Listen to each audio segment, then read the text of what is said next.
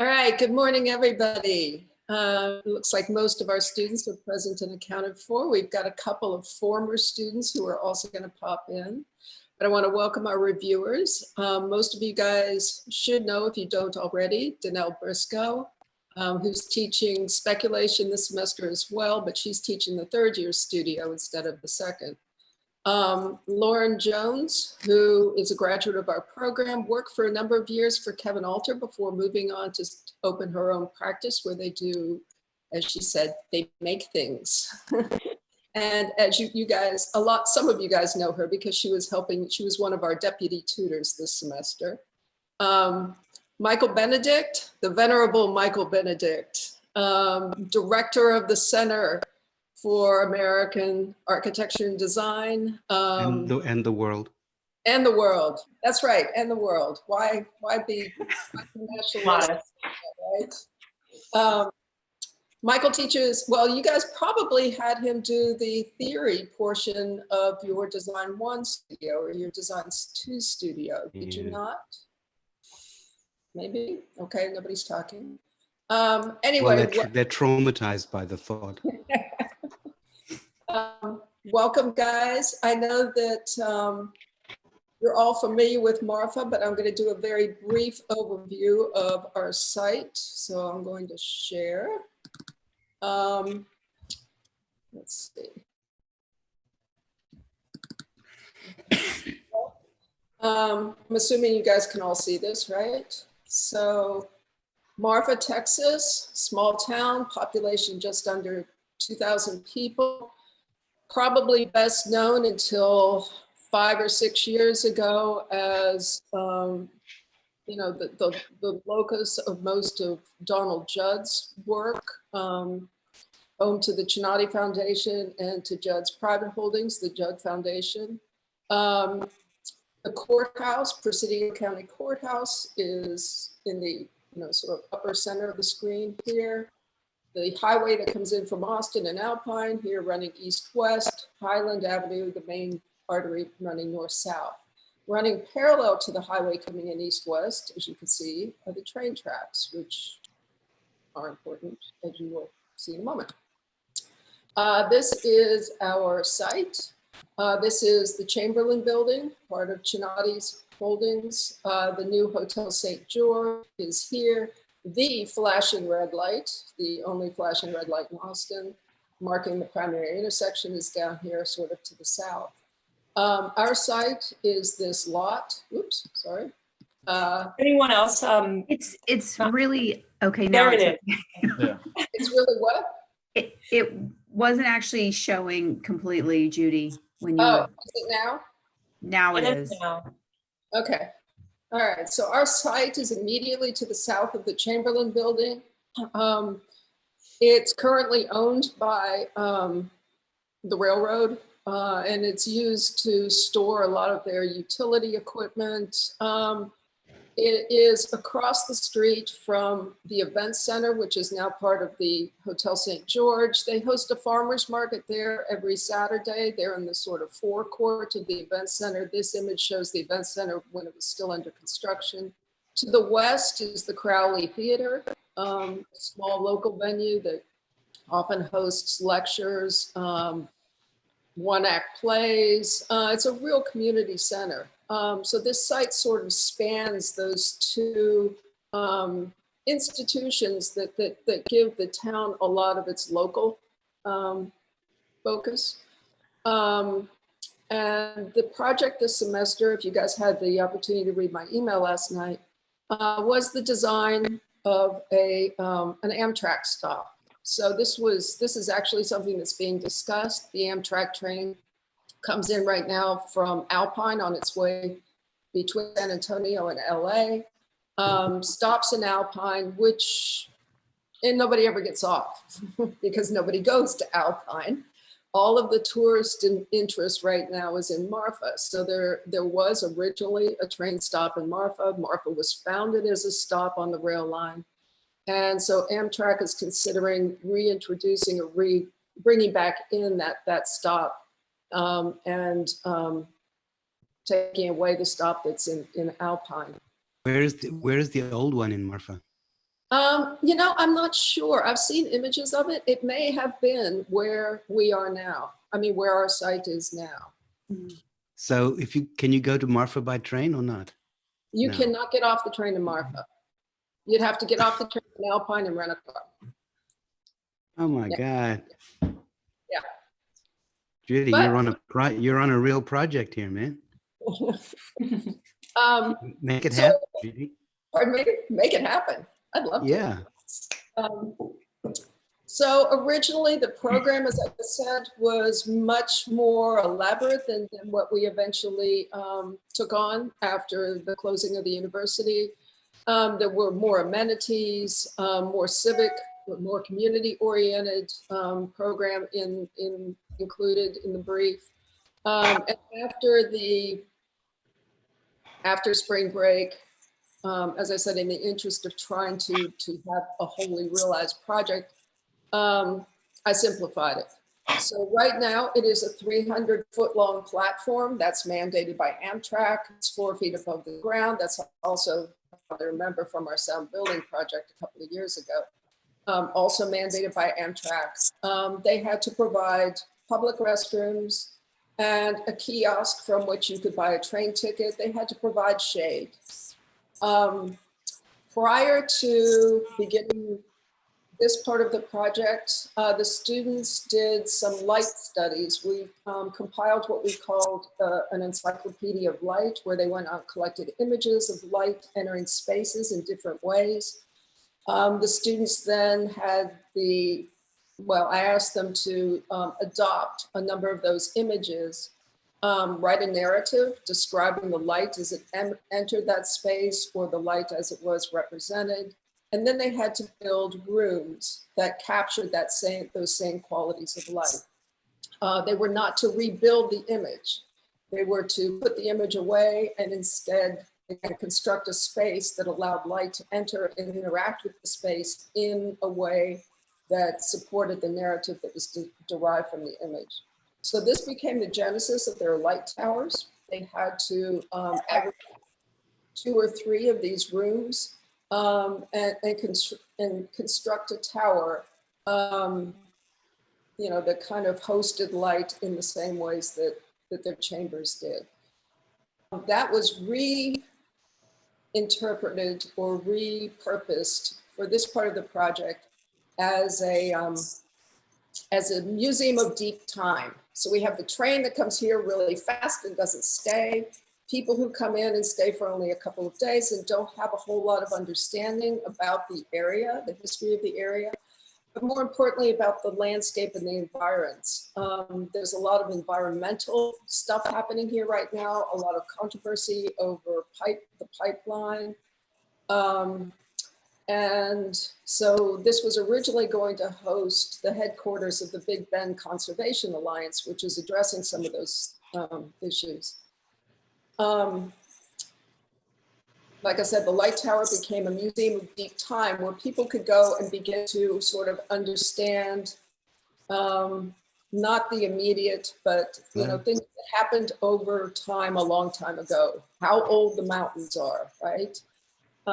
Things like that. So different students have interpreted that in different ways. We did have a chance to go to Marfa briefly before, about 2 weeks before spring break. So the students were familiar with the site. We met with a local character named Sandro Canovas, who makes adobes. You can see him, he makes a cameo appearance on the Anthony Bourdain No Reservations episode where they travel to the Big Bend. Sandro takes him down to Oinaga. And Sandro was kind enough to take us to some of his projects, and the students actually made adobes. Oh, wow. That's fantastic. It was great. Oh, I bet.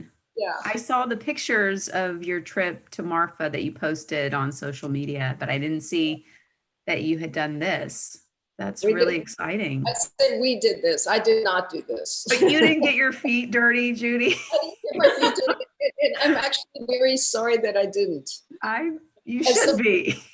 As somebody who's remudded the church in New Mexico with Lauren, by the way, a number of times. I don't have any problem getting my hands muddy, but I don't know. I didn't think so. Oh, well, there will be so other. was that process meant to influence their design work considerably? Were they supposed to take this into their project? Not necessarily. Judd Okay. wrote a lot about the importance of using local materials appropriate to the region and, you know, local building traditions. He used Adobe in his own projects in Marfa.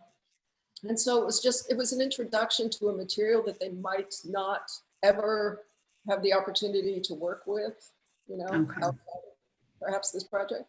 But I didn't ask them to build with Adobe. That said, you will see a couple of projects where they chose to, okay? There just wasn't time to get into sort of what Adobe can do, what Adobe can't do, right? But anyway, I'm gonna stop sharing. A great experience. Oh, I did want to show one other image.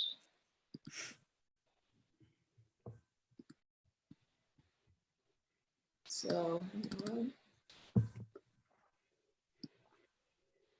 Marfa was originally a town of towers, as you can see here. There's no water, there's no groundwater, right? There's an arroyo that's a wet weather creek. So there was no constant source or dependable source of water. So every home had its own well, had its own water tower. So the Marfa that we see now, which is, you know, a very low scale, actually at one time had a much higher profile, let's say. So there was some reticence about introducing a tower into Marfa until they realized that, you know, actually historically it was a town of towers. They were limited in height. They could go no higher than the courthouse, which is something that the town is trying to regulate right now after the construction of the St. George. People became aware that there was the possibility that, you know, their streetscape could change and radically and maybe begin to dwarf the courthouse. So anyway, I'm going to turn it over. Questions moving forward? So basically the program is long, low thing, skinny, tall thing, and how they sit on the site, okay? And we're going to let Sebastian start. Sebastian, take it away. Okay.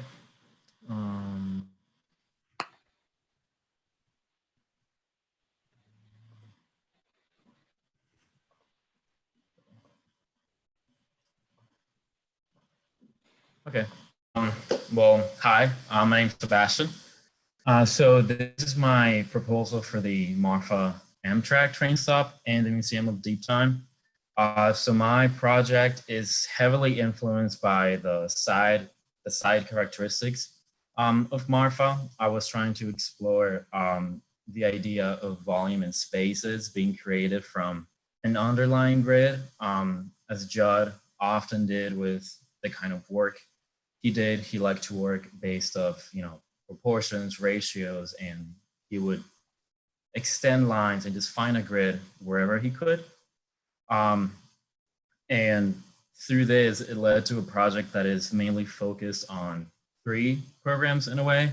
So there's scenic viewing, there's the public gathering, and then there's the anthropocentric reflection, as I kind of like to call it.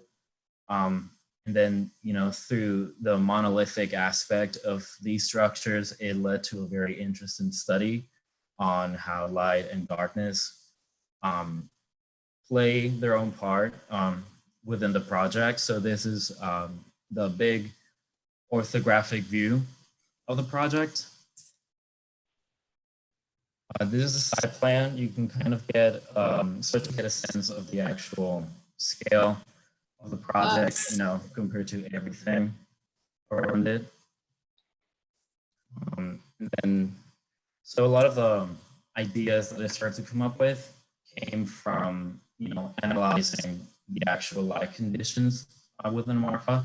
So these are 3 pictures that I took in Marfa at the Judy Foundation. They kind of worked as light studies in a way of, the very different forms of light that we're able to achieve in that general area.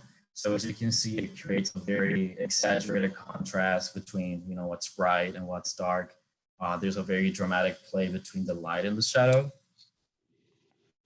And then another project that we also did earlier in the semester was building a stool. So this is a stool that Tammy and I made.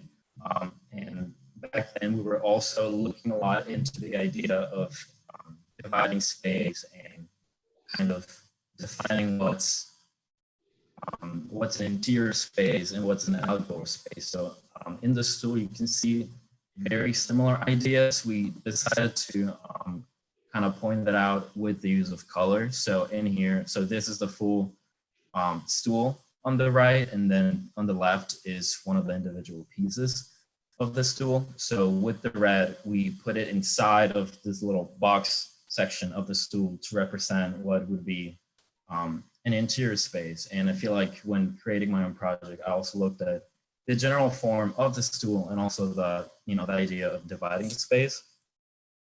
So these are some of the early partie models. The one at the top left was kind of me analyzing how the volume of people that I wanted in each area of the project. So the taller and larger boxes kind of meant to me a higher density of people. The mid-rise boxes are like a mid amount of people. The one at the bottom left is actually the very first partie model that I made. That's kind of when I figure out the idea of, breaking the space into 3 distinct areas.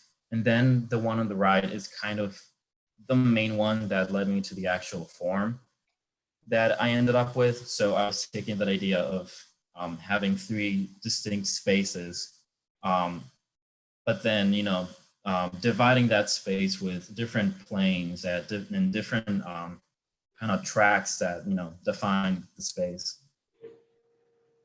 This is also the light tower that I originally made earlier in the semester. Unfortunately, what I decided for my project is that I got rid of my tower. I got to the point in which the project was so heavily based on the idea of a grid system and everything came from that grid, that having, this individual tall element was just kind of clashing with all of the other components of the project.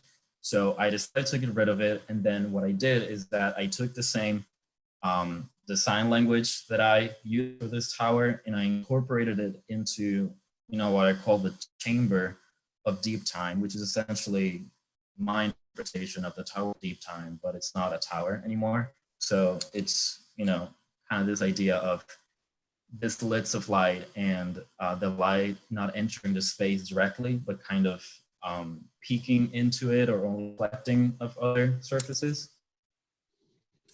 So this is the general grid system that I use. The purple highlights basically the first order of division. So, just kind of dividing everything in half and into thirds.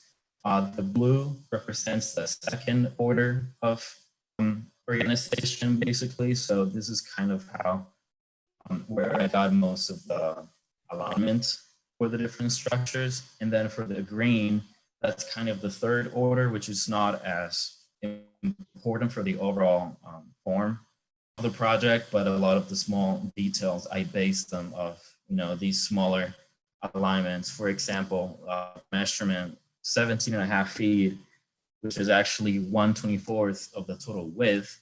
17.5, it keeps coming back in several places of the project. So this would be 17.5. This is 17.5. So there's, different openings that are 17.5. So I kind of try to keep that consistency of the different measurements. And here to the right in the public area, that area also kind of created its own smaller grid, especially when introducing furniture and alignments of where to put that furniture. So this is the ground plan. You can see that the restrooms are kind of tucked away into one of the larger volumes. I was working with very tectonic forms through the use of concrete. So basically the right space is the entire public area. The middle is kind of what I see as a space of transition. This is kind of the ticket booth for the train. And then to the left is also the waiting area for the train, but it also becomes the viewing space of the project. This is the plan seen from the second floor, which is also my light chamber, the space where I wanted to look into the deep time. This is the section you can see how the chamber extends throughout this entire long form that's within the site, and again you get a sense of the general scale. The tallest piece that I have is 35 feet tall, which is about as tall as the Judd Foundation building that's right across the street. So originally it was very large structures, but I kind of in a way humble it down just so the project was more aware of the surroundings and the general site and context that it was laying on. And so a lot of my project kind of comes alive through these renders and actually getting sense for the light conditions and how you're meant to experience the space. So this is the public area seen from across the street. You can see that Judd Foundation building on the left, and you can see the Chamberlain building on the right. So yeah, it kind of accentuates that horizontality of the project. What you can see down here is that it also, between these two supporting columns, you have this kind of slab of concrete that also works as seating for people. And yeah, so it also attempts to mimic the farmer's market that's right across the street. So if you can see, it doesn't go all the way to the actual edge of the street. So, it kind of has that sense of openness, of welcoming in a way. This was an early render of the actual public space. It had a different texture, but it was kind of to get an idea of how the light conditions would work within that space. This is kind of the more finalized render. You can actually see how you might experience a space. You can see the people sitting on the concrete slab. It is actually the same height as the other benches within the space. Another relevant thing is that Judd liked to call his projects kind of site-specific objects in a way. That's how he refers to them. So in that sense, I also created site-specific furniture for the project. So I kind of just assigned very simple tables and benches for the space, kind of working based off the different measurements that I already got from the grid, and the way that everything is aligned is also according to that mini grid that is created within the public space. So yeah, because originally I was going to include one of Judd's actual outdoor bench pieces, but I modeled it, and once I put it there, it seemed like it did not belong there. So that's kind of what led to the whole idea of creating the site-specific furniture.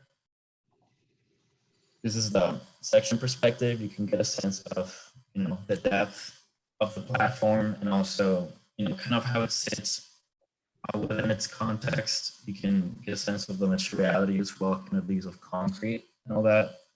You can see how the light is kind of affecting the space.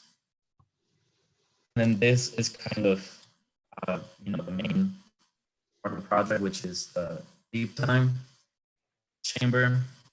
So deep time relates to this idea of the time scales of geological formations, but a lot of it also deals with the fact that humans have disconnected themselves from the divine. There's been that displacement of human and divine.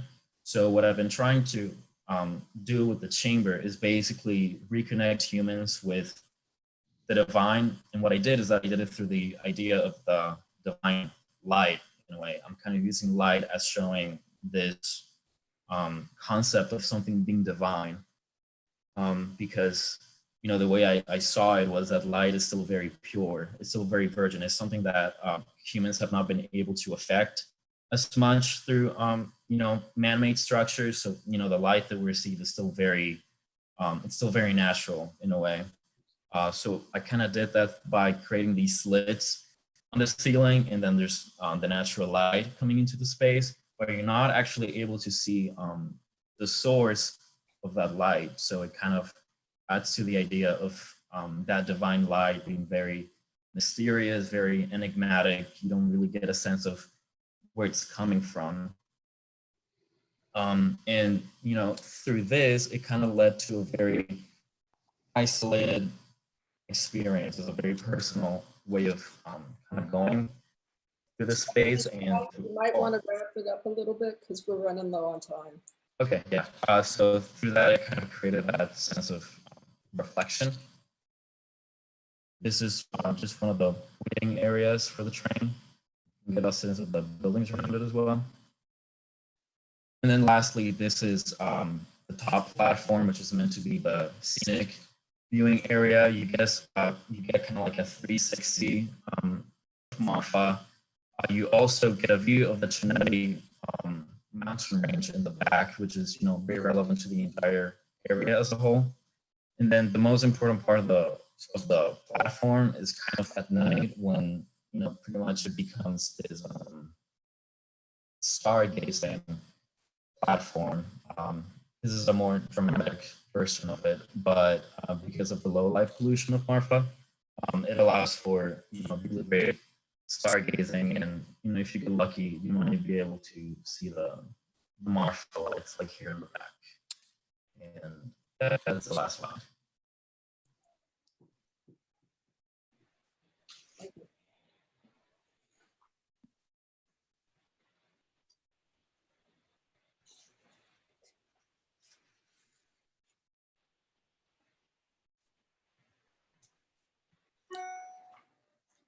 Unmute. Would you like to start, Lauren? Sure thing. And I have just in a moment of transparency, I've gotten to work with Sebastian from mid-review and on, and we've talked about the project a couple of times, more than a couple of times. And Sebastian, I'm pleased to see the evolution of your design. To me, I think I'd like to start by talking about two things. One, your underlying grid system and how that was a very Juddian bent, and how you've taken that and used it to draw up your intervention in 3 dimensions. I think that's working really well for you. I see a logic that you've adhered to and then created very both private and public side spaces from the same grid. And then also it reads even at the scale of structure, also at the scale of furniture. And I like that you've realized that kind of throughout the whole project. One thing I particularly want to speak to as well is the light chamber and how I think you have achieved what you consider to be divine, ethereal, majestic, by creating a mostly dark space that brings in kind of the unknown.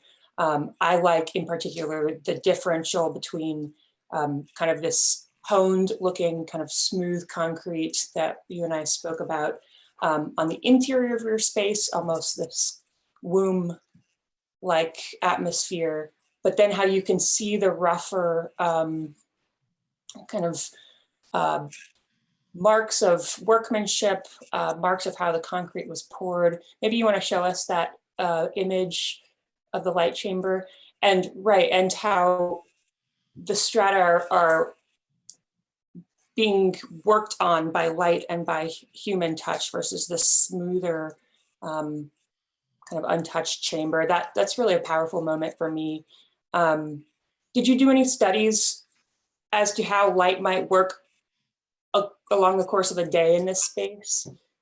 I did. The thing is, I was using Enscape, and since it's not the most powerful rendering machine, it got into a lot of trouble with how the light was coming in, mainly because of the way the actual 3D model was built. A lot of light was leaking in through the edges, and I kind of looked it up, and they said it was just an Enscape thing. It doesn't really work the best with that.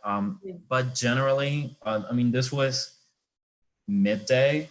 Right after midday, the light got a lot softer. It wasn't as striking as the two strips that you see right now. So at night, for example, it's definitely not something that I think you would want to go into unless you want to go into a really dark chamber by yourself with no light. And in the morning is again, a very soft experience. So I kind of took it at midday because it kind of got that exact view that I saw in my head of the chamber. Could you remind me where this chamber is in your plan? Yes. So that's where the chamber is on the left. The upper space? I believe just the lower portion, correct, Sebastian?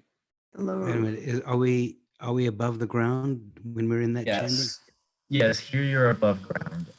So you sort of go up in order to feel buried. In a sense, yeah. Now that you mention it that way. That's true. And you would go up there for what reason? Why are we up there? That's kind of the area that deals with the whole idea of deep time. I'm not really sure how you would okay. Commercialize that or promote it, but.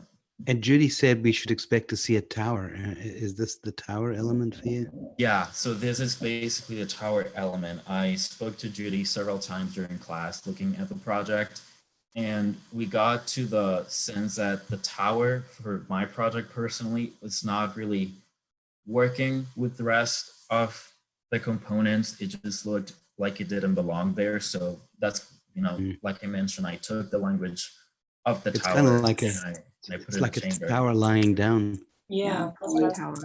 I mean, very similar to your original light study, which was the tower with the angular slit running in a vertical orientation. You've leaned it over and allowed that light to spill in on two sides. I was curious, Sebastian, about the original decision making with the party studies that you did. You had, I think, a kind of grouping of what you kept referring to as boxes, and then you had decided on the boxes being in 3 separate parts. And I just wondered what directed that. Was it strictly the program that you were given, that there were sort of 3 main components to it, or was there something more phenomenal that you were working with that said it had to be a division of 3? It was definitely originally the programs that we had. When I first went into Rhino, I kind of made 3 layers, just kind of putting public, transitional, which was kind of the people coming in and out of the platform. And then the third program was kind of what I saw as just the tower. So pretty much at first I divided into 3 and I said, okay, this is public, this is the transitional area, and then this is where the tower is going to be. So for a long time, the tower just kind of stood in this general area in the middle, not really doing much. And that's eventually, as kind of as you can see here, the tower is a lot smaller, obviously. But, that's from the beginning, you were always thinking of something that was not tower-like. It was always sort of laying down as a horizontal. Yeah, the tower just kind of came in and it clashed a little with the original ideas that I had. Right. Well, I want to commend you on your project. I think it's very thorough and also very elegant in many ways. I think that you have really studied this to a degree that you not only understand the light conditions happening in many of the spaces you created, but also a level of scale, human scale, that I think is appropriate for the project. It seems more directed to the individual than the community. I would think that that might be something you would consider, but I do like how considerate you are of the tactility and the reference to the single human being in the hand. I would encourage you that in this sort of big position of dividing your strategy into 3 parts, that it not just be based on the fact that you were given 3 sort of major program elements, that each of those 3 parts share something, some forces being driven through them that connects them and reinforces why there are 3. In a project that's about divinity, I would think that there would be something with a little bit of a more broad or conceptual position with that move. And then I guess I would also encourage you to not only look at the lighting conditions or the spatial conditions interior to what you've created, but also the big sort of, negative spaces that you've created to the context, to Marfa itself. I think that those are worthy of the same kind of rendering study that you've done so well throughout the rest of the project. Because it does seem to open up, to landscape moves. And I just want you to, I guess, go full circle with your studies and aspects of looking not just at your project, but away from it, as you did in the last shot. But I think that there's one that I could see would be an interesting shot, not just the rooftop. Just to echo that comment, I wanted to say that what Danelle, one thing that I think she's speaking to, you also find quite readily in Judd's work, if you think about the concrete boxes, which are set somewhere, each of them has a relationship to the larger horizon and framing of what's external to the box. So I could imagine this internal chamber is, for example, looking inward and seeing something that's framing very little. And then if the viewer were to turn around or to go up the stairs leading to the stargazing deck or platform, perhaps there's a framing of what's outside in a very similar way to how you've kind of honed in on what's being framed inside the space. So instead of just leaving it totally open to interpretation, you're actually using the architecture to consider what's available outside in a very specific way. Michael, parting shots?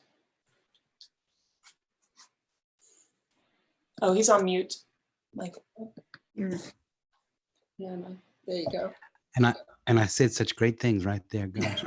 I'm gonna remember. I would, Sebastian, I would commend you for a very crisp and professional job of drawing and rendering and so forth.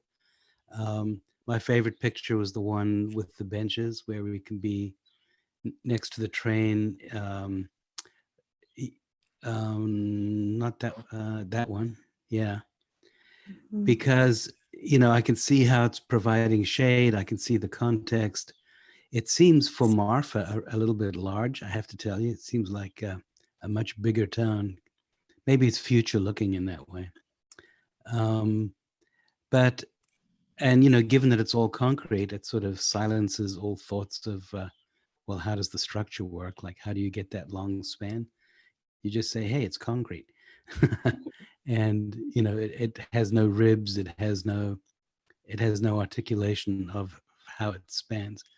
And I suppose that is Judd-like in the sense that his pieces had no strength or spanning problems. They were always very stiff, very straight, without supplemental structure, except the sheds that he himself found.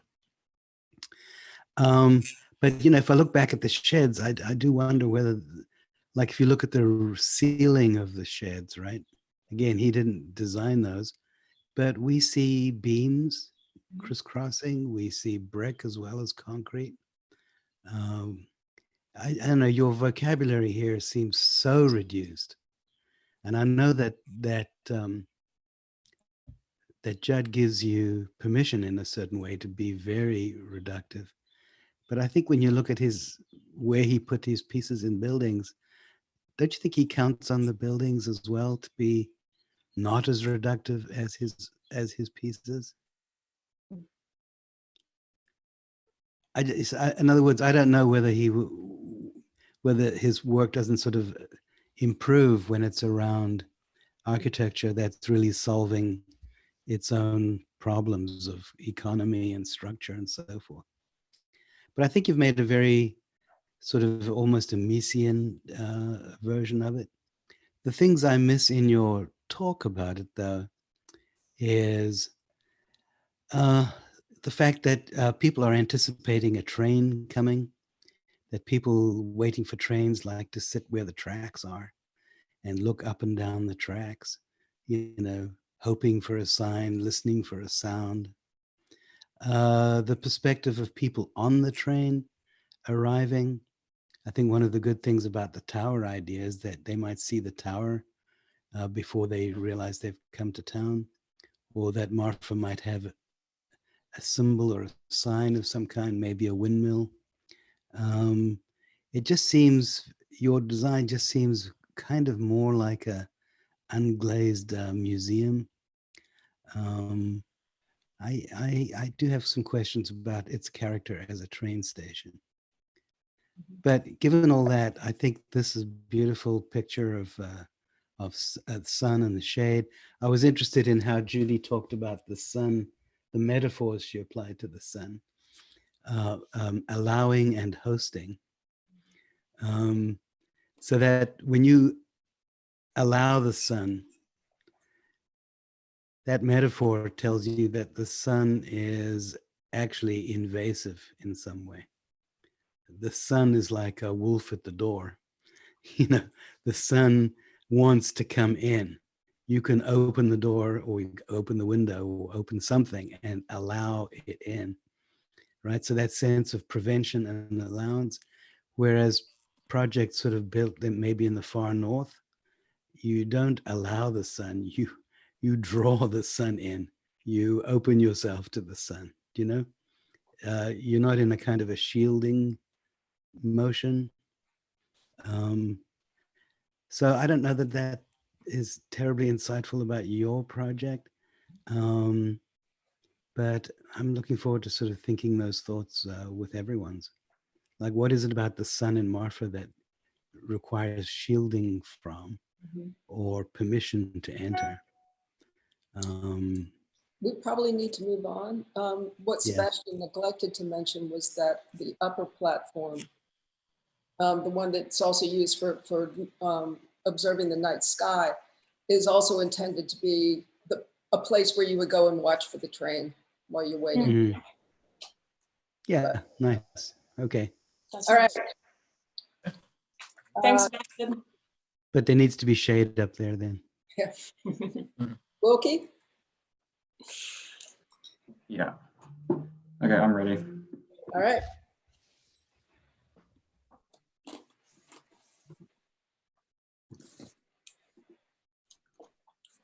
Okay, so I'm Wilkie, and just for a little bit of background, I wanted my station to definitely mimic the work of Judd, but still fit in with the small town atmosphere. And I think part of that is that my station has that same struggle between the order and disorder of Marfa, as you can see, like with the bright building.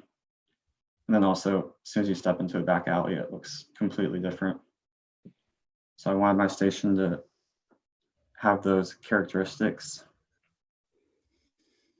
And whoops.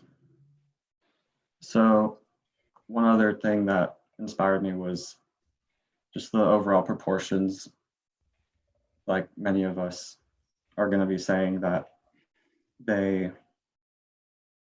so what I did was I made my station have the platform increase, or the different shelters increase in size by 1/3 as you went further from the station or from the tower. And then the spaces between them decreased. So it was really similar to what's up here. So in the site plan, you can see that it's kind of interesting how I didn't actually see the work in the last slide by Judd until after I made this overall concept, but I think the site plan looks really similar to this right here, which Oh yeah, it's amazing. it's kind of funny because I didn't even know I was trying to do that. His seems a bit more mathematical than yours, though. Well, yeah. Yeah. So the circulation, I also wanted it to be organized so you overall travel in kind of a loop throughout it. So you can go in a loop this way through the entire, through the whole platform. You can go around each different shelter, or these are the bathroom and ticket booth. It's the bathroom and ticket booth, and that's the tower. And you go up the stairs in a circular pattern too to get to the tower. Here's with a little bit more context, but it's the same exact photo. But yeah, I just wanted it to fit in with the order and disorder of the town that it had.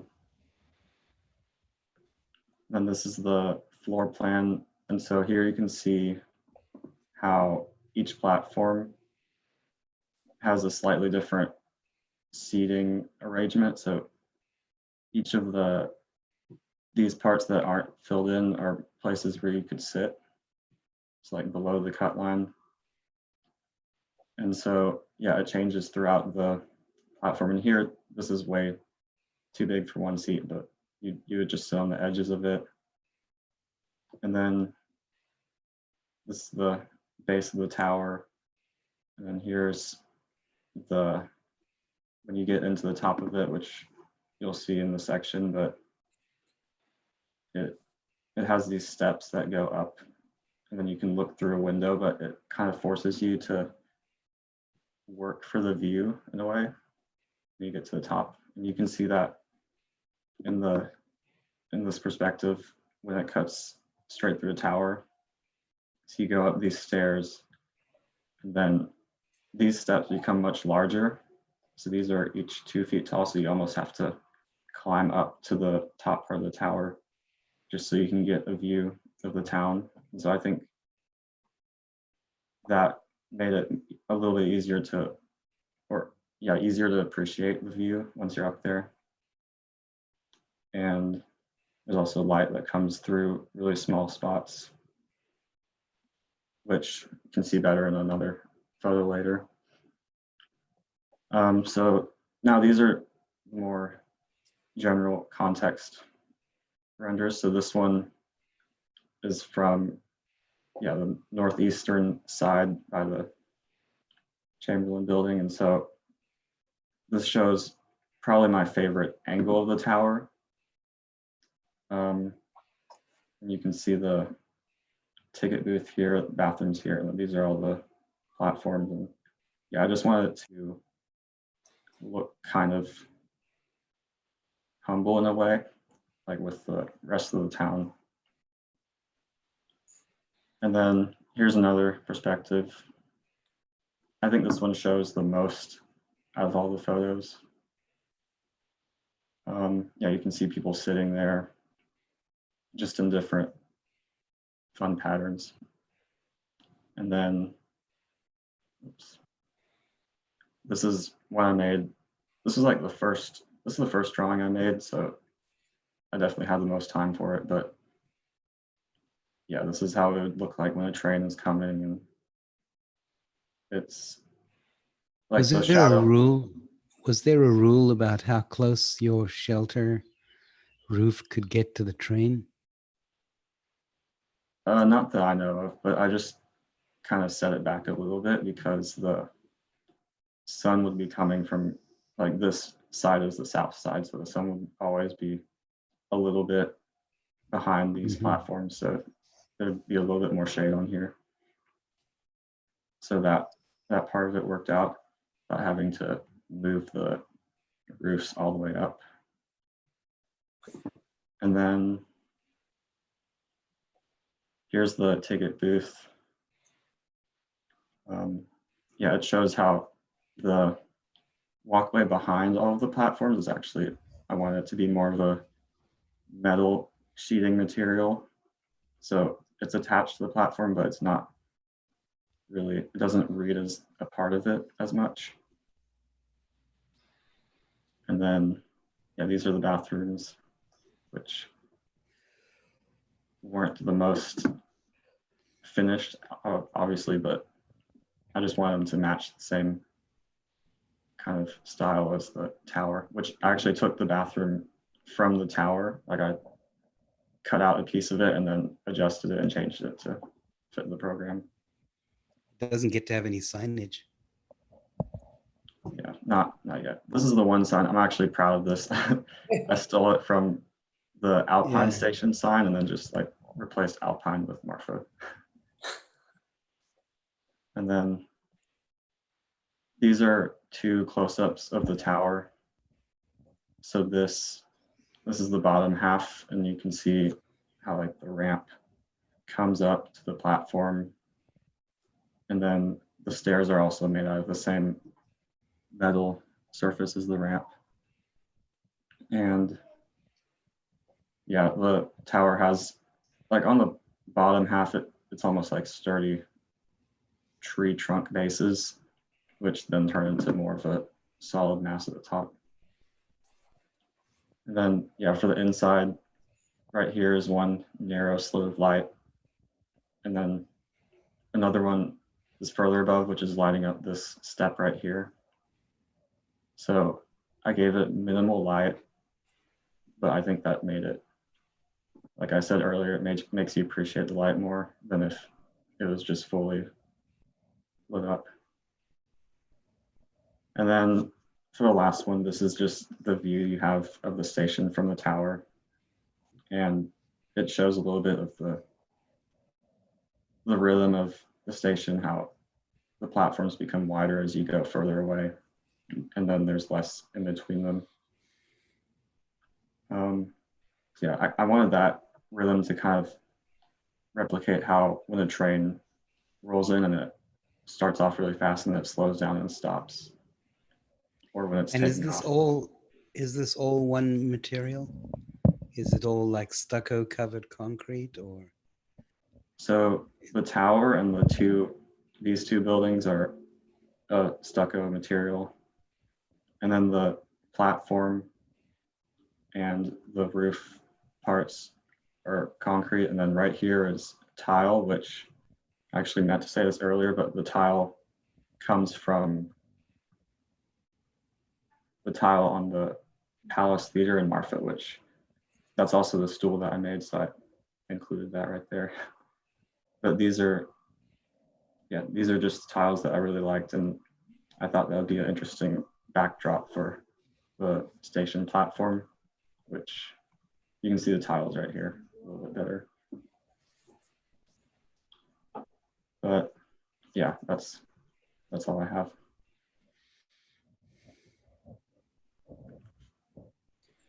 I'd like to say something about tile, since we're on that topic, and the difference in materiality. I was thinking one of your conceptual underpinnings is not only the rhythm of buildings, but more so the fact that you could circulate them.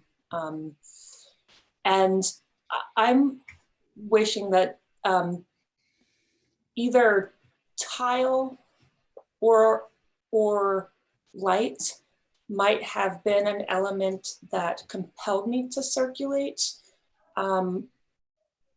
because I think you've created a project that one could circulate, but there's not necessarily something that architecturally is calling me to do so. You can see that you've lined tile kind of in a predictable fashion across one side of the intervention, but I guess there I can't use, oh, no, you can't see my screen. There's one space in the middle here that is reflecting a little bit, calling me toward maybe something that's nuanced or different in materiality.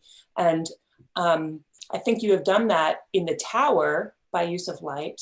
But I'm wondering if there might have been some element that kind of calls me around each monument or each volume a little bit differently than what you've shown.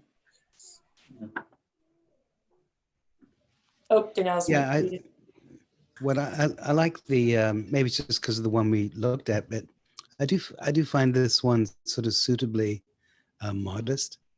If anything, I would make these buildings a little lower. You know, the higher a roof gets relative to what it's protecting, the less it protects. You know, you want the roof and the shadow of itself. I'm not saying 7 feet and make it feel squishy, but what feels like 14 feet or so here might be, I don't know, it seems to belie the modesty that you said you were starting with. Mm-hmm. I have a comment about the tower. The tower is sculpturally quite handsome, and it's definitely going to, I could see it in brick, by the way, but it's definitely going to, you know, stand out and define the railway station. I think lowering the other buildings a bit would actually raise the tower, if you will.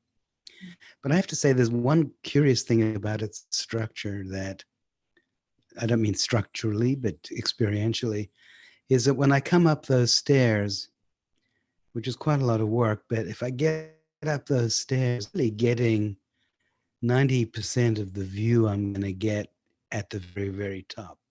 In other words, I think that it's clever to make people like clamber the last, you know, use the 2-foot steps.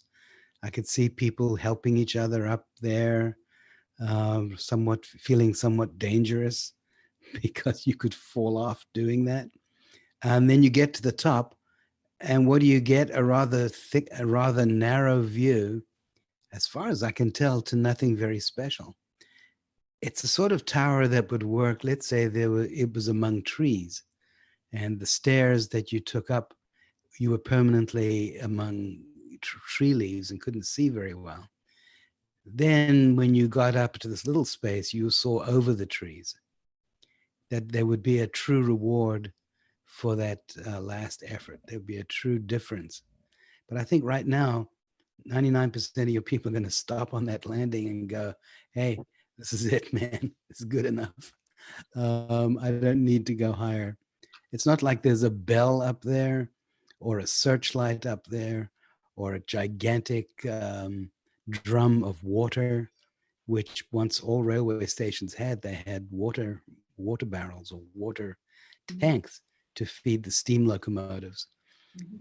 They needed pressure for those. So it's the tower which keeps making me think it's good but could be better. I was going to say that for me, the railing that's so exposed in the detailing of the tower, I find problematic. I wish that it was embedded into the structure, that you stereotomically carved away from this tower form. Yeah, to it's a little bit give apartment space, complex, yeah. to give space for those stairs that don't give you the exposure. Like Michael said, you know, the experience of it is just completely given to us.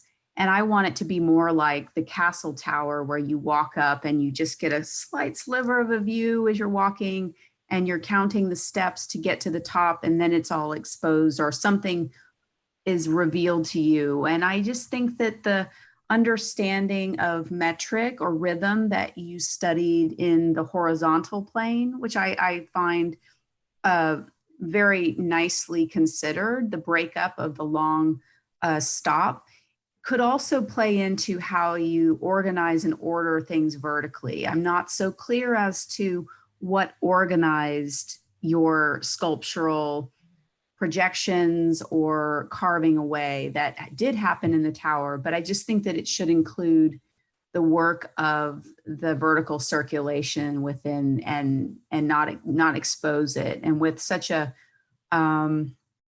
modest detail of the railing, I don't think it's helping you here. It feels too off the shelf. Yeah, I would agree. Also, you know, the idea of sort of wrapping the stair around the legs of this elephant, so to speak, is pretty cool. Like, how do you get up? Well, you sort of go up around the outside, and then you end up like involved inside. I think that's cool. But yeah, these handrails look like they came from just the worst apartment building you've ever been in. You know, they're code rails, Right. shall we say? Yeah. I hate to end on a Home Depot comment. Yeah. But also to pick up on what Lauren was saying about the use of materiality, I agree that you need to use it as a coding system.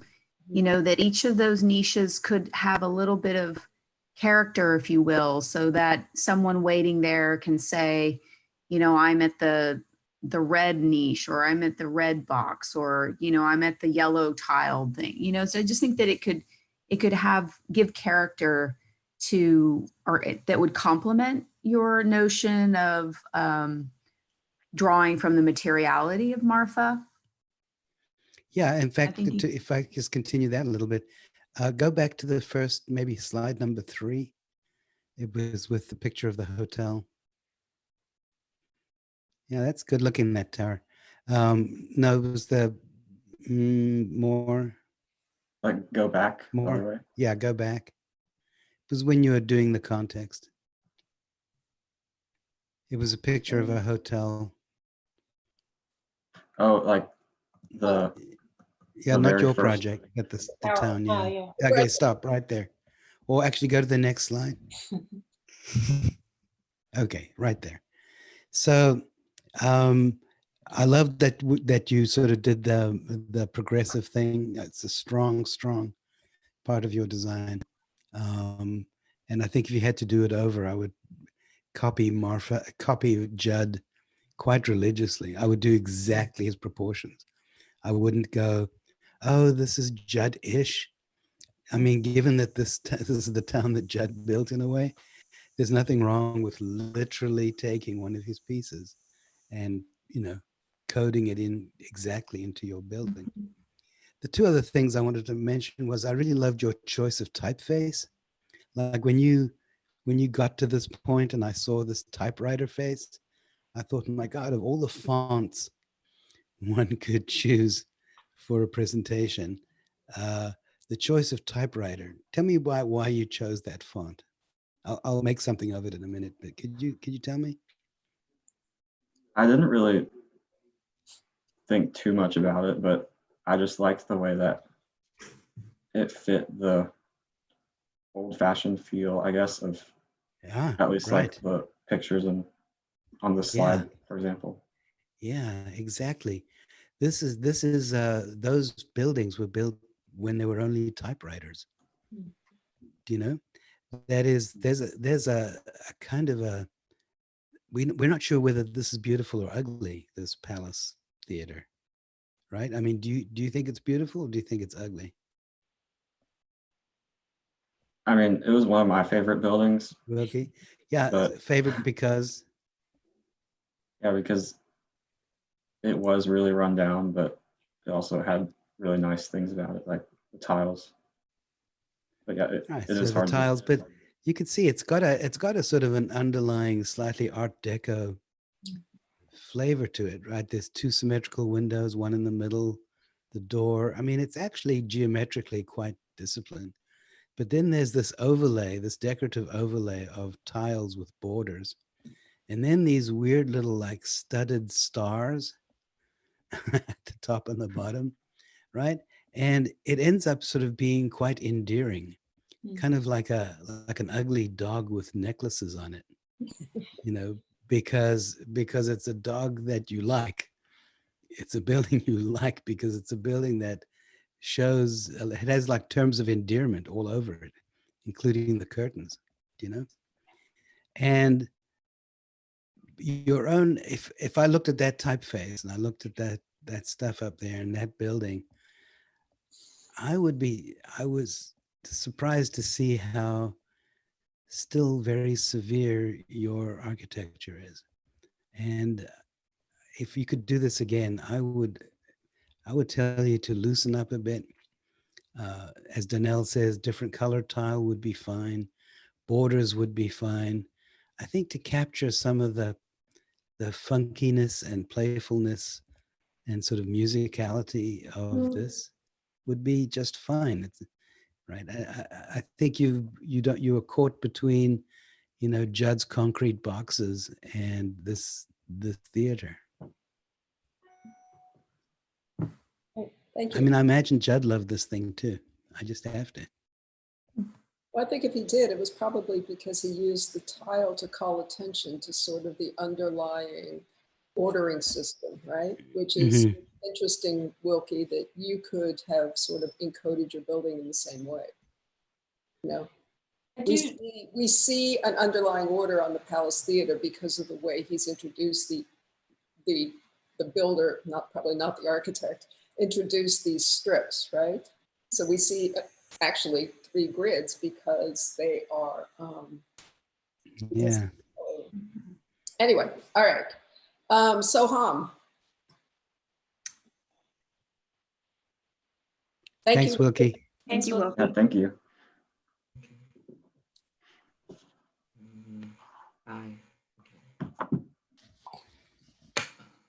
Judy, are we looking at 3 or 4 this morning? We have 5, so we got to. 5. Oh, now I know why you're moving along. Yeah, keep us in order to finish. I was going into a dream there. Okay.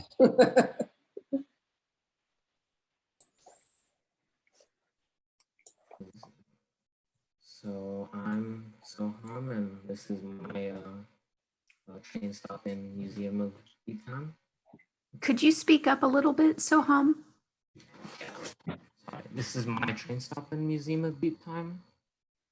So beginning with it, I looked at the stools that we worked on at the beginning of the semester.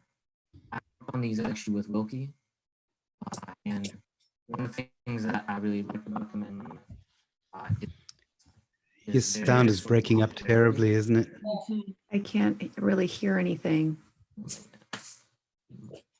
So, are you far from your router or your modem? My internet's just like bad in general. Okay. Wait, is this like loud enough or? That's better. That's better. That's much better. All right. I'm going to turn So my I computer off began too. by looking at my stools that I worked on with Wilkie. And one of the big things about ours was the modularity of them, where you could combine them in any number of ways and you could create as many as you want because of how they fit together with that 18 by 18 structure. And then I looked at my tower and during my lightbox tower, and during my mid-review, one of the comments by the reviewers was that it'd be interesting if I continued the modularity from the stools into the tower. With how it was at the time, it was very, it had this sort of stereotomic like block on top with the light room, and then it felt like it was on very slender tectonic elements, and it felt sort of unbalanced and weighty, unbalanced. And so when I began on the train stop in the museum, I started with trying to do that. So I took the unit of my light box and I stacked them up, rotating them to create this tower. And then I also took the same sort of form with the angles, with the angled roof and such to create the train station as well. As you can see here.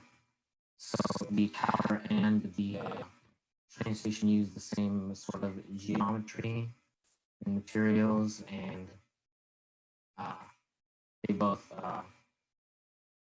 they're both very different things, but they have sort of that same like language around them. The tower is very tall and stocky almost in a way. It's sturdy, it stands out, it's monumental compared to the rest of Marfa. And the train station stop is much more in tune with its surroundings in that way, with its height and overall sort of like length and such.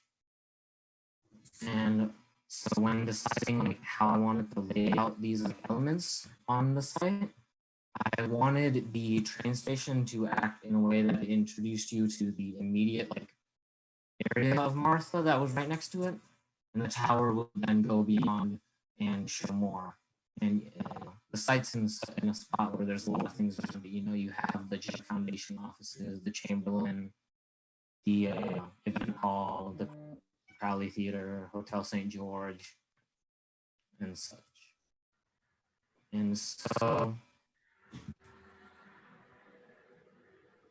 one of the things that I wanted to do first of all was bring in the spaces that from the Crowley and the space and hall, and by keeping these like wide open plazas, it allows it allows the site to be used publicly and brings it all together. It connects like Highland Street and the other like main street in Marfa across the site.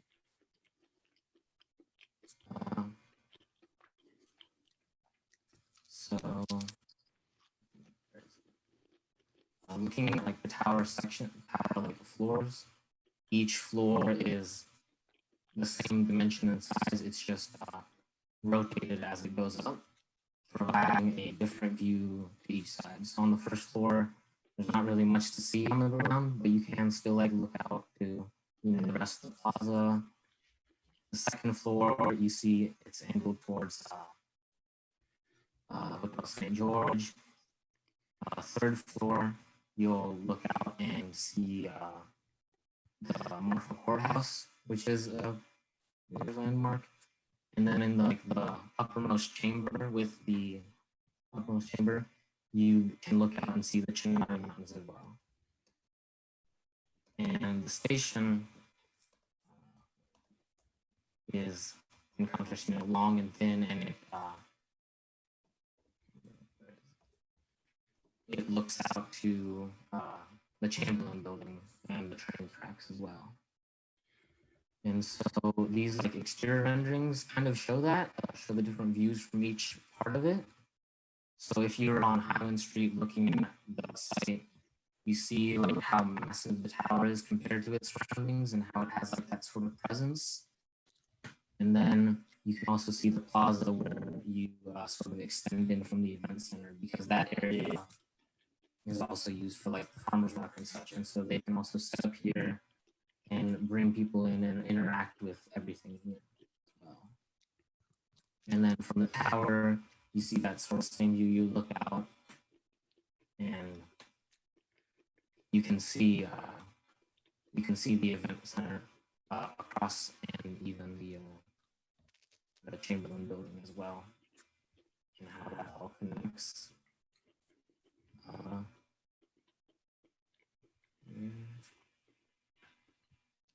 And so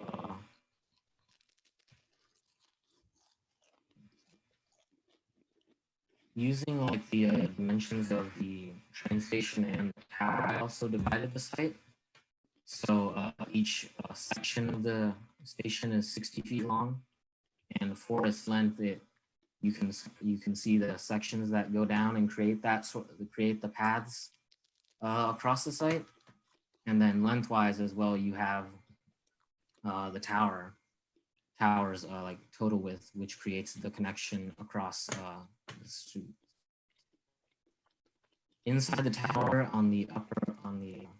in the uppermost chamber, is the sort of museum of deep time, and it works in that during the day you go inside, and throughout the day as the sun moves across the sky, the pattern of light moves. So you might It might be that your ceiling fan is causing some of the problem with your sound. If you want to turn it off. It also looks like you're a helicopter and you're getting ready to, take off out of here.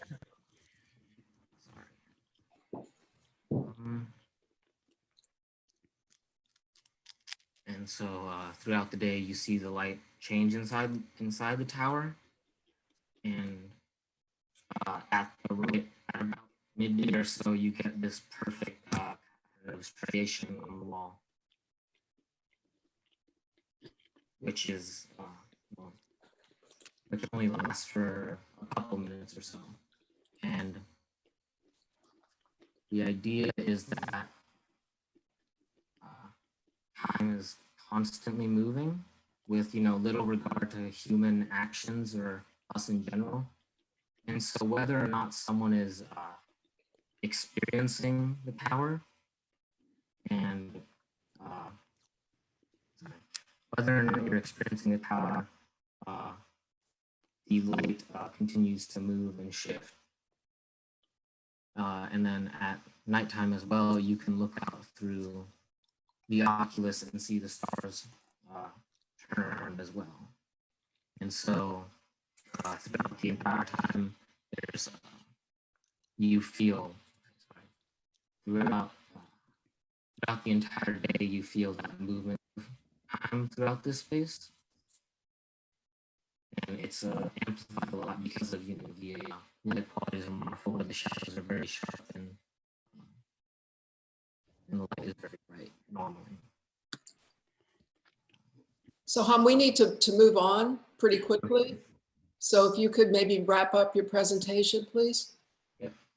And that is continued on the overall site as well. Through the tower's height, as the shadow it casts also move. And so the importance of light and shadow and the time that it currently is or is going to be is prevalent throughout the entire sort of presence of the tower in the museum, I guess. Well, maybe I can start with something. This is a very good view of your project. And I think what's striking about it is, how systematically and carefully it faces in and out, in and out, in and out, right? The train and its arrival, but also the city side and people arriving from the other side. I would imagine in real life they put a road there so that you could, be picked up and dropped off a little more easily instead of having to sort of walk through a park mostly. And do tell me if I'm getting that wrong, but that's what it seems to me. Also, the sheds that face the train, they seem to have vertical structural panels, which the other two don't seem to require. Could you just say, why, structure? I mean, right now it's a little unfair, I guess, to ask about structure because your structure is just infinitely strong concrete. But tell me about the panels and why you'd want them on the train Those were side. just pillars at the corners to support the angled roofs. But do you have a view from the train side, equivalent to this, but from the other side? Yeah. But with the panels, you can you block out and you sort of guide people. It's for example, here, if you're embarking from the train, you want it pushes you more this way because it's open on these two sides, and it leads you that way, and with the panel cutting you off from the Chamberlain side of the. But the train might stop with the door right in front of your panel. You can't tell where the train's going to stop.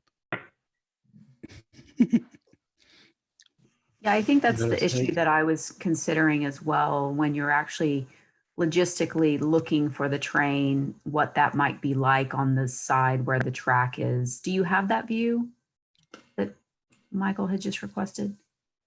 You have the perspective looking down the... Okay, can we see that perspective? This one or wait. No, there you go. It seems like we saw it just then. Mhm. Yeah, I think that's okay. That's okay. I think it's for There it me, is. There it is. Oh, what okay. I would consider, that there should be sort of like ease into the train as much as possible, as much as people are probably not, rushing to get to it, although they might be. You don't want to have those sort of literal walls stopping them from easily getting into the train. So I do appreciate the form making that your project takes on with the waiting area, but to me, it might just address the logistics of the train a little bit better. And then I think there's something very formally pleasing about the split roof condition, the sort of back and forth of it that I don't find carrying over into the tower consideration in terms of its language and its geometry. I'm not really seeing that these two pieces are completely in sync with each other. And I think that the proportions of the tower seem like neither meant for the individual nor the collective. It feels sort of neither here nor there. And I would just encourage you to maybe think about and prescribe more directly the experience that you want people or the person to have in that deep time museum. I was intrigued by one perspective image you showed. I think it was the first one. The camera angle seemed not to be quite in 2D perspective, and what I found there was not that one actually. It's closer in, yeah. Like you can see at the upper left how your vertical lines aren't quite vertical. It made me wonder whether you could have been very playful with what's happening on the inside of these spaces. The logic on the outside is very austere and orthogonal. And then I was wondering, because there's like this, almost this zigzagging nature as you rise vertically in your tower, could you have brought that in here with these like carved out spaces that maybe someone can lie against the wall or lie back on a integral bench. And I think that could have been, maybe an extension of the tower and bringing in something less predictable here. I like the rhythm too, as Michael and Dina have said about the roof, but it seems kind of less inspired when I walk into these spaces. They're quite ordinary, and like I anticipate them before I get into them. And so that might have brought in a little bit of a nuance. And you could do it quite easily with concrete. And then the other thing that I found, which is exceptional to me, is that quick video which you showed of the light moving inside of your tower. That rhythm, which you called like a perfect line rhythm that only happens once during the day, is such the antithesis to the like ever glowing artificial flavin lights at the Chinati Foundation. It's like this ephemeral, quick, same rhythm, same pattern, but it's natural and phenomenological. And I commend you there. I think that's pretty neat. We've got to move on. Thank you. That's great. Thank you so much. Let's see. Daniela. Hello. Hi. Hi, Daniela. Okay.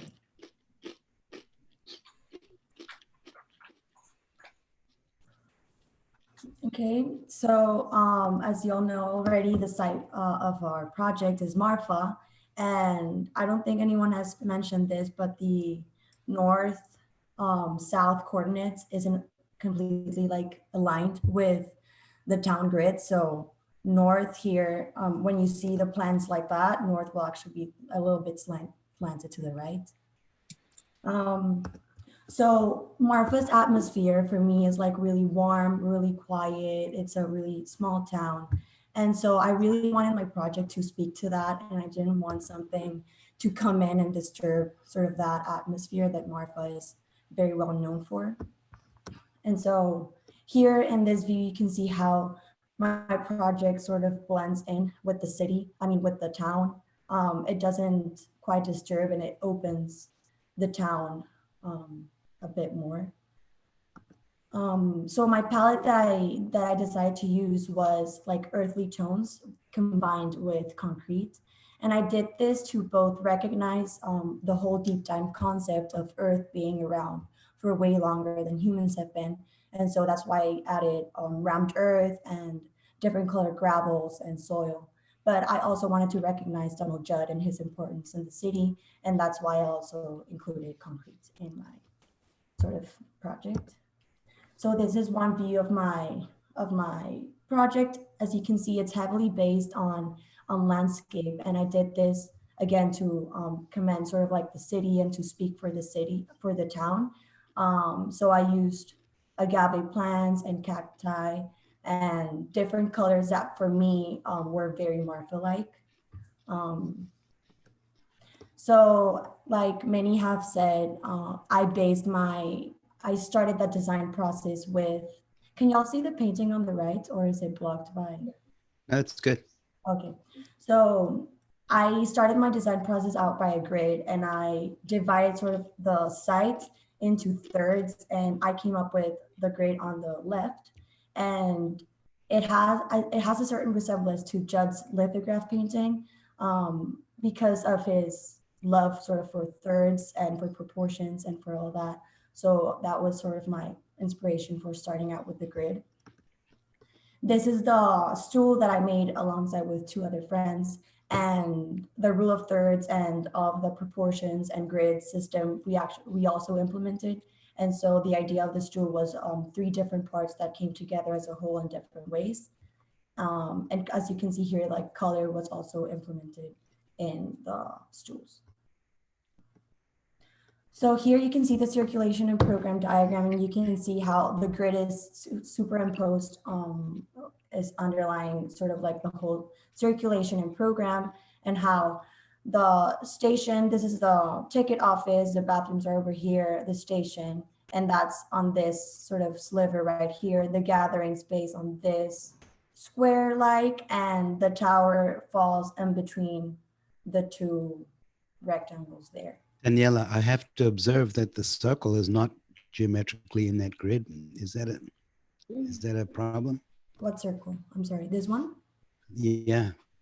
The No. center is not in the center. And So the grid was the inspiration, but as I moved along and sort of had to add the program, I modified, but I kept the grid in mind every time I made decisions. Okay. So this is a view of my project more close up. Another sort of design decision that I decided to implement was the sort of funneling system and operation. And I did that both to implement deep time. So the site actually falls down onto the tower. And so as you're walking towards the tower, you're going down sort of towards the earth. And all of the openings in my tower and the entrances are funneled to allow more dynamic light movement, but also, as you can see in this render, to welcome you into the tower in a way. This is what you see when you walk, the left one, the first thing you see when you walk into the tower. Sort of like the narrative of light that I wanted to implement in my tower was that single rooms, there's two stories in my tower, and those single rooms only have one sort of spotlight of light that guides you or that tells you what's important in that certain room. And so on the left, as time progresses, the sliver of light is going to move towards the back wall and towards that right opening that leads you towards the circulation of my tower. This actually between 2 walls. So the circulation is between the exterior and the interior of the wall. And the funneling system on the exterior allows for those folds at the end of the tower that allow sort of like a more dynamic movement. And so I like to think of like the circulation as you're in between like canyons of light, and you're guided and move from an enclosed space to a more open space with a single spotlight of light. This is the section, and you can see how here it funnels down. onto the tower. And this funneling system is steeper, just to put the plants there, but also for people not to walk through that space. And also you can also appreciate in this view how by the tower being like pushed down onto the earth, it makes the tower seem shorter than it is, so it blends more with the city. I mean, town. Daniela, when you get to the top of the stair, you can never be under that central oculus, right? Because the stair takes you to what? To a window high up? This section doesn't show how you can't really be under that oculus except at the bottom of the tower, right? Yes, exactly. Like you would see the oculus, like sort of like an odd diagonal. Okay, so but anyone who walked up those stairs would probably do so in the expectation of being close to that oculus, right? Yeah. It'd be pretty weird to like get what's the reward of going to the top of the stair? I'm gonna get to that in the next. Oh, okay. Okay. Okay. So Right? this is Quickly. okay. Sorry. Okay. So this is the perspective view, and on the second floor, you can see this one, but there's also this window here that sort of frames the northern star at the night time, and it also, like, you can see just another view of the oculus, which is the first one I showed y'all, because when you're down here, you would only see like that frame, and you wouldn't be able to tell like the funneling as well as when you're on this side. Okay, so this was my first iteration of the tower, and you can see how the circulation was on the exterior. There wasn't really a sense when you walked into the building, into the tower, that it was a 2-story. So one of the critiques was that you felt sort of deceived walking from what seemed to be a really tall tower towards a really small sort of enclosed space. And I also lowered the sort of fold here towards a more human level, just to welcome you more. These are the plans, and you can see how the first one cuts through the whole project. And then on this side, you can also see how the station is also slightly funneled into the middle to frame that tower right there. So yeah, this is the view of my station. I wanted the light also to be important for my station. And so the light, that pattern that mimics sort of the train tracks that are on the left. And Wait, the train tracks are on the left or on the right? I mean, I'm on the right. And then you can sit on this wall right here also if you're wanting to wait for the train. Okay. And because the sort of station is funneled onto the center, it makes sort of for the patterns of light to go shorter and shorter as you progress, sort of like the perspective view that you would get when you would look straight onto the train tracks. This was my previous iteration of my station. The wall blocked the view and you couldn't really sit on there, and the light pattern that it made was much smaller. Are they're not, tell me there are no columns on the train side. Yes, there are. Here there are the columns plan, on the train side. The column. Oh, but not many, just a few. Yeah, just a few. So it'd just be bad luck if the door opens in front of a column. It would be bad luck. and yeah, that's my project. I put this so you can. Sorry, yes. Sorry, but can you go to the view where we would sit on the ledge? Yes. This one. So it's August and it's 112 degrees. They're sitting with their drinks and their backs to the sun. Like, this is the shaded area that they wait. The shaded, there's not really a shaded area. Like, the shaded area is the station. But if you want to sit, you can, but you don't have to. Yeah, if you want to melt here. If you want to fry your butt, yeah.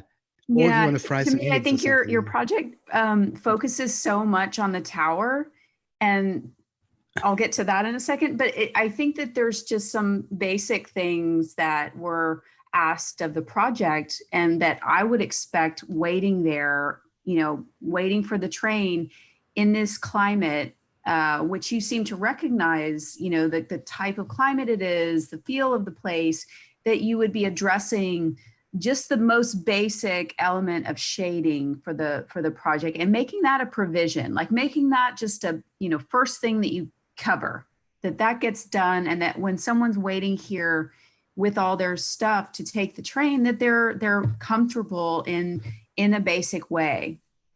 So that's one thing, and that we hardly get anything of the experience of that portion of the project. And I think that there is value to what you've done in terms of the focus and the sculptural faceting of the tower. But to me, it's way too complicated. I mean, and then you, like, as Michael suggested, you don't even get the power of being underneath that main oculus of light. And that it feels like so convoluted that you have to describe it over and over again in these drawings. And even through the drawings, I'm not really understanding how you experience it as a powerful element in your project. So I do appreciate the earth move that you've done, but for me, it's a bit too complicated. Yeah, so I'm going to echo that.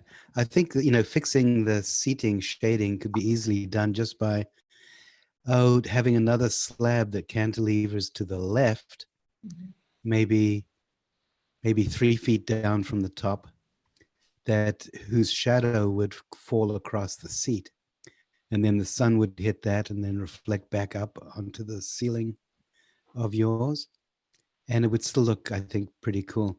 What I like a lot about the scheme is I do think that you, Daniela, that you have a very nice sculptural artistic sense about what you're doing. The slight inflections, the false perspective, the very slight angle, the depressed earth, I should say. Even the tower, whose angles seem to imitate the cacti around, you know, the arms of the cacti, have that same sort of upward reach that this has. I think I wouldn't say it's anything here is ugly. I think it's quite beautiful what you've done. I think the only critique I would offer is whether it belongs in Marfa.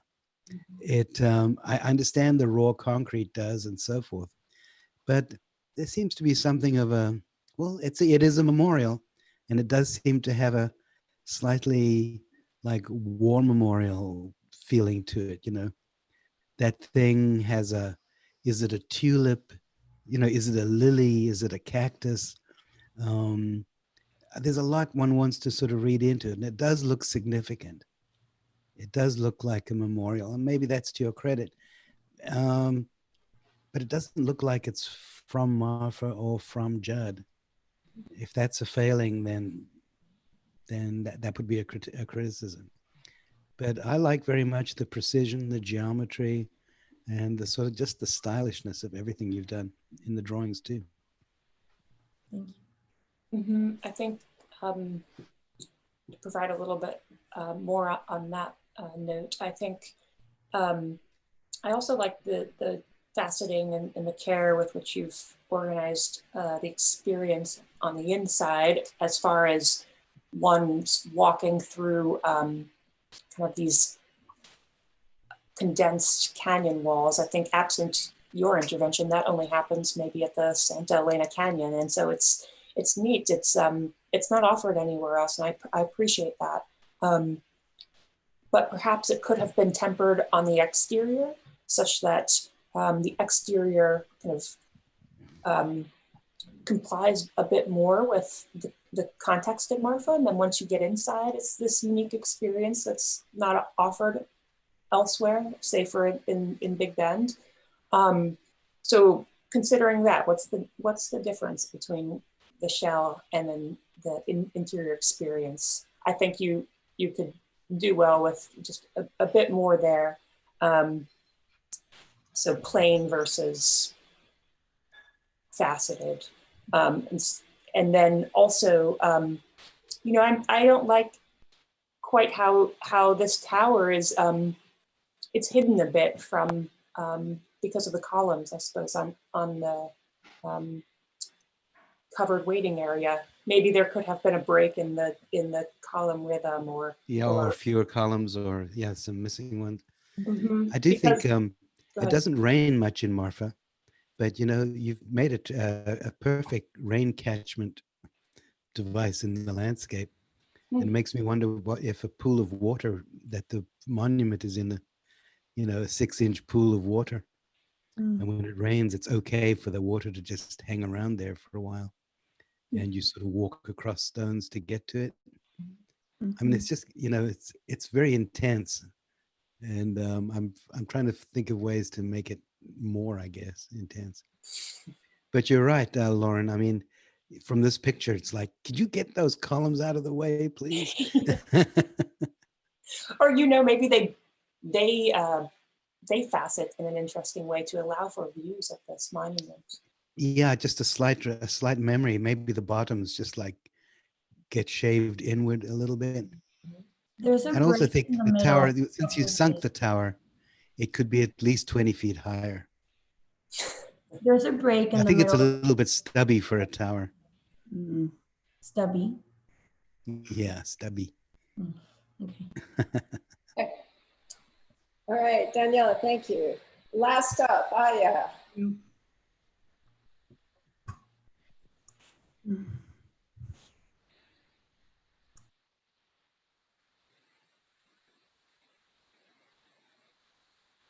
Oh my God. Budget unlimited. Now for something completely different. Yeah, this one has money. Not necessarily any more money than the others. Okay.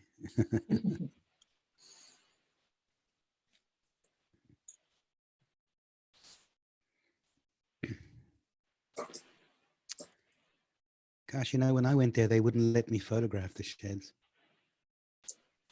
Same. Oh, maybe that's from a book. Aya, are you there? If you're talking, you might not have unmuted yourself. So we haven't heard anything you've said, if you said anything so far. And for some reason, I'm not able to unmute you. No, I can't hear them either.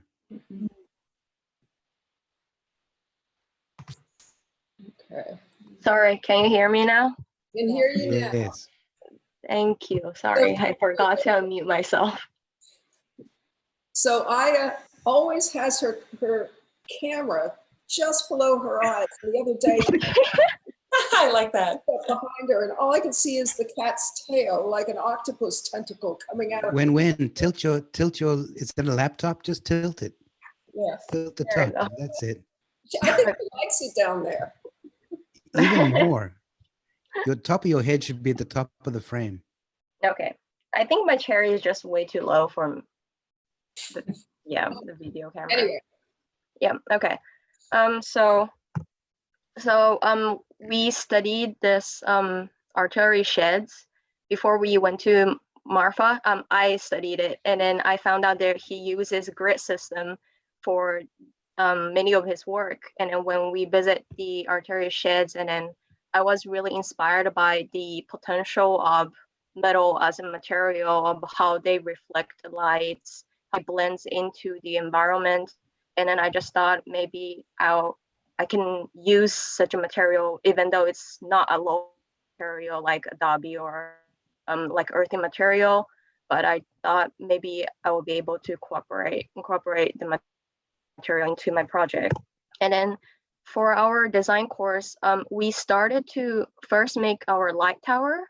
And then my overall trace station was kind of, the design was inspired by my light tower. And so both of my design went through the same process. And then for the placement of each object, I used this grid system, and then I introduced a diagonal grid system to kind of have a contrast between my light tower and my train station structure, because they have similar design. And this is my exploded axon. As you can see,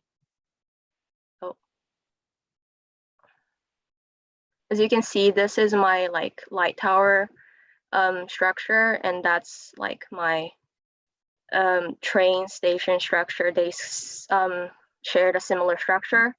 And for the ground, I made this 1 foot wide water channels that slopes toward this main water that channels that leads into this public pool or like a I fountain. love this cursor. Yeah. I'm seeing a kind of a cursor with a meteor tail. Yeah. That's just the best. So like I thought, because Marfa is really hot, and I thought of introducing water to such a environment will attract people, and then because its train station locates outside, presence of water cool down the temperature and provide comfort for people who stays there. And that's the site plan for the Marfa. And as you can see, because this side has a Saturday the farmers market, and then so I provide this public spaces as a the farmers market's going to move to your train station. Like, yeah, it's like an extension for the social gathering spaces. It's better than theirs. They're going to move to yours. That would be really nice. And as you can see, this is my light tower, and it's kind of like engraving into my train station, and how my train station kind of frames my light tower in a way. So I mainly focused on the light quality, a different light quality you can see when you go into my train station. And when you see it on the ground, there is random lights patterns cast on the ground. It changes in a different time of the day. And during like morning or downtime, when you look up, the sky will kind of outline the roof structure of the train station. And I thought it's kind of quite eye-catching. And so I did a light study for summer and winter, but so like they will have a different light pattern, but I wasn't able to get the light pattern on the ground without erasing my whole structure. So I just made a little video like showing how the light changes during different daytime and how the light pattern casts on the ground. Oh, okay, well, there we go. And that's my section plan drawing was showing this is my restroom. And because this side is south and that's north side, and the sun goes this way, I just thought it would be quite nice if I close the entire south side with a little bit of gap to not allow the really harsh southern sunlight to cast into the structure to get more shady space areas. And this is my elevation for the eastern and western side. As you can see, this when you stand on the eastern side, this structure kind of frames this along the water channel, frames the open kind of this open windows or on the light tower where you can, when you stand in this place in the light tower, you can see this procession of the structure through along with the water channel, kind of like this kind of represent my understanding of a deep time as kind of history and a different process of time. Yes. When don't all of your flowers receive rainwater to the bottom? Yes, Are they all connected up to a drain system? Yes. Okay, you just haven't shown the drain system for all of them, have you? Oh, it's on the exploded axon, but I didn't show entirely. Yes. So this thing does collect water when it rains, right? Yes, it does. And you have a tank somewhere? I said yes, I maybe in the ground. Okay, but Yeah. all right, but it's not in a particular place or expressed. It's not in a any- particular place. I haven't go Yeah, okay. that advanced for my designs yet. It's all right. It's all right. Yes. Don't you see it on the ground? Isn't there the Yes, sort of there is on the ground. Maybe track back a couple of slides so Michael can see. Like this one, can you see how it kind of, Oh, those are the drains, and then Yeah. there's tanks. Okay. yeah, and then this is my water kind of diagram. It's All kind right. of So small, sorry, I but didn't see that. yeah, I goes to generally hate the exploded axons, I have to tell you. oh, and for my towers, first half of the tower is mainly this procession to go to the top, but there is a moment you can stop and then see this procession of structure along with the water channels, and I thought it would be kind of nice, not only as a stair that you can go up, but there is a moment you can stop by and have a beautiful moment. And this is when you go to the top of the tower, you can have this glance of lights coming from this oculus on the top. And I thought it would be kind of nice where you go all the way to the top and you have this moment of lights coming into this dark area. It's kind of not rewarding, but there is a purpose of going up the tower. And this is my section perspective and how it shows how, yeah, like how my tower is located. And it's pretty small, but how the lights kind of go into the structure. And that's my rendering for where you walk towards this train station. And I believe when you are on the train station, you can kind of see this whole structure of the tower and my train structure from the further away, kind of making like a grand entrance for Marfa. Yeah. And on the train side, okay, you're going to show us the train side? Yeah, yes, this is where you were waiting for the trains. It should be around morning but I failed to Wow, make a rendering that's kind of showing a train track. I should have done that better. I didn't know they had Hasids in Marfa. Yeah. Straight from New York. Straight from New York. Yeah, that's the New York connection right there. Yeah. But yes, that's Why are those? That looks like a gigantic blade of metallic structure right at the edge of the trains of the platform. Is that? Yeah. What the hell is that? Which one? That one. Oh, this one. That one. Yeah. Oh, this one is mainly for lights, but as you can see, it was kind of like I wasn't able to find the best solution because I wanted to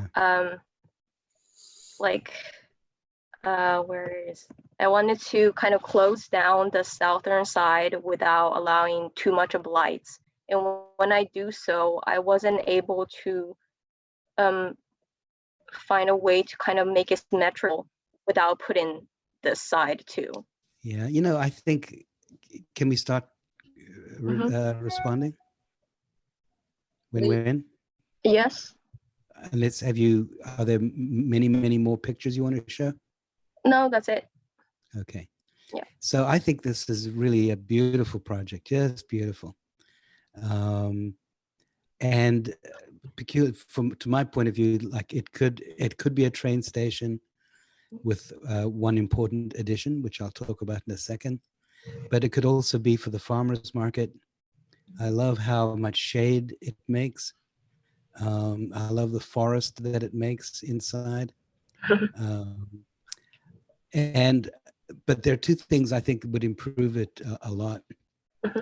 One would be that along the train track, I think you just need one long conventional horizontal shade. In other words, I think you're trying to do everything with this system, absolutely everything, which is like super brave, and it's nice when you can do that.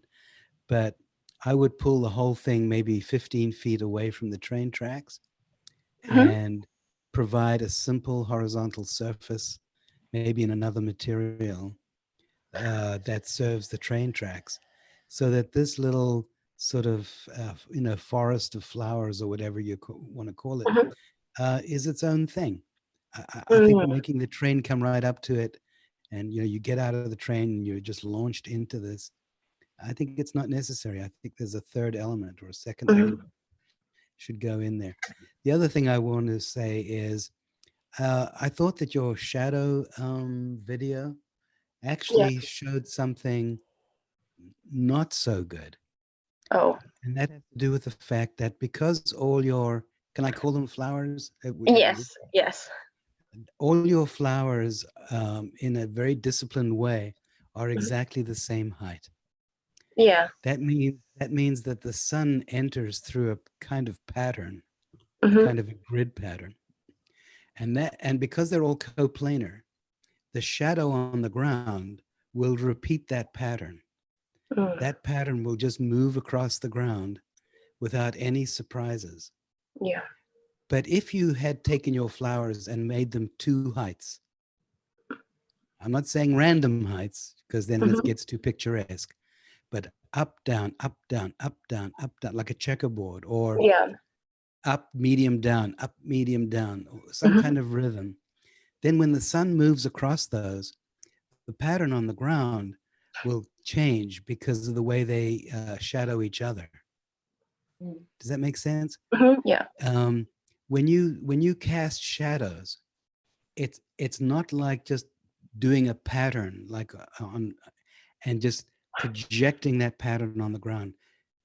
But if the sunlight comes through a three-dimensional object, the thing casting the shadow is three-dimensional, then the shadow on the ground transforms because of the different angles the sun takes through the three-dimensional object. So I think you have a chance here with very, very little variation to really make the shadows tell us something new when the sun moves. Otherwise, I like your project very much. Thank you so much. I would agree. I really, really like this project, and that you're taking on a position in Marfa that is refreshing. You're not necessarily just relying on the work of its history to insert and build something that is necessary, and that you're making a provision, as Michael suggested, that's more than the train station. I think that I can see many events happening here. And I would agree with the need for variability with your component piece, that you can easily create 3 or 4 types of this exact piece and have it work for you better, and have it be open, or maybe bring in a new vertical order that we're not seeing. You studied so much the ordering system in the horizontal, but I think an ordering system in the vertical is what's missing. And to me, I almost don't want you to have a tower break this field. To me, the tower element I agree. is just not necessary, because you've got such a wonderful play of light and the conditions that are underneath there that are more experienced by a collective, I think is what is powerful about this, that the tower element just seems like, oh, I had to do that thing. And so it's almost breaking up the field condition of what you're doing. Or you could put it outside, right? Or it could be outside of the field. Yes. Yeah, that's a better, but buried within the field, I think just denies its strength and denies the strength of the field of the flowers. Do you know Confluence Park in San Antonio? No.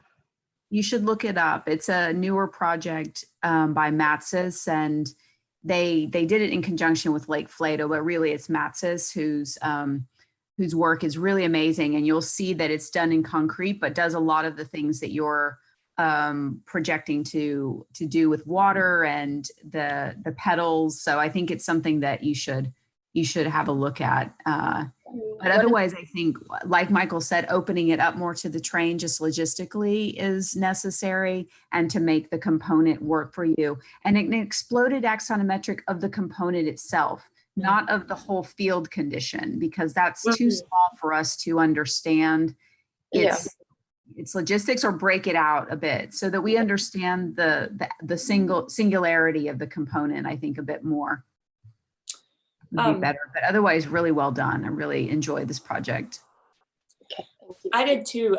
I think when you presented it, you began by reflecting on Judd, and I think you kind of struck a likeness between his work and yours by an equivalent material system. And I wish you had just said, look, I'm bringing something entirely different.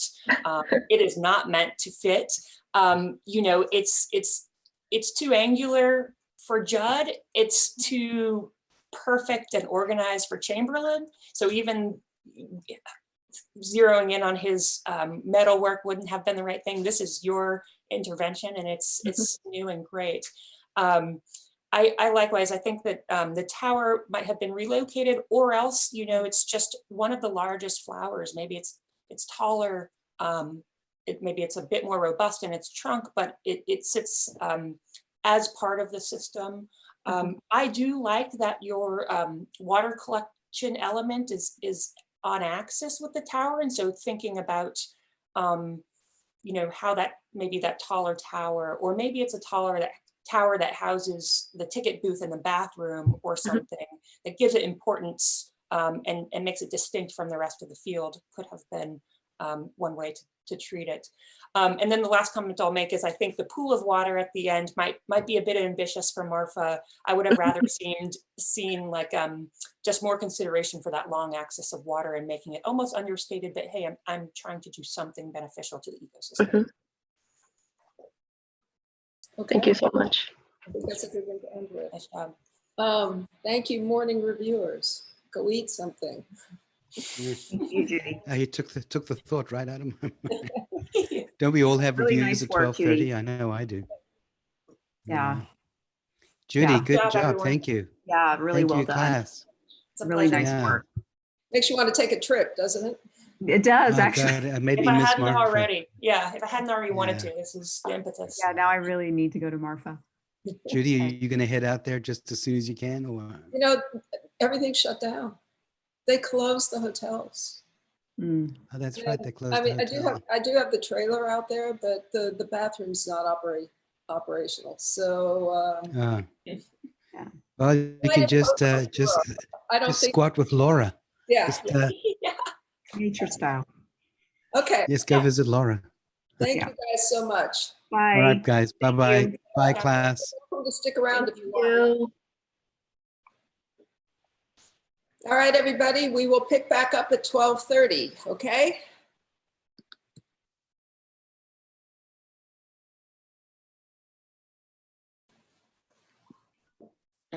Judy Birdsong, Coleman Coker, how are you? how are you? Well, what's in the background there? That is a movie poster from Jean Cocteau's Belle et la Bête. Oh, know it well. Know it well. Do you really? No, not at all. Oh, I know Cocteau, of course, but I don't know. it's a great poster. I don't Yeah. think, no, I have seen the film once a long time ago. It's dates to the 30s, and you should watch it. I should. No, I Very will. surreal. Have you been holding up to the finals? How have I been holding up to what? Through the finals. Final reviews. I'm about zoomed out. Yeah, tell me about it. You? Same thing. You know, it's very exhausting mentally just to keep up. I had my reviews yesterday, and I've not been able to get a couple of critics on. Well, actually one yesterday morning, but then Tommy sent a new link and everything worked fine. So there's still a few glitches apparently. Yeah. I think, oh, wait, here comes Kate. Okay, we have all of our reviewers. This is great. We can actually get started a minute early. Before I sort of introduce the reviewers and present the site, students, one thing I have noticed is that and this isn't just you, this is every review that I've been on. You seem to speak much more slowly and present your projects much more slowly when you're on Zoom. And I think it's because you're looking at an image and like, oh, and there's something else I could talk about, you know? So you saw what happened in the first session. Some of the presentations went over long and we weren't able to really have the conversation with our reviewers that I think you guys would all like to have. So from here on out, I would encourage you guys to speak more quickly and present more quickly, okay? Just so we can get comments from everybody. So I want to introduce our esteemed panel. Coleman Coker, who does the Design Build Studio. If you guys have an opportunity to take his course as an advanced studio, I strongly encourage you all to do it. Always beautiful constructions and you get your hands dirty. It's so important. Stephanie Lemo, who is who's teaching here this semester and has a practice with her husband here in town. You guys should go to their website because there is this absolutely stunning project that they did on a ranch out of steel panels, which a lot of you guys are using in your projects, but just really nice. So welcome. Thank you very much. Who is a graduate of our program and worked for a number of years for Sanders Architects here before going out on her own with Lauren, actually. Lauren and Isabel both, I neglected to mention this when I was introducing Lauren earlier, have a really long history with Marfa and go out there as often as they can. So there's a real connection with the place and also a very thorough understanding of Judd's work.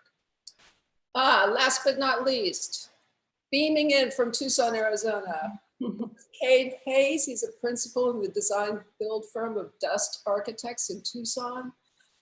Again, you guys need to go on their website. They have a small portfolio of just exquisitely built projects. And two of them have gotten quite a bit of recognition.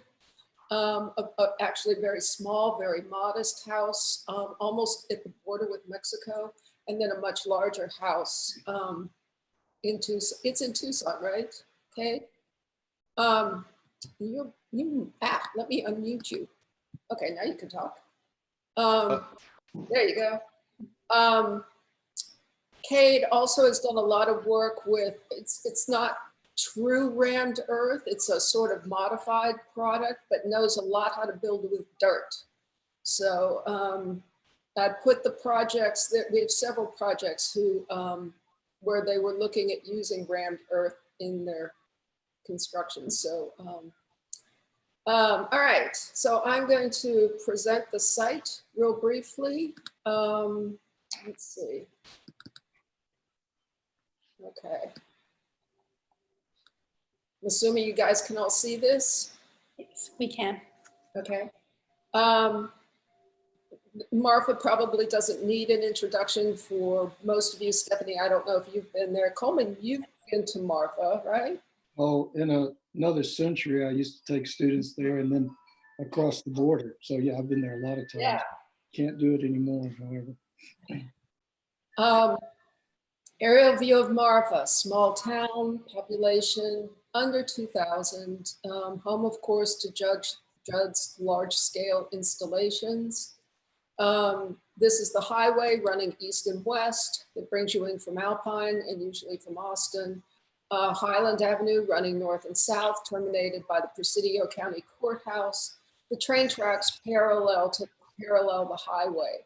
And the program that we're investigating that we've been looking at for the last 4 weeks is the design of a train platform.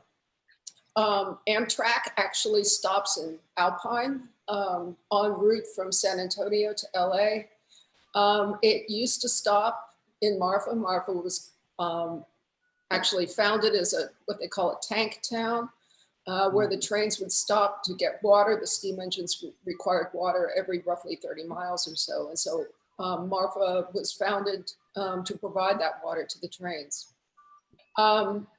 There is a real proposal on the table to close the train stop in Alpine and open one instead in Marfa, because Marfa is the town that's attracting, you know, a lot of tourists right now. And frankly, they stop in Alpine and nobody gets off. So, so this is a real proposal.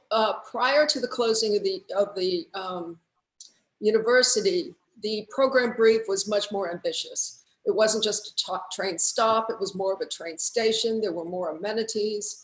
And we were also going to host the headquarters of the Big Band Conservation Alliance, which is an environmentally active group out there that is trying to find ways of maybe controlling, if not curtailing, the introduction of a lot of oil and gas infrastructure in the area, among other things, protecting the environment of the Big Bend in general.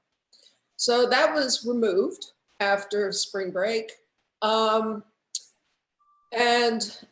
earlier in the semester, the students had begun working on the design of a light tower.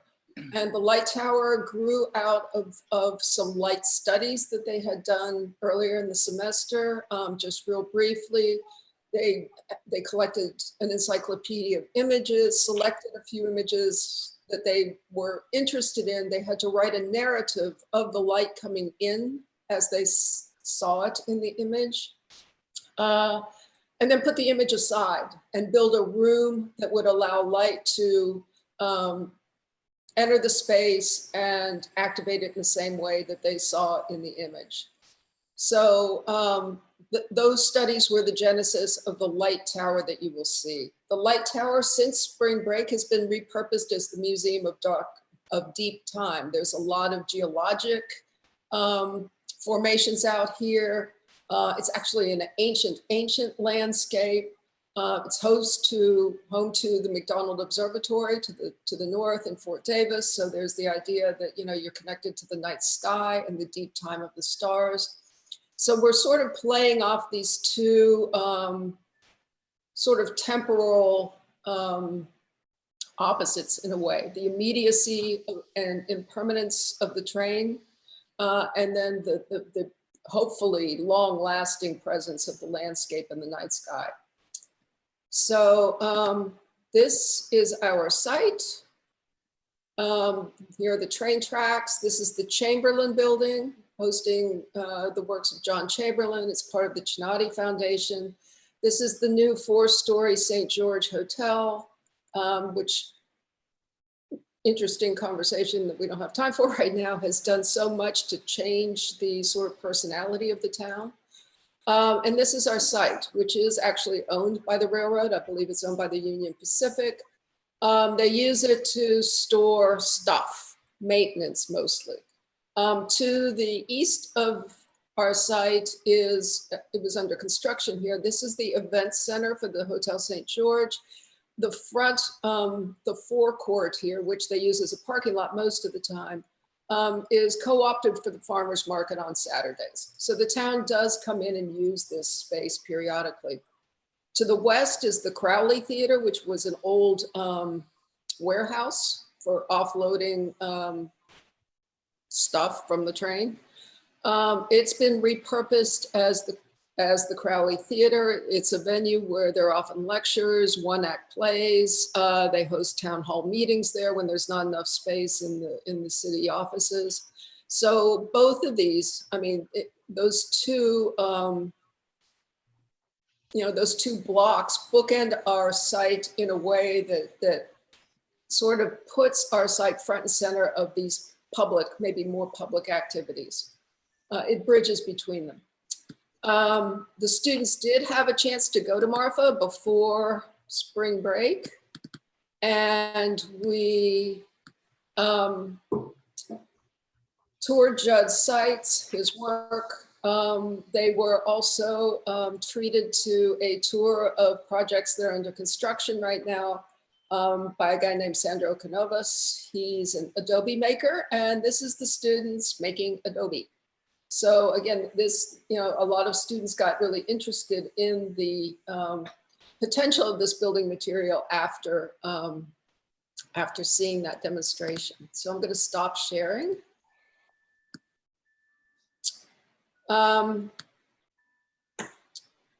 Okay, I think that's it. So basically the project now, like I said, has been really reduced in scope. You have a long, low thing by Amtrak, by the Amtrak book. It has to be 300 feet long. It's 4 feet tall. I required some sort of a shade structure. It's hot in Marfa, you're waiting for the train. There were public restrooms and a kiosk where you could buy a ticket for the train. And then they had to incorporate their tower somehow into their project. So you have a long, low thing and a tall, thin thing. And hopefully there will be some dialogue between the long, low thing and the tall, thin thing. And I think that's it. All right. All right, let's see. Who's up first? Tammy. Okay. Hi, everyone. Just give me a second to share my screen.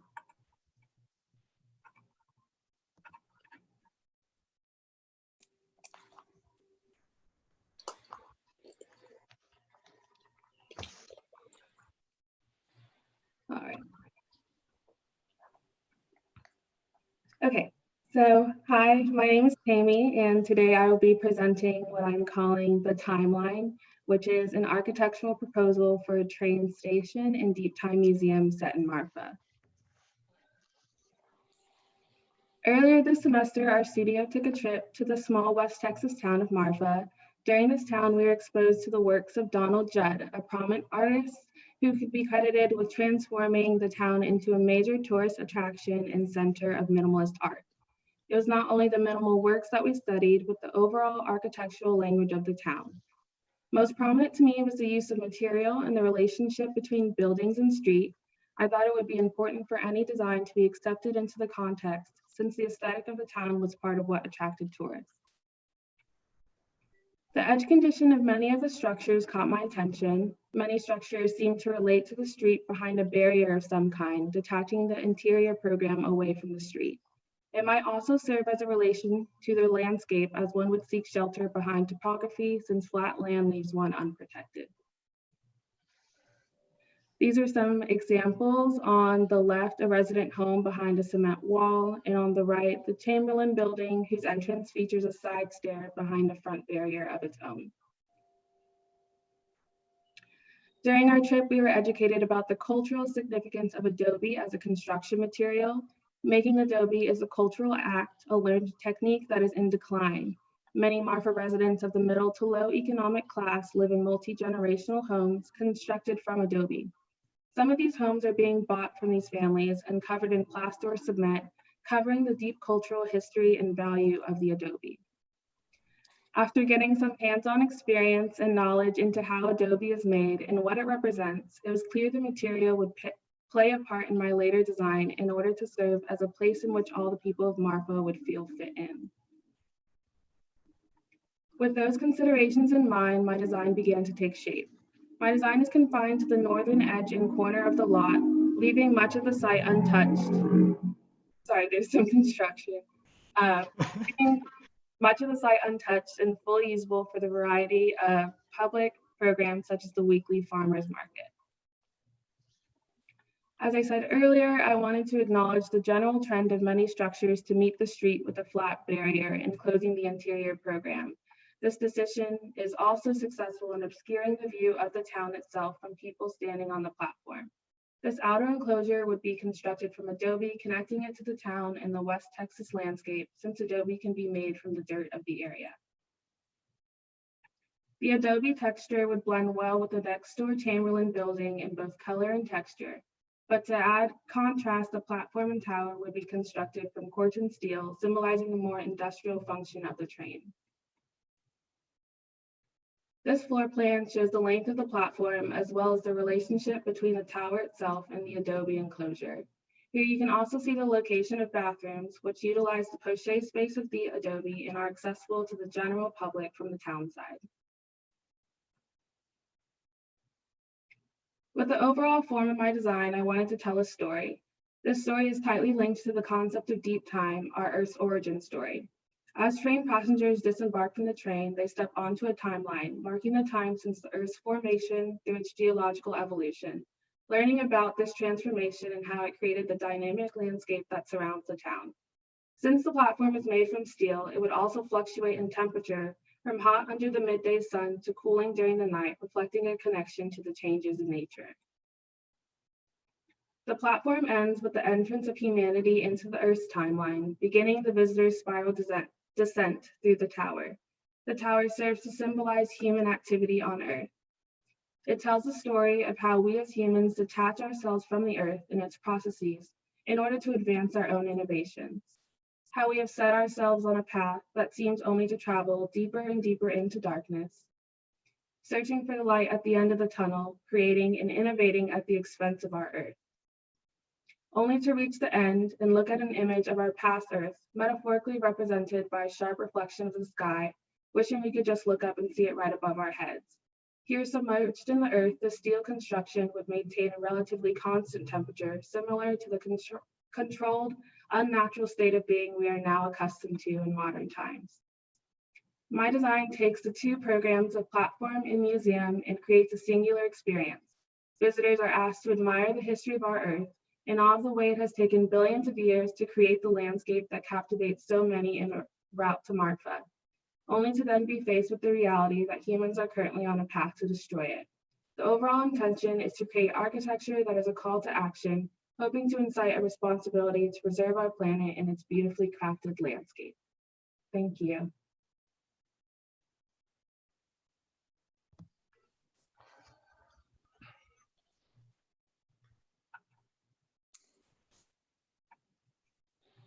Tinny, can I ask one question real quick?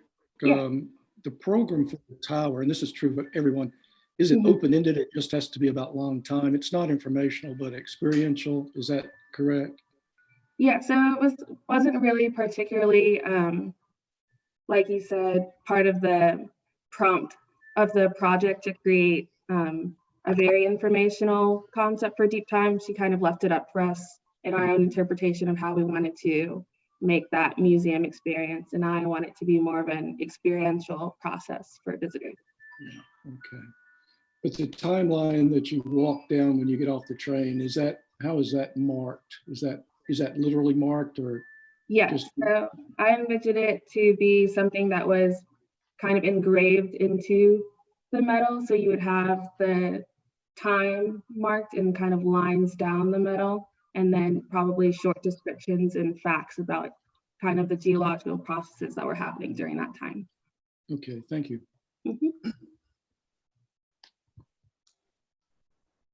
Well, I'll dive right in. I just want to commend you for how you presented. It was very succinct and easy to kind of understand and process your project. And yeah, I think that the first thing I'd like to say is the materiality. I love the materiality of your project very clearly. The way you kind of brought in the Adobe and simple materials like steel and Adobe, and you kind of even related it to the railroad tracks that are nearby. And I immediately thought of Richard Serra with kind of the steel structures that are swooping that and these really grandiose kind of tunnel that clearly does a wonderful job of filtrating light.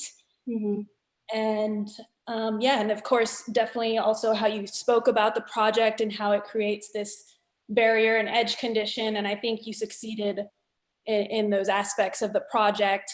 I guess my only question, and I love, again, the light, especially kind of the procession and the light qualities within that kind of beautiful spiral steel structure. And I guess my only question kind of was if you kind of considered more like the shade structure a little bit further, and how that kind of, how are you providing shade, and whether you considered kind of light qualities and how the light qualities might change throughout the day. Would you like to speak to that? So definitely on the platform, I think if I was to further the project, it would be how would I incorporate something that is more shaded, to kind of backing of the platform. The steel backing is on the south side of the platform, so it does provide some shade from the south side sun. But you know, when you get more overhead during the midday, that would be more of a problem for visitors. And then on the interior of the space, so as you kind of revolve around the tower, it's mostly in darkness because of this kind of interior tunnel or funnel that channels light down into the center of the space, kind of shown here. So I don't imagine the light quality would change too much at the bottom, maybe getting more intense during the midday sun as the sun gets more overhead, but you would get that reflection of what's happening in the sky at kind of this granite stone object at the base. So that's kind of the variation you would get there.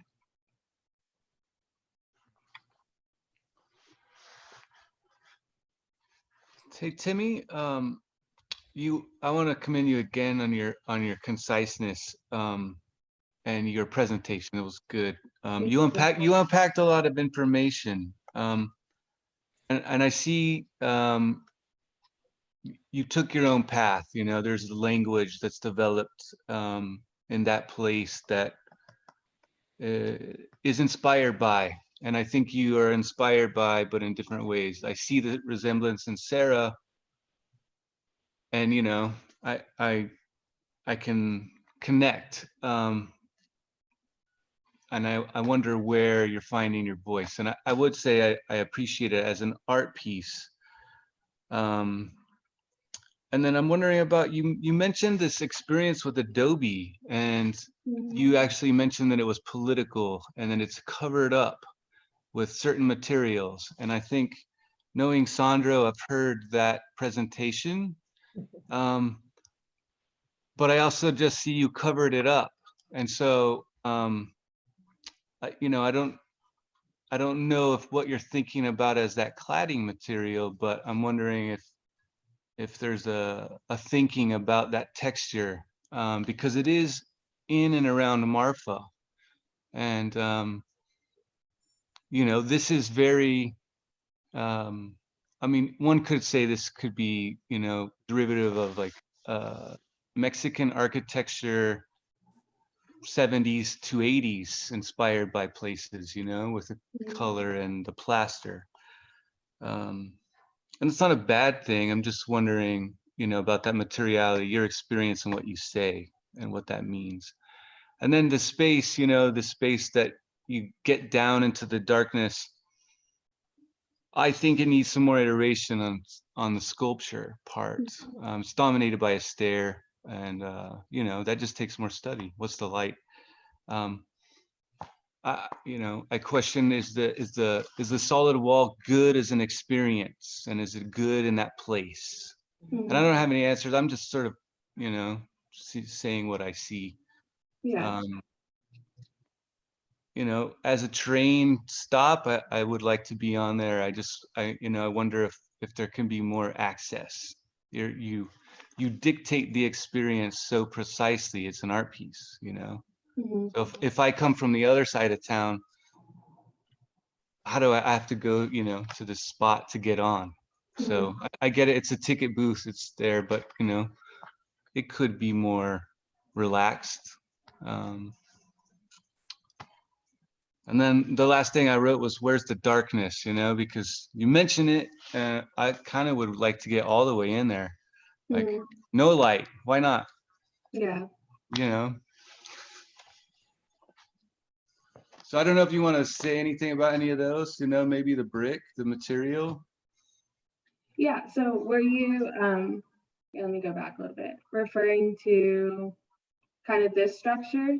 Yeah, and it was really related, my comments related to what you read and presented about your experience making block, and then through the history it's been covered up.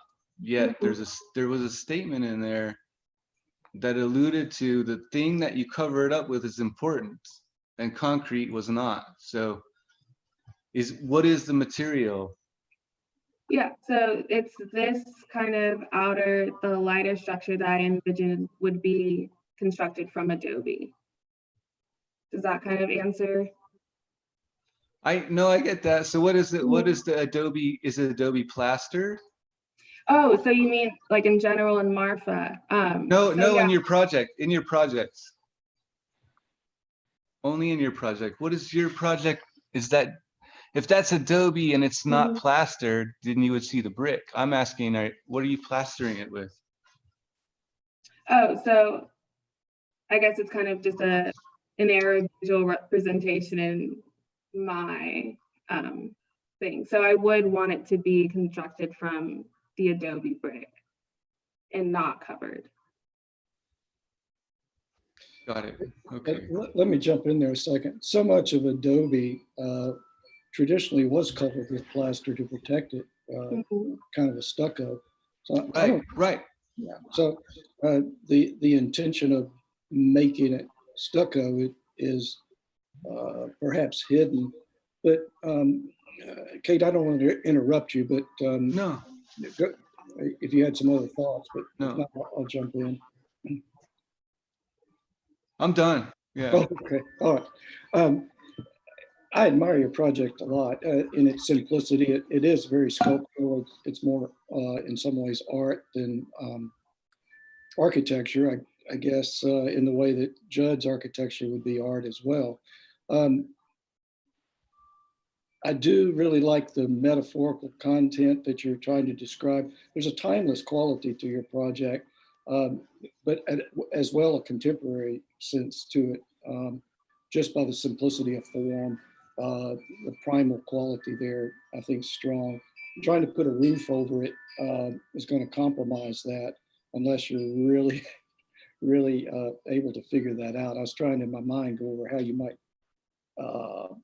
cover that without bringing the quality of this down. It's very much like land art of the 70s through the 90s that you saw a lot in the West. Are you familiar with the Clock of the Long Now? It's in northern Texas. It's a hidden location. They're not telling exactly where it is, but Jeff Bezos is funding it. Stuart Brand, Brian Eno helped conceive it back in the 80s. It's this 10,000-year-old clock, and it's buried into a mountain, and it ticks once every 100 years, and at each millennium it chimes, and it really is being built, and it's built to last 10,000 years, and it's built in such a way it's mechanical that a Bronze Age person with Bronze Age tools could actually repair it if needed.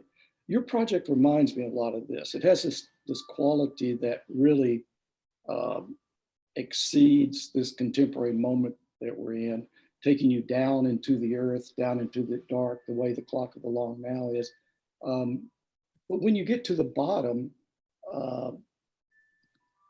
I haven't seen images of what you really experience down there. Are you looking up to the sky? The moment of stepping into that from the daylight would be quite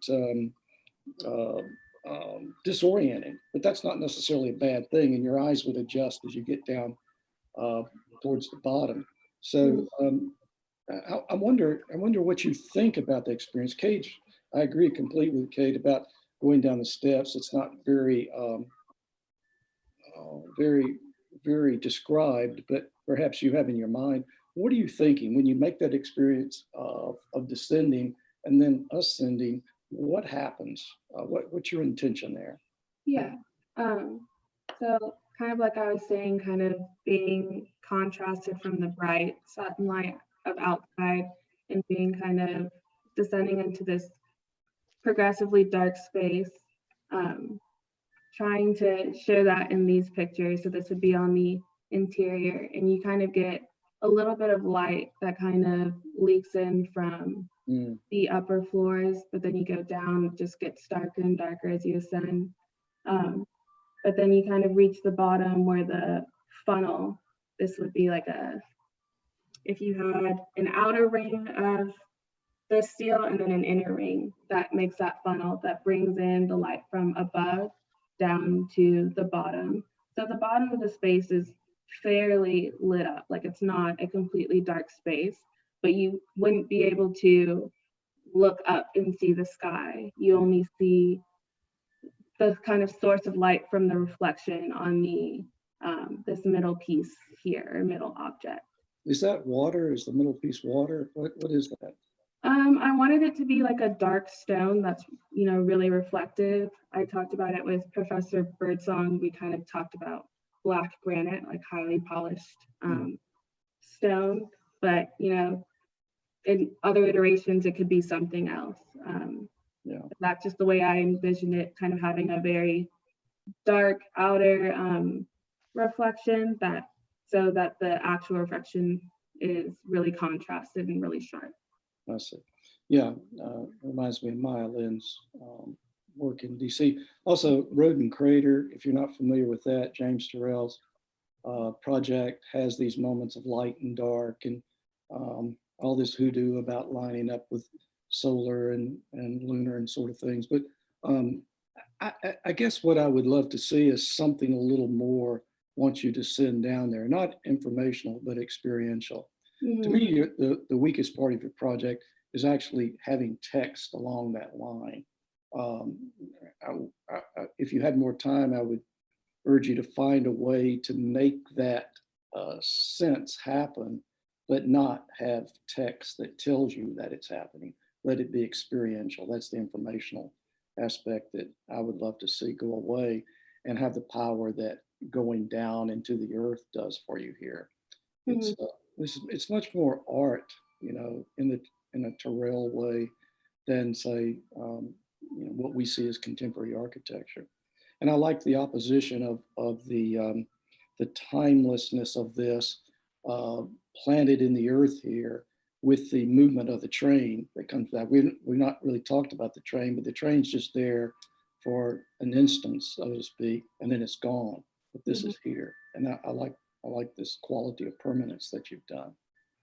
So yeah, and I agree, great presentation, very concise, and your architecture matches that conciseness, I think, in a positive way. Thank you. Yeah, I agree. Temmie. Oh God, there's Isabel. Sorry, you're not on my screen. Oh, okay. Nice work. I think that your sensitivity to the context of Marfa is showing really beautifully, especially in your rendering of the lower wall that's up at the front, where there's a couple of plants. Yes, or I guess it's not a low wall, it's a higher wall. That just really would fit into the context so nicely. I do want to question where you're using these materials. The materials you've chosen are absolutely right for the place, but you talk about this steel being something that is appropriate for the train because it's kind of in the future, it's more industrial, and then the adobe is this thing that's of the earth. Yet you're using the steel as a way to provide this phenomenological moment that is supposed to represent deep time. And so I would question your sort of priorities and where you use these materials. I actually think that an adobe wall behind me as I'm waiting for a train that's soaking up that heat instead of radiating it would be a really nice feeling to have.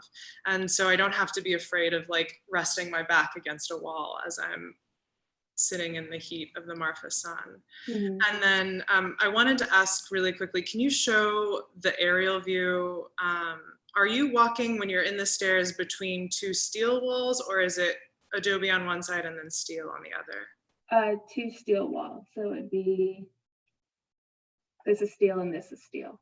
Okay, so how do you interact with the adobe beyond just walking around it from the outside? So here, let me. Okay.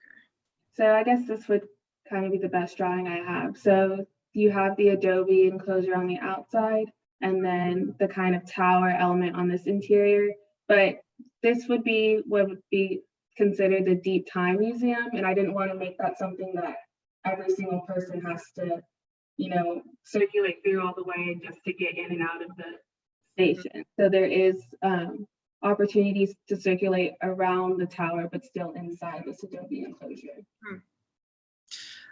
There's something inherently political in putting the bathrooms in the Adobe, and that's really one of the few programs that are in there. And I don't, maybe it's a great thing, because I walk around Marfa thinking, I wish I could go inside of every Adobe home, but I can't just wander into people's residences. And you are making it more accessible. It's this thing that everyone needs to use. And honestly, bathrooms can be some of the most phenomenal spaces, but I think there would be something there to consider as well, as what materials you're choosing to host these spaces. But it's a beautiful project, and I want to say that like your voice is coming through very clearly while also respecting the context. I think nice work. Thank you. Yeah, I just wanted to add that I agree. I think obviously just seconding a lot of things that have already been said, but to kind of clearly it's an art piece, and I agree with the last comment about how you could have taken applied that to the architecture a little further as well, especially in the bathrooms.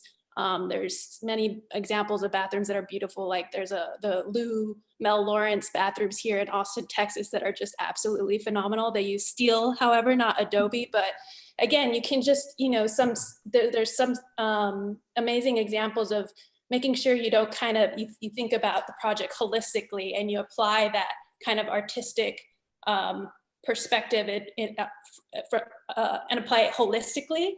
And then lastly, I think I would also agree completely with I almost wish you celebrated the bottom procession of your staircase more. I almost feel like you kind of describe about your project a lot about time, and I feel like thinking about a lot of Terrell spaces, you see how he leaves, he's the master of this, and in terms of kind of really when you look up, because you almost you wouldn't look up, but of course you would, right? But I think that what Terrell does great is you'll find people just even lay down on the floor and look up, and they wait for kind of the time to change your kind of experience of the light. So I think we could have considered that further. Yeah. All right, we've got to move on. Let me make one more quick comment. Wait, we have 4 more to do. Okay, Stephanie mentioned Richard Serra. You must be familiar with the tilted arcs that he does. Yeah.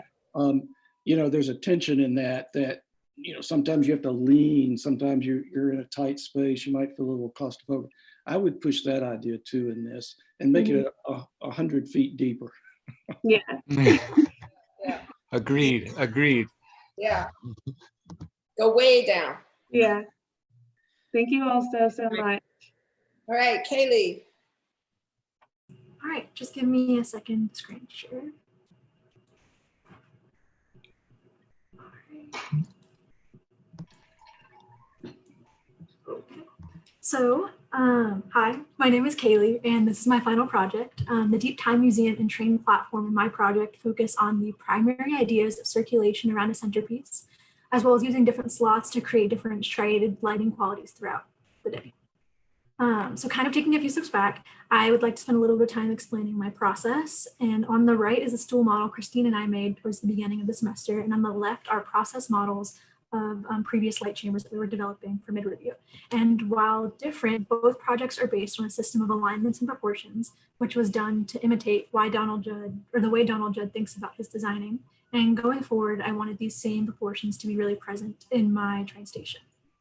I also wanted to make sure to consider Marfa's context and color palette when designing, and paid a lot closer to attention to how I could not only align my structure with these other structures, but also continue this sort of smooth surface and lighter toned color palette through my materiality. And with all that being said, here is my site plan. I have placed a tower on the site based on a 3x3 grid, and I wanted to make sure to continue to follow Judd's ratio of thirds. And then from placing the tower, I wanted the platform to conform to the tower and use its form to almost point at or guide the eye towards the tower. And then looking at another important alignment within my project is how the walls within the terrain platform frame the windows of the Chamberlain building. And they still achieve that sort of 1:3 ratio that Judd was quite fond of. And then looking at my floor plan, you can more clearly start to see circulation and how each major volume, the user is circulating around some kind of centerpiece. And then this is kind of continued in my second floor plan when you can see in this upper light chamber, how once again, you're circulating around a centerpiece. But in this upper light chamber, I'd like to point out how it is reoriented to be towards true north, to kind of make the user aware of where they are in space and time to relate back to the deep time program. Then starting to look into the actual flow of how you move through the building. Here is my front exterior of my platform. And from this, you can kind of start to get a sense of materiality and how there are two main materials, hammered copper, and then 3 varying colors of concrete with different levels of aggregate.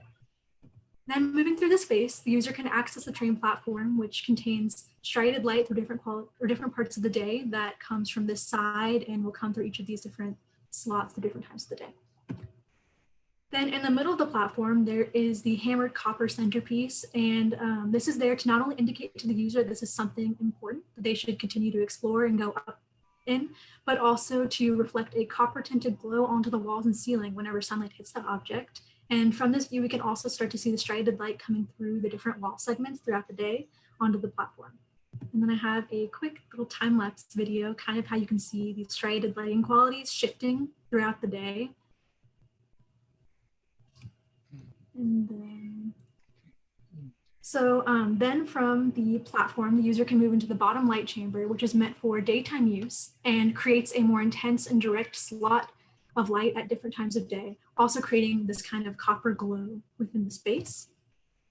Then from the platform, the user can move into the upper light chamber, but they have to go through this middle centerpiece and climb stairs. So to access this light chamber, you have to be on the roof. And this light chamber is meant to be a nighttime light chamber.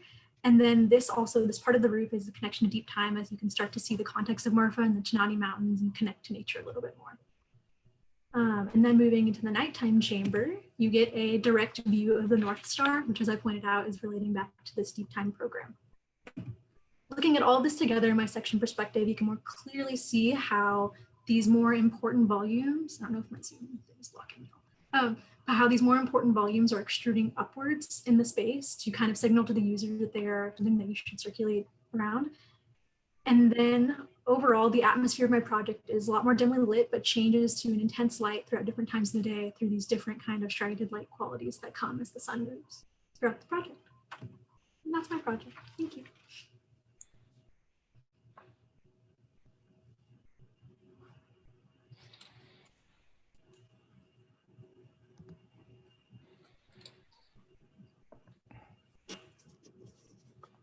Can you go back to your site plan? Yeah.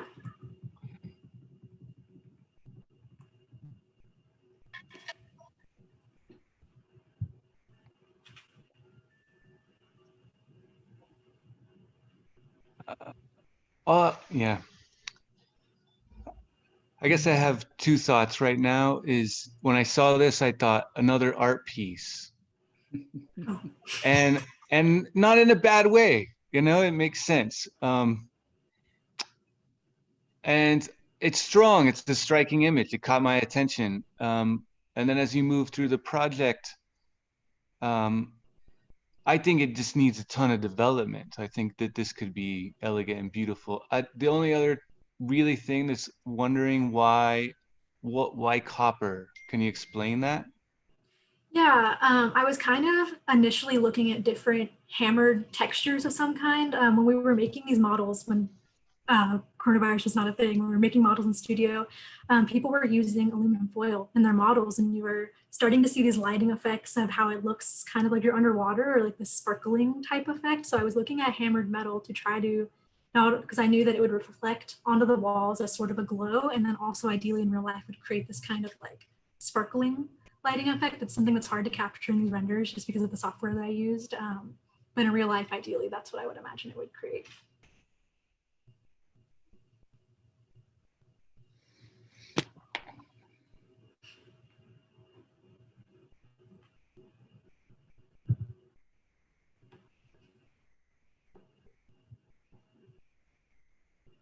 Well, I'll just dive in. I'll also kind of just say something, I guess. I do think, you know, we're not sure, I guess I kind of pause whether copper is successful, but I do appreciate that, you know, it does absolutely what you're saying, reflect light in different ways. And I think that your time-lapse video was incredibly helpful. I really commend you for having explored that and how it changes over time. But yeah, I think that I would agree with what Cade was like maybe trying to get at with what I love about your site plan is that it looks so simple.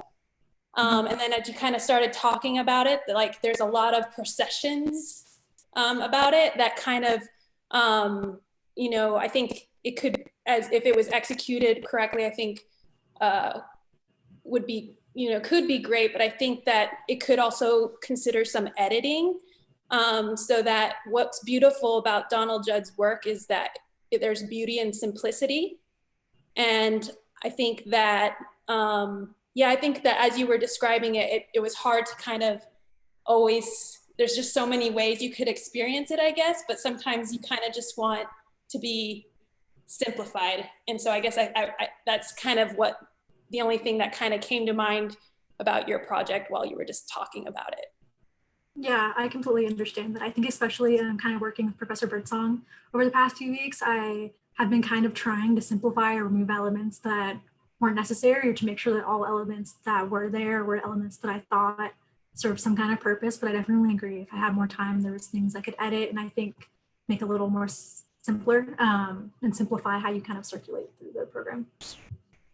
Yeah, to build off of Stephanie's comment, you began, or not began, but you mentioned the rule of thirds as being very important, and you showed in the site plan how you interpreted that, which this is really nitpicky, but if you're going to be very strict about something like that, make sure the lines are perfectly perpendicular to the reference points on the aerial. I think like one of the lines was like slightly off, and it's just really crucial to just get that point across really in a straightforward way. But the rule of thirds, it's, you know, seen in plan and then in elevation when you're experiencing the building, there is the connection of the openings being 3 times the size of the Chamberlain windows. But I don't know if the building itself is showing that you've been following the rule of thirds when you're in it. If I remember correctly, the walls that are holding up the roof, are you using the rule of thirds to make the scale of those walls as well, as far as like opening, like void and solid goes?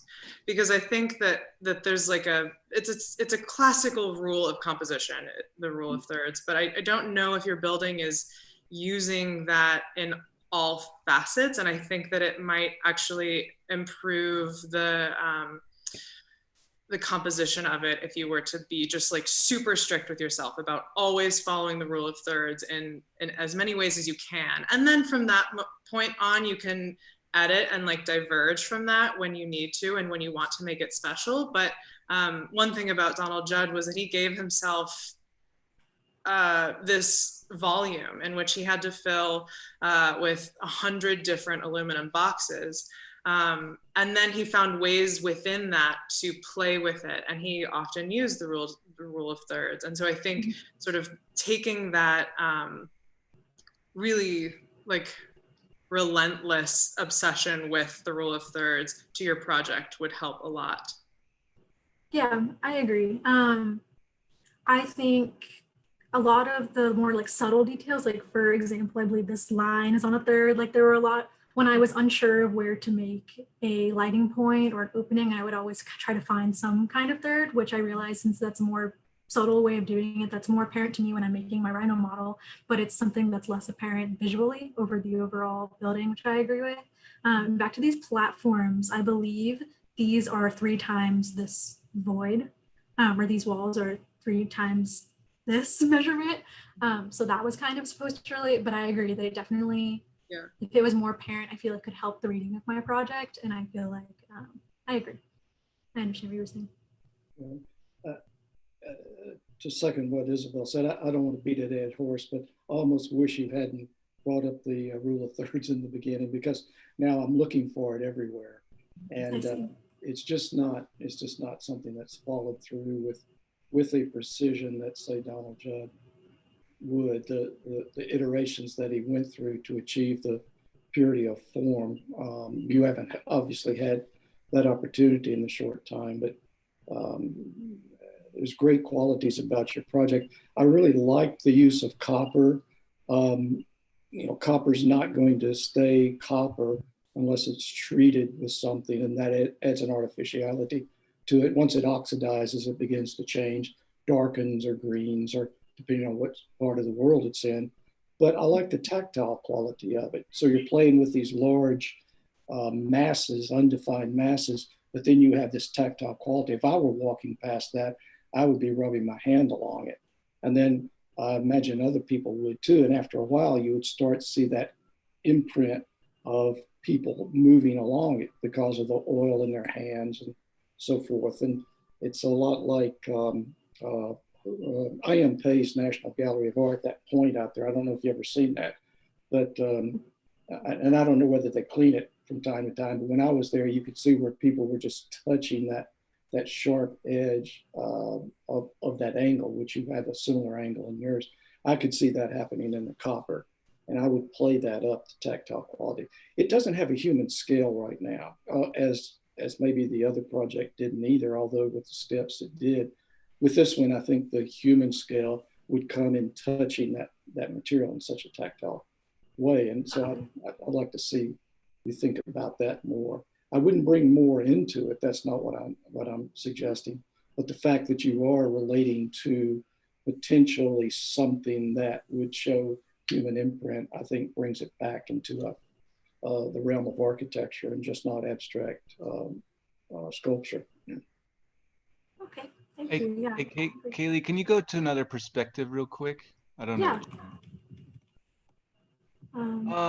That one's great. And then I'm still thinking about the site plan. I don't know how much you guys discussed and read about the history. The first woman mentioned it, and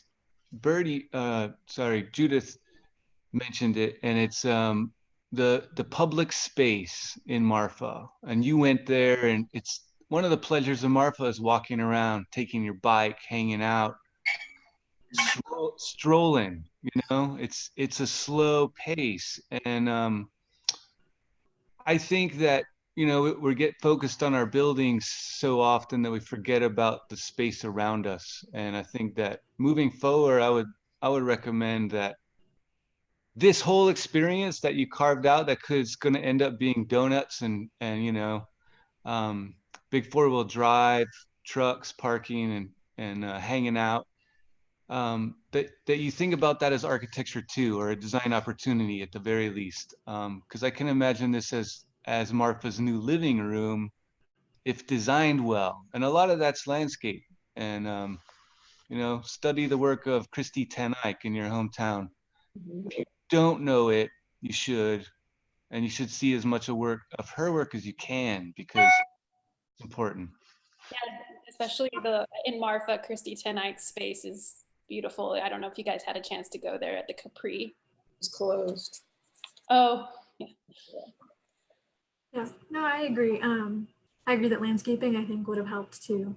And one thing I kind of wanted to go back to, just to clarify, I think in my explanation, I emphasized the rule of thirds too much, when in reality, the main point was that you're kind of circulating around these centerpieces.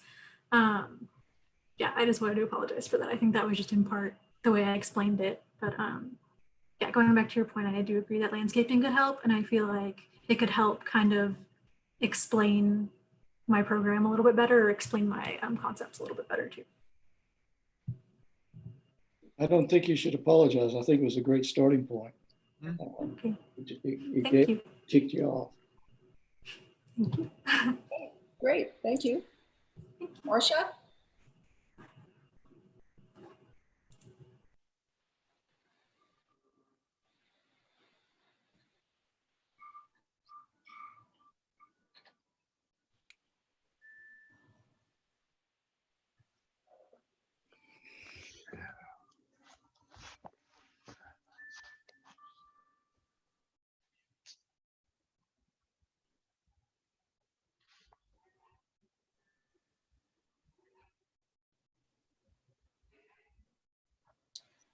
Marcia, I don't know if you're talking, but if you are, we can't hear you. Okay, okay, there we go. There we go. Can you hear me now? So whatever you said, say it again. All right. Hello, my name is Varsha Iyer, and this is my Amtrak train stop and Museum of Deep Time in Marfa, Texas, also known as A Story Told by Shadow. Now, my intentions behind this project were to embody the element of contrast through the lenses of deep time. I wanted to curate an experience where one feels a physical contrast by sinking into the depths of the earth, only to rise up above in the same space. Additionally, I wanted to create a visual contrast where surfaces are carved by a battle of light and dark, and you are then guided by these shadows through the space. I started the design process by looking back at a couple of concepts that stuck to me during my visit to Marfa. The first concept I recognized was how bold Marfa was. The town itself is not afraid of utilizing color, and they do it rather successfully as a mechanism for contrast. Secondly, I discovered that Marfa has an underlying system of rhythm, repetition, and pattern, which is highly influenced by Donald Judd's work. And lastly, and most importantly, is the dominance of natural materials like adobe and organic soft forms that ground the town and help the architecture blend more seamlessly into the landscape. Additionally, I took inspiration from my bento box stool, which was these 3 individual stool elements that fit into each other and work together as one composition. Just a bit of a backstory. That was the first project that we did this semester. Working in pairs, they had to design a stool where the 2 components could stand on their own, both literally and conceptually, but also come together to create a whole. So here is a view of my project from the platform, where you can see how the sun's shadows define and expose the curvature and irregularity of this organic form, just as if these shadows were cast on the mountains afar. Additionally, this render also exposes the spectrum of materiality and color within the project. You have this industrial wrought iron roof structure that intersects this soft pink adobe stucco tower, and which that contrasts this concrete platform and concrete yellow organic form. Here is a view of my project from Highland Street. And what this render shows is that the form is really the genesis of this project. It's a very unique form that doesn't follow the underlying systems and grids of Marfa. What I tried to create is a type of sensitive architecture that attempts to soften the built environment. Additionally, through this render, you get introduced to these 3 distinct modules. The first one is the yellow form that serves as a functional space for kiosks and restrooms. The second is the seating area that is sunken 4 feet into the ground to allow the earth to hug and surround you. And lastly is the tower that includes a ramp that guides you through the museum to a cliff condition that rises to 25 feet in the air. The site plan here shows that although you have distinct elements with distinct programs, they fit together as one composition, just like the stool I created. Furthermore, you can tell that the roof element ties in the composition, but also serves as an exception, introducing the system of repetition to the project. The leftmost floor plan reveals that the circulation between the functional, seating, and tower spaces. So you can see how one would move through the space. And then the plan on the right, which is the tower floor plan, which is cut right above the cliff condition, reveals the journey up the ramp through the museum and shows how the walls of this organism slowly contracts as one moves through it. And then at the end, when you reach the cliff condition, it opens back up.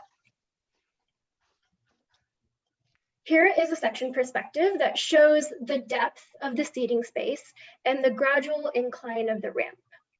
And as a result of all of these elements working together, they produce these shadows that put on a quite spectacular show.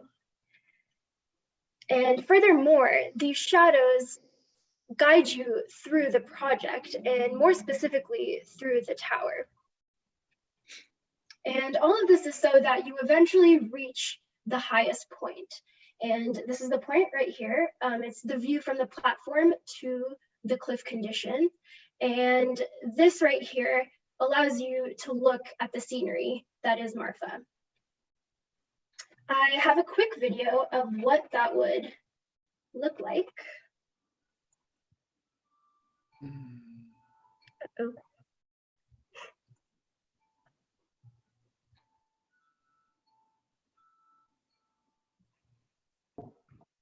And in this video, you can see that throughout the day, the shadows travel and they kind of start making their own story. And I know if I was in this space, it would really provide a moment for me to question my thoughts, my understandings, and my perception of the town and the landscape around me.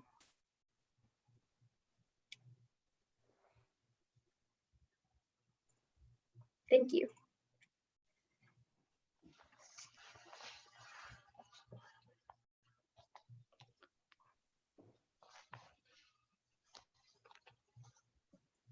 First, you want to pull up maybe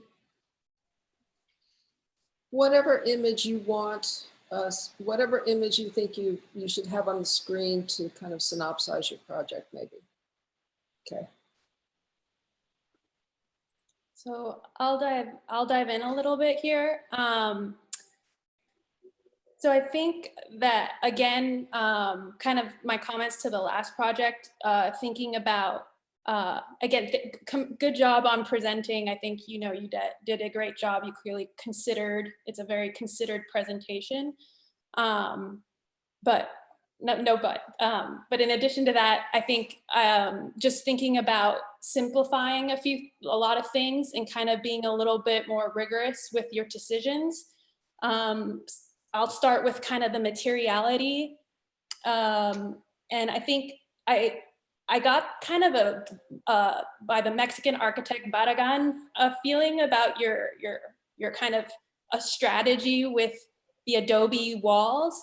And although, you can, beautiful architecture, I would argue is somewhat like using these kind of color applications to the adobe.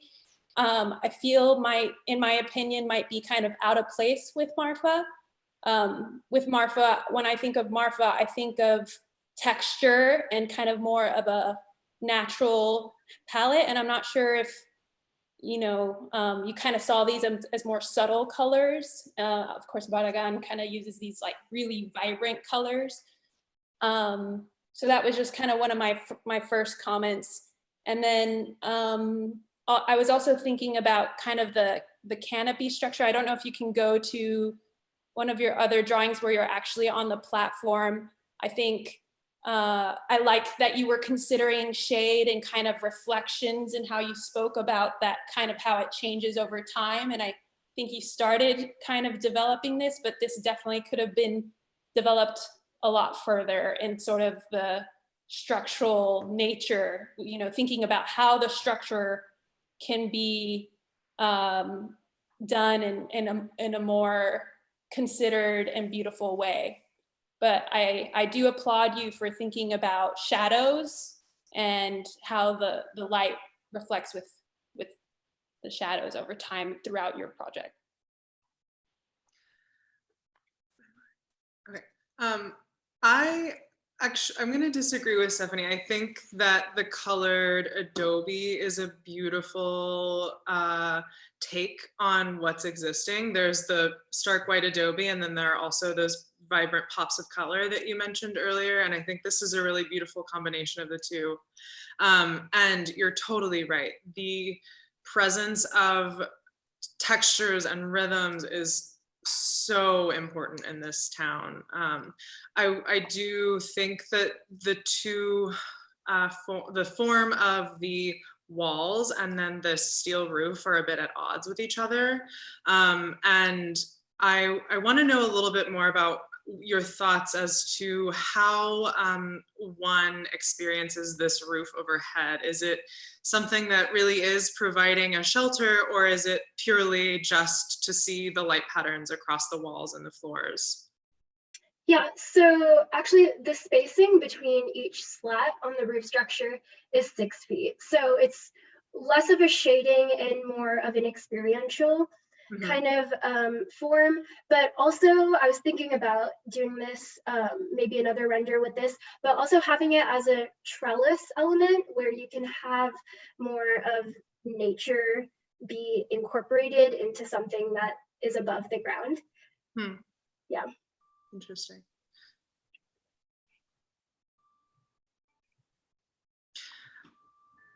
That is surprising. I almost, I don't know. Yeah, but I'm kind of at a loss as to whether, I wonder if the trellis would take away from this really powerful shade pattern that you've got on your ground. I think that there is a need, though, for some sort of protection there. And so finding a way to get these elements to work for you instead of introducing something new might be the next step if you were to develop this a bit more. You know, what do people feel like when they're sitting under this cover?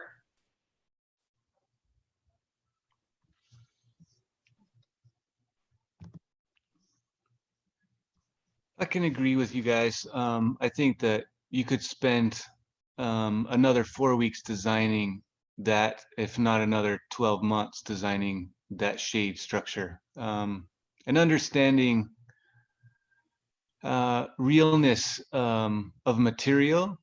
You've clearly should study sections of buildings and materials and hold them in your hand as if you can, visit job sites.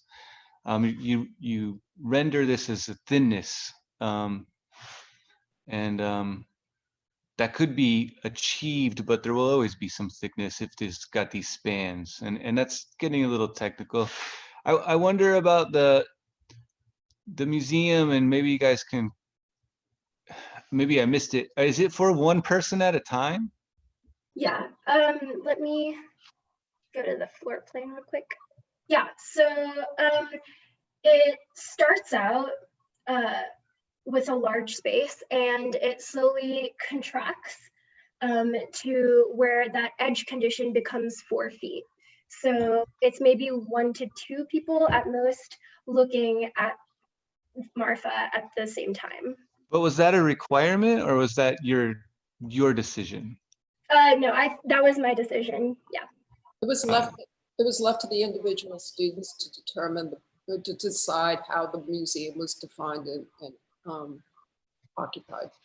Okay. I think that I think you could take that experience much further and be much more gracious in your giving. I can understand individual experience being part of it, but I don't know if you guys got to go to the Robert Irwin exhibit there. Did you guys see that? We did. And if so, were there other people in there and you get a reaction from the experience that I know I experienced people whisper and speak louder when they transitioned from one side to the next based on the color.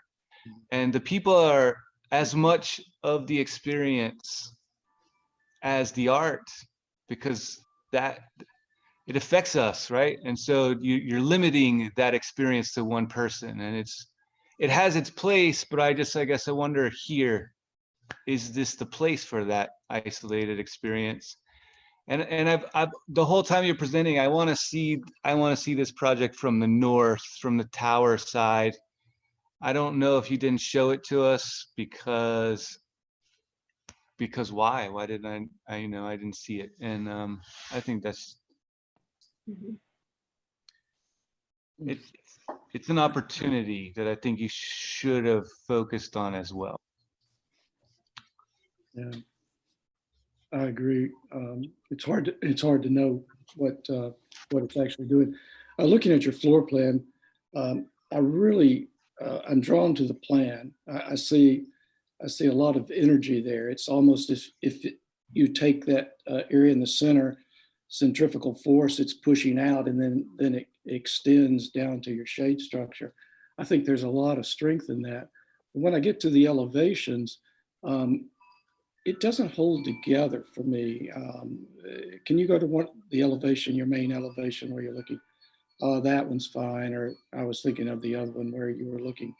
But go to the other elevation if you would. It was more, yeah, that one right there, that one. Back up to that one, please. Back up one more if you don't mind.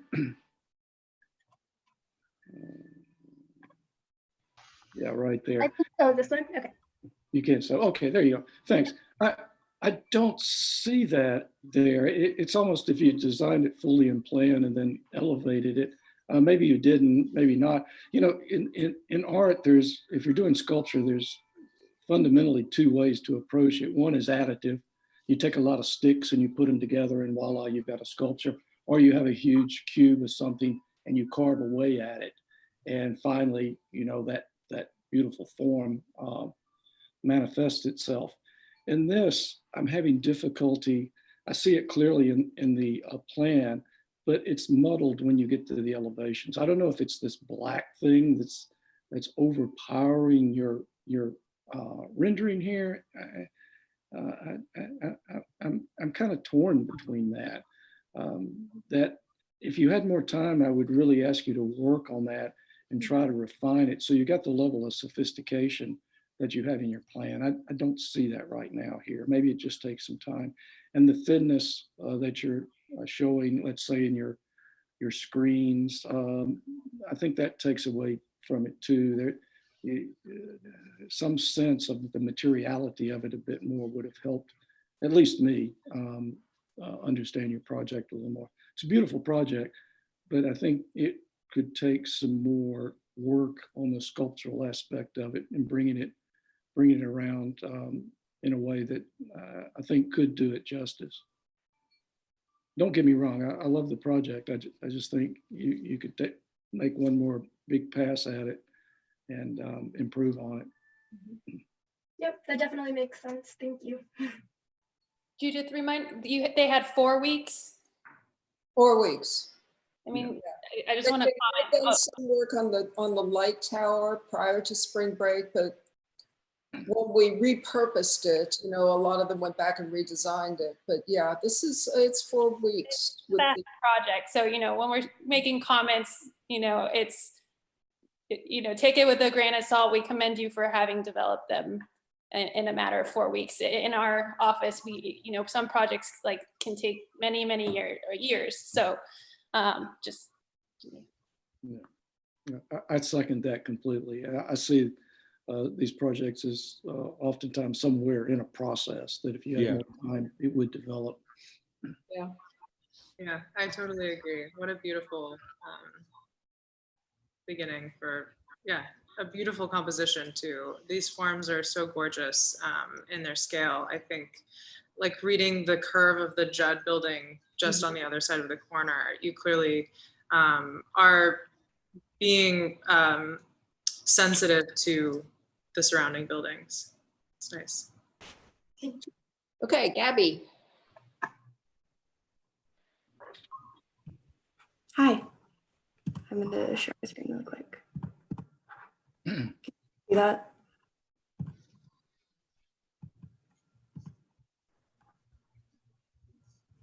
Sorry, can y'all see the beginning of the presentation? Yes. Okay, cool. So when first visiting the town of Marfa, there were two things I really noticed. There was the natural beauty of the surrounding landscape and the warm energy of the town. And so just kind of backing up in my process, we can see on the left image, it was a model of my light tower. And things that I really wanted to explore with that was linearity and light qualities. And so I kind of also continued that with my stool that I designed with Marshall. And so you can see with the slit, there's a very strong light quality that kind of draws your attention to the space, as well as a linearity that I thought was important. And so recently I noticed that Marfa has been gaining a lot of publicity, which has caused kind of a divide between the town, between the newcomers and the locals, which isn't necessarily a bad thing, but it is an apparent thing. And so I wanted to integrate that into my project, as well as bringing the exterior natural landscape into the interior of the town. And so when looking at the other side of that perspective, you can see how the train station arises from the site and then kind of molds into its own organic form. And I use natural materials such as concrete, copper, and wood to integrate it into the local surroundings, as well as abstractly mirroring the surrounding buildings. And so taking you all into the interior of the tower, you can see the direct linear elements in order to quickly guide passengers to and from Marfa, as well as create a warm environment with the color palette that invites people into the town. And I also wanted to do a light study on this area because I found the skylight on top to be really important as to illuminating the space and also just drawing attention to a specific focal point. And so looking at my site plan, you can also see how the landscape rises onto the ceiling of the train station, as well as how isolated the tower is in comparison to that. And also another thing that I wanted to integrate was the landscaping of the agave plants in the Chamberlain building to kind of integrate it into the surrounding nature of the town. And so the train station is kind of supposed to address the present moment, while the tower is meant to address the past in the Museum of Deep Time. And so the deceptively simple exterior of the tower kind of draws viewers in and expands into this white urethral space where people can kind of dwell. And there's supposed to be a very intentional contrast between that of the train station with very direct linear elements and the space in the Deep Time Museum where someone is able to dwell and kind of think individually and kind of construct an individual experience for themselves. And so I did this exploded isometric to kind of emphasize the ribbon-like structure of the, staircase. And so you're kind of rising through this space until you get to the top of the tower, in which the viewer kind of arrives to the present times and is able to look out into the context and kind of connect with that. And so I also just wanted to do a storyboard of my tower to kind of emphasize thresholds and the lighting qualities connected with that, and kind of have those be decision points in which one can either move on or one can dwell in that space and kind of think. And so it's a very individual space. And so ultimately my project, I defined it as a dichotomy. There's a contrast between warm and cool, public and private, social and isolated, familiarity and uncertainty. And so these two spaces, though contrasting in elements, are intertwined with each other in order to draw a connection between the mystery of the past and the knowledge of the present. Yeah.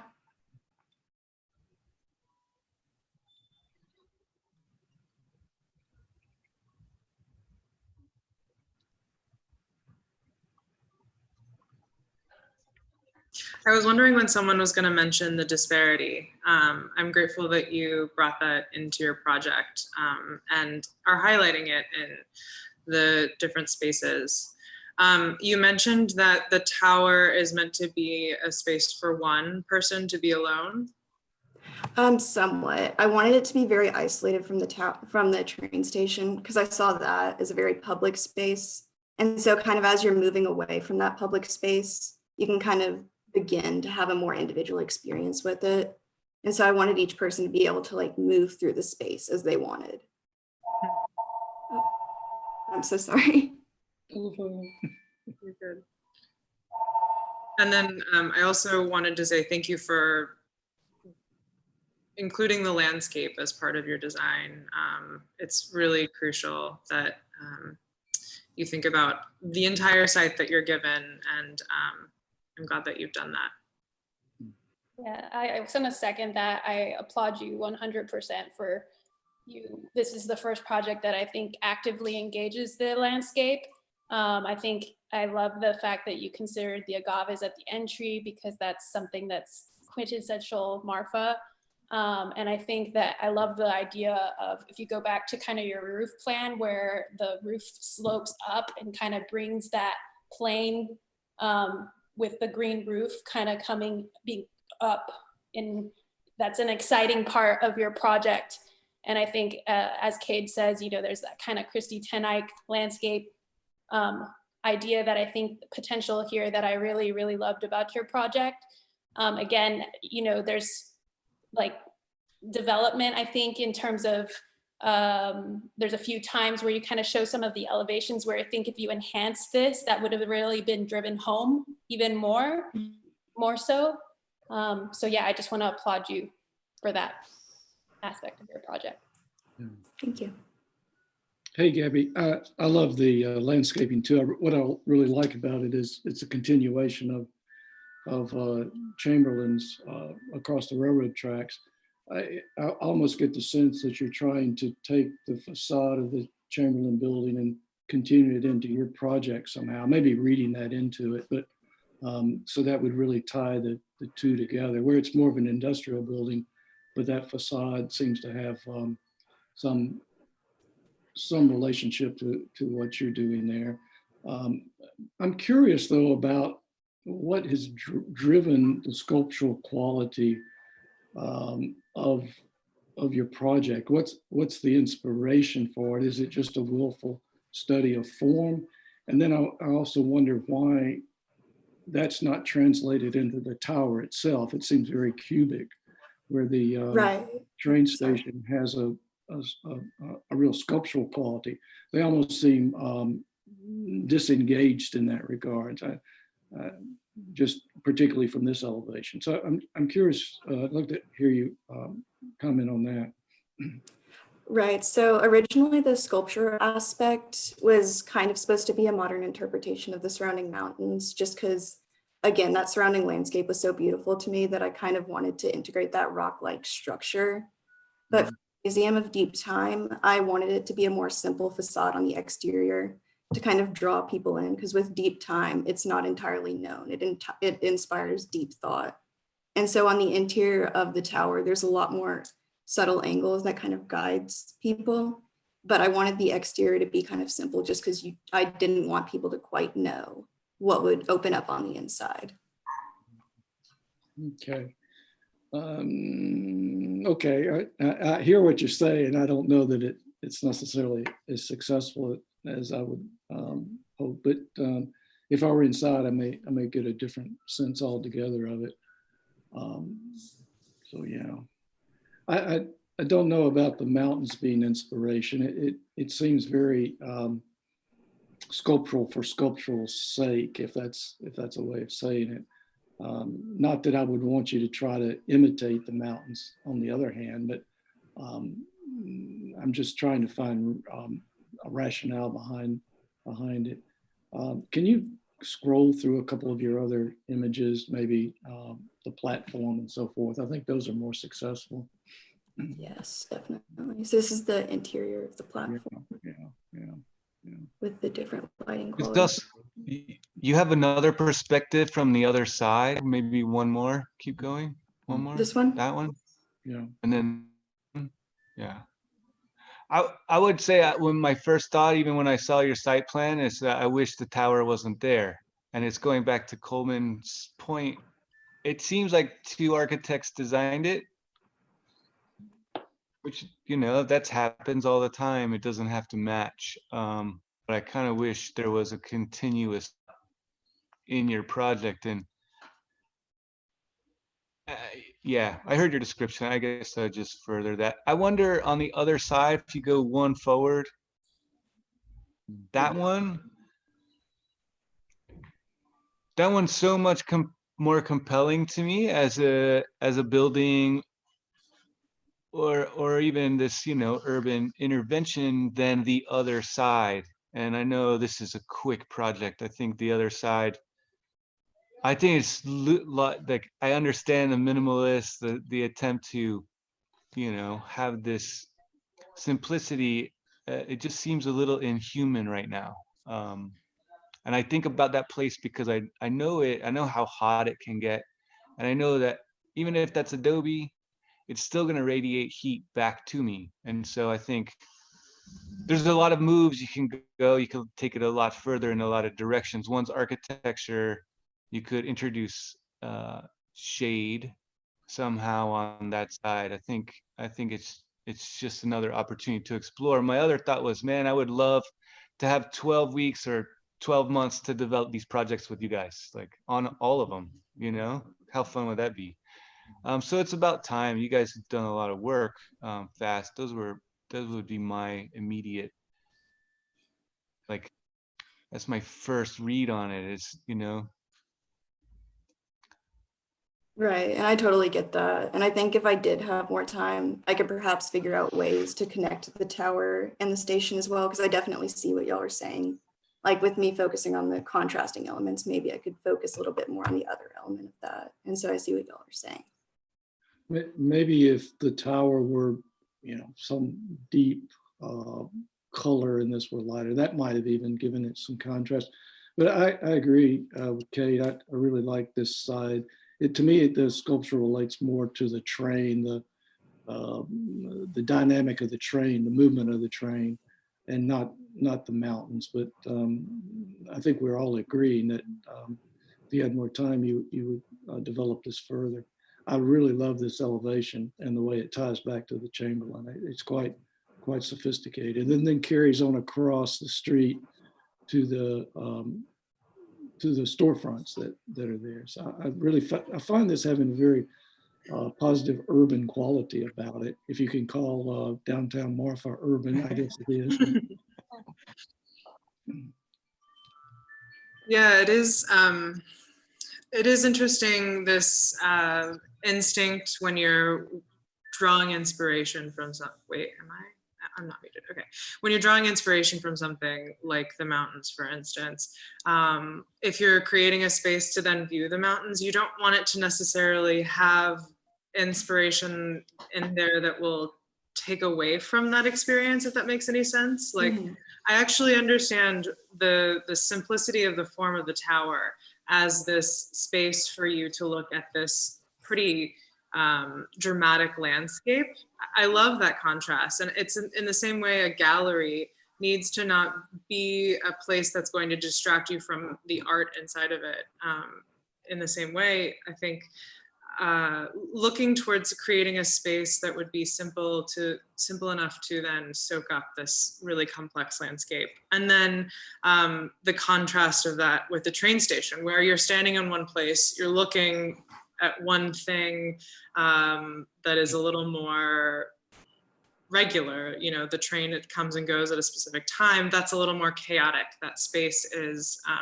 And so I think that translates really nicely in your project, in addition to what Coleman said about it evoking the idea of movement. That is a really beautiful part of your train stop. And I would conclude just, you know, echoing everybody, but this is definitely, to me, the most compelling image of your presentation for sure. And I think being so close to the railroad station, the railroad tracks actually, is an interesting move, but I think what Coleman was saying does feel kind of urban, as if like you're on a New York City subway track, you know, where it's kind of tight and really close, and you kind of get this intimate relationship with the actual trains coming by and the noise and the sensory nature that brings. And so I kind of think that subtle move was very strong. Thank you. All right, thank you. Christine, and this will be our last project.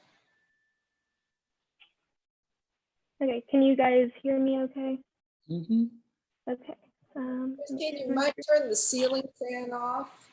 Okay. You. 1 second. Look a little bit like a helicopter. Or you have a funny moving thing on your head. Here, I'll offset it a little bit. Thank you. Okay, let me share my screen.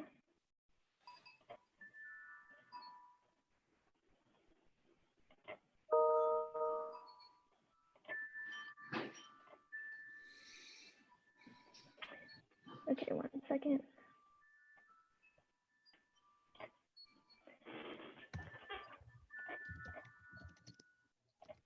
Okay, you can see the screen, right? Okay. My name is Christine, and my project is called The Sailing Stones. And as you guys are aware by now, they serve as an Amtrak stop as well as a museum for the geological concept of deep time in Marfa. Much like the phenomena of sailing stones, these two standalone earthen structures kind of appear to have migrated themselves onto this central site in Marfa. So these two structures are arranged on a grid which corrected the original site shape by adjusting it with orthogonal lines and geometry. This was kind of a Judd-like move to begin my project, and then I strayed away from stuff like that afterwards. So the locational relationship of the platform, which is this guy over here, and the tower, which is right here,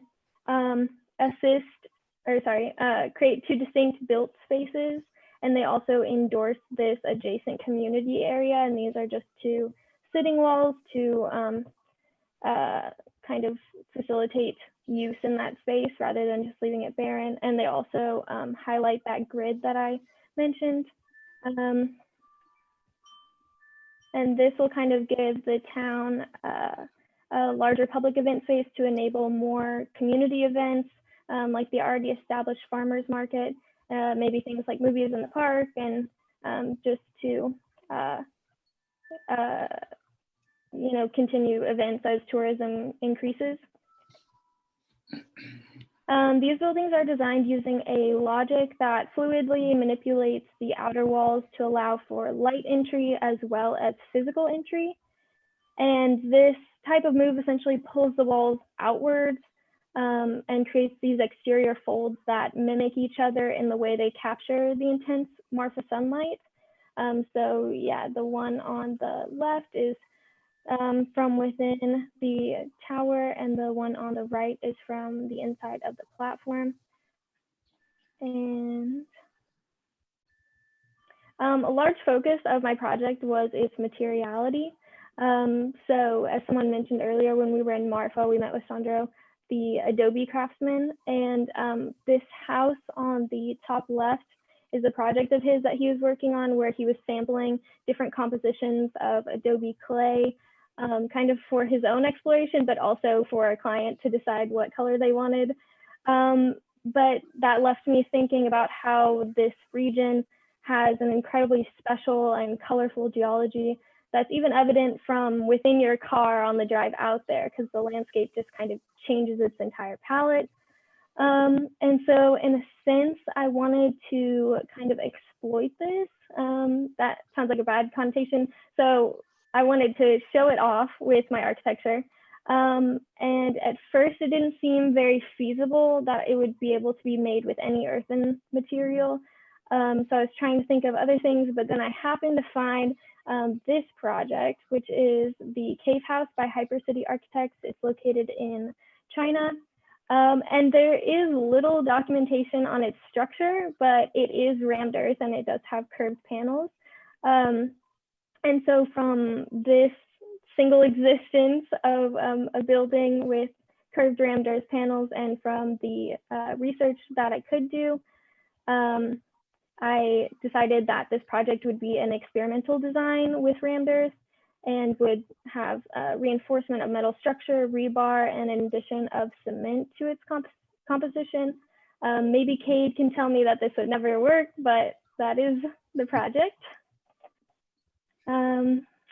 And then specifically for the platform, these striation layers of color in the earth composition are vertical, and they have this intention of accentuating the length of the structure, as well as mimicking the tracks and enforcing the horizontal movement across the railroad axis that kind of cuts the entire town in half.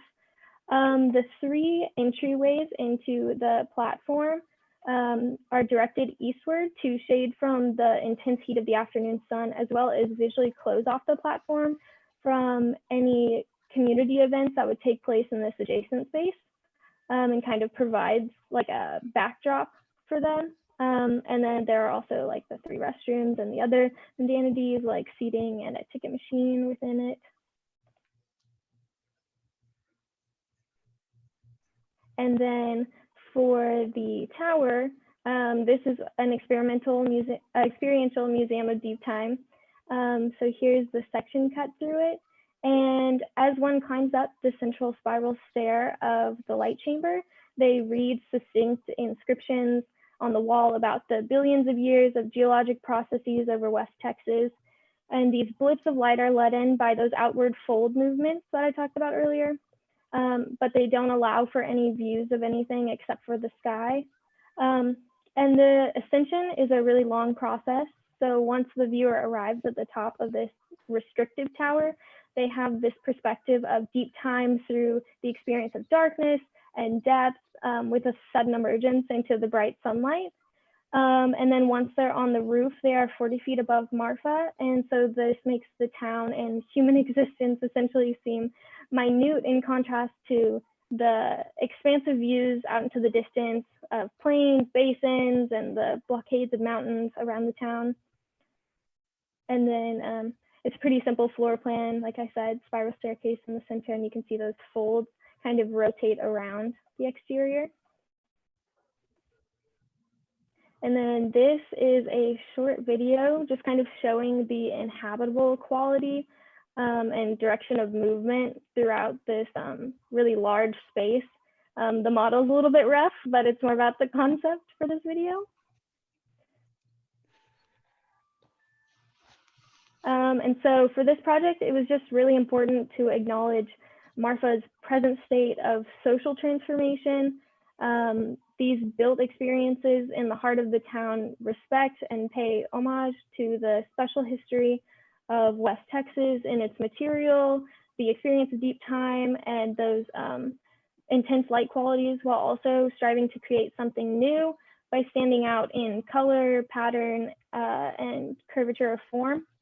And in this way, the sailing stones are an interactive and attractive space made for the increasing number of tourists, as well as something for the historical population of Marfa to be proud of.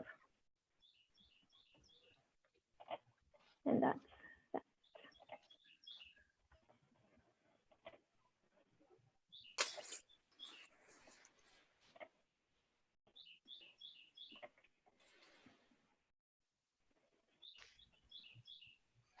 Christina, I think it's a beautiful project. The striations of the rammed earth, particularly in the tower, are beautiful and speak to that deep time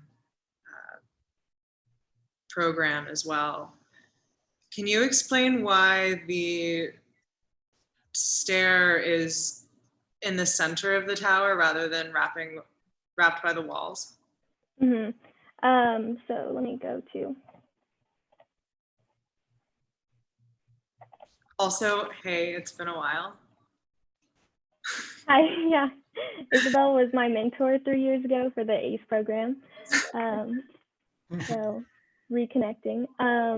Yeah, so the spiral stair on the center was a way to isolate the movement more effectively and kind of create like this mundane pattern of movement so that really you're just going up the stairs and you have nothing to do except for look at the walls and read off of the succinct history that's written on them. And it's supposed to make you feel a bit smaller rather than having like a circulation that is closer to the exterior walls. Mm-hmm. Cool. Yeah, I think my first instinct was, oh, I want to just run my hand along that as I'm walking up the stairs, but that makes a lot of sense. And that experience of the tactile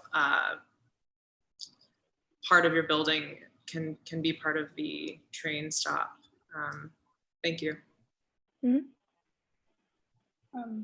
Christine, I would also say seconds, Isabel, I do commend you for the simplicity of your project, which I think is really great. And one thing I do find your kind of metros and your materials for the tower appropriate and really beautiful. I think I find your images for the metro stop also very compelling, but I just question the material. It seems, you know, of course, structurally speaking, but that's another matter. Obviously, you don't have time to execute the structural integrity of it, but I think if you had considered it just being that steel is structural, if you had considered using this as kind of a core 10 steel or a raw steel structure that's then structural as well in some way, I think that would have, for me, worked better. Okay. But I think as far as like shape and kind of form, I do find it compelling, especially in your the kind of the movie that you showed us. Thank you. Yeah, and I agree about the materiality of it and the structural quality. I would like to see that thing just become a huge tube that the train travels through. I guess, you know, being an architect, it's hard for me to get past this thing just floating out there and being made of dirt. I love that, but, you know, the credibility of it. I would ask you more about your site relationship. And why is the tower there?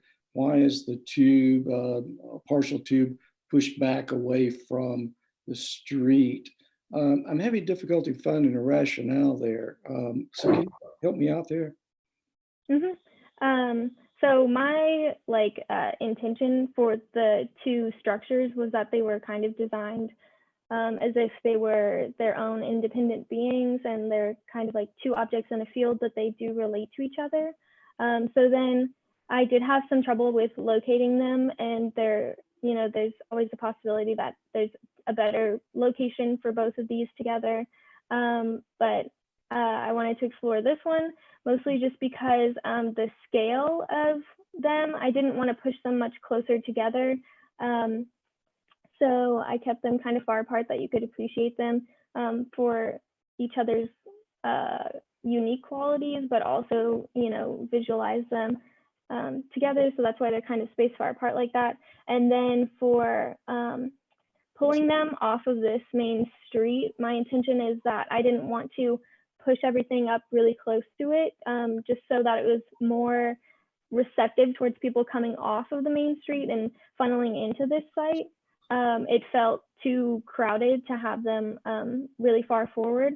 And then they are kind of directed so that the circulation out of this platform pushes you towards the light tower, so that when visitors arrive, it's like an interesting welcome for them to experience the history of Marfa, in a way, and also just see something very unique. And then for the grid system, it's drawn on here, but it's really light. It just corrected this angle of this side out here.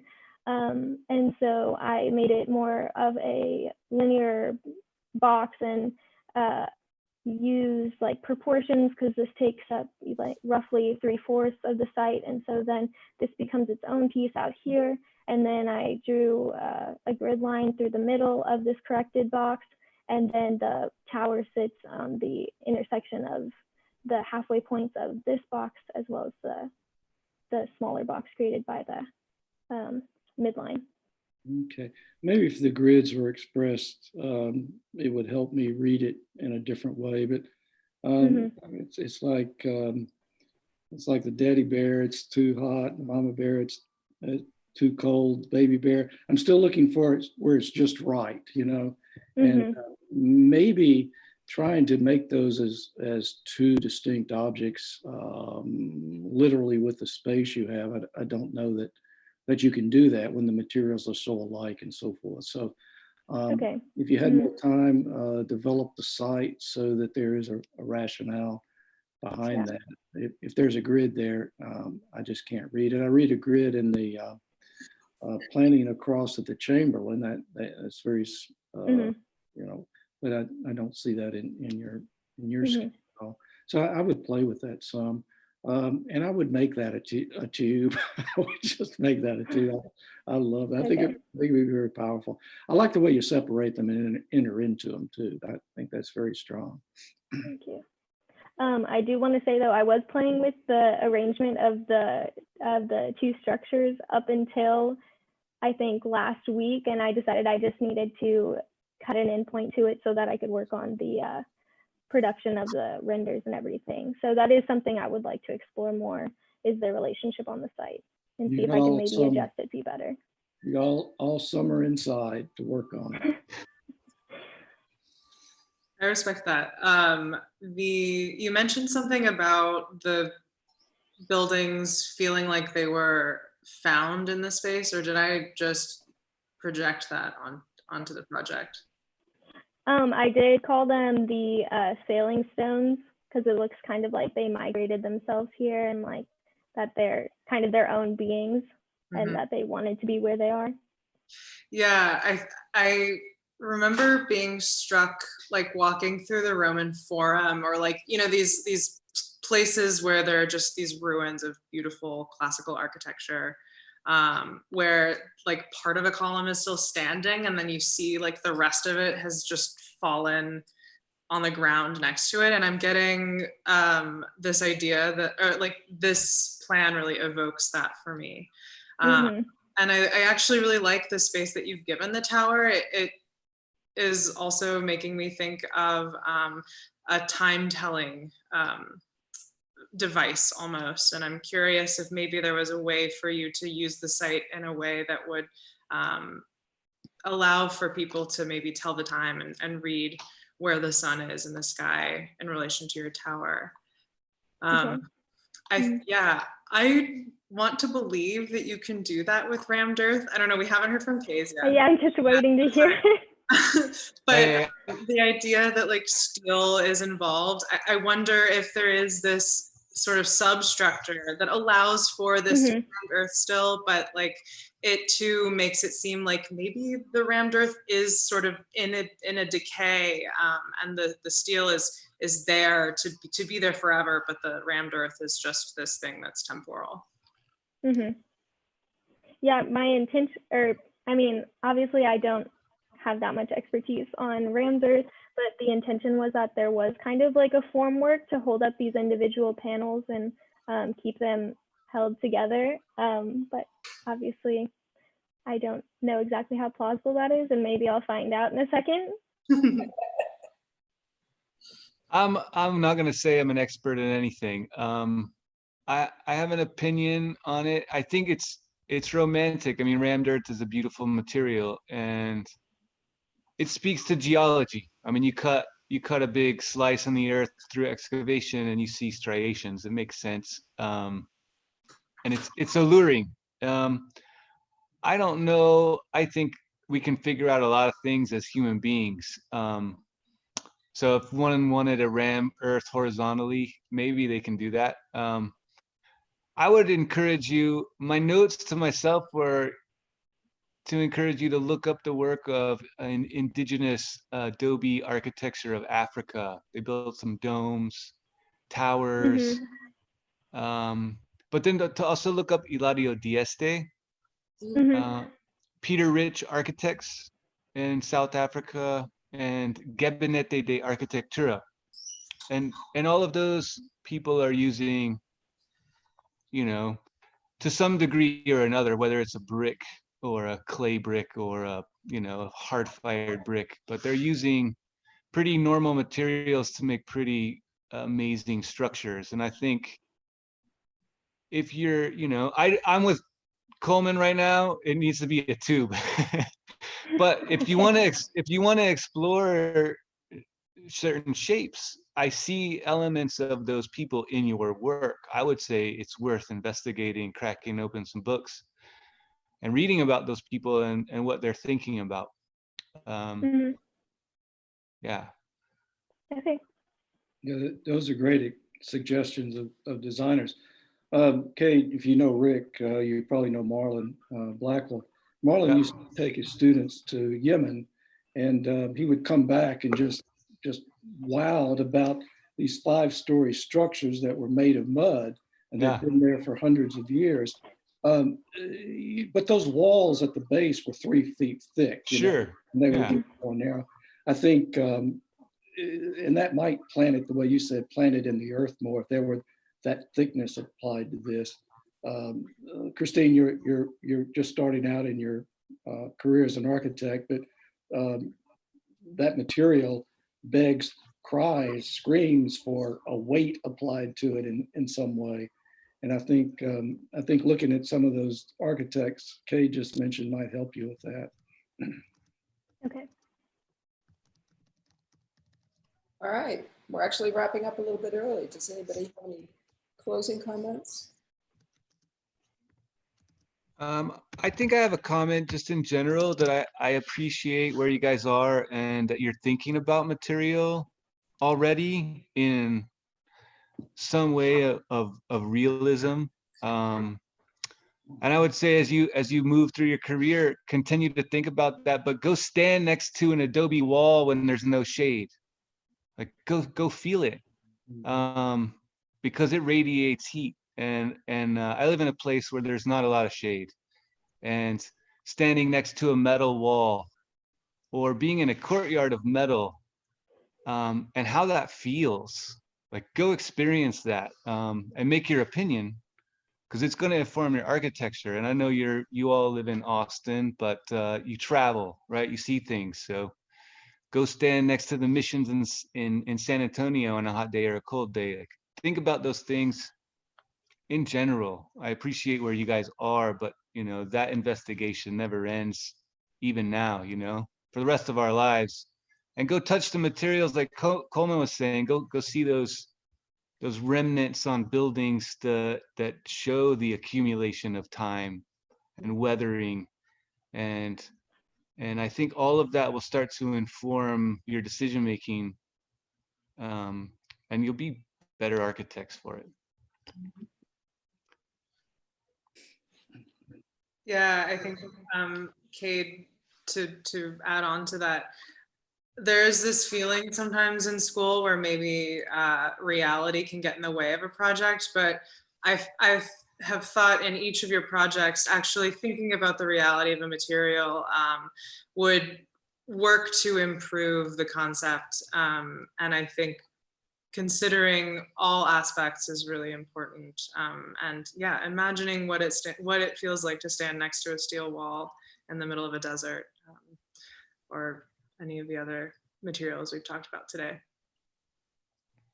Yeah, I will also just say, first of all, I commend you all for getting through the semester with the trying times of this crazy situation with the pandemic, and putting together a project in 4 weeks.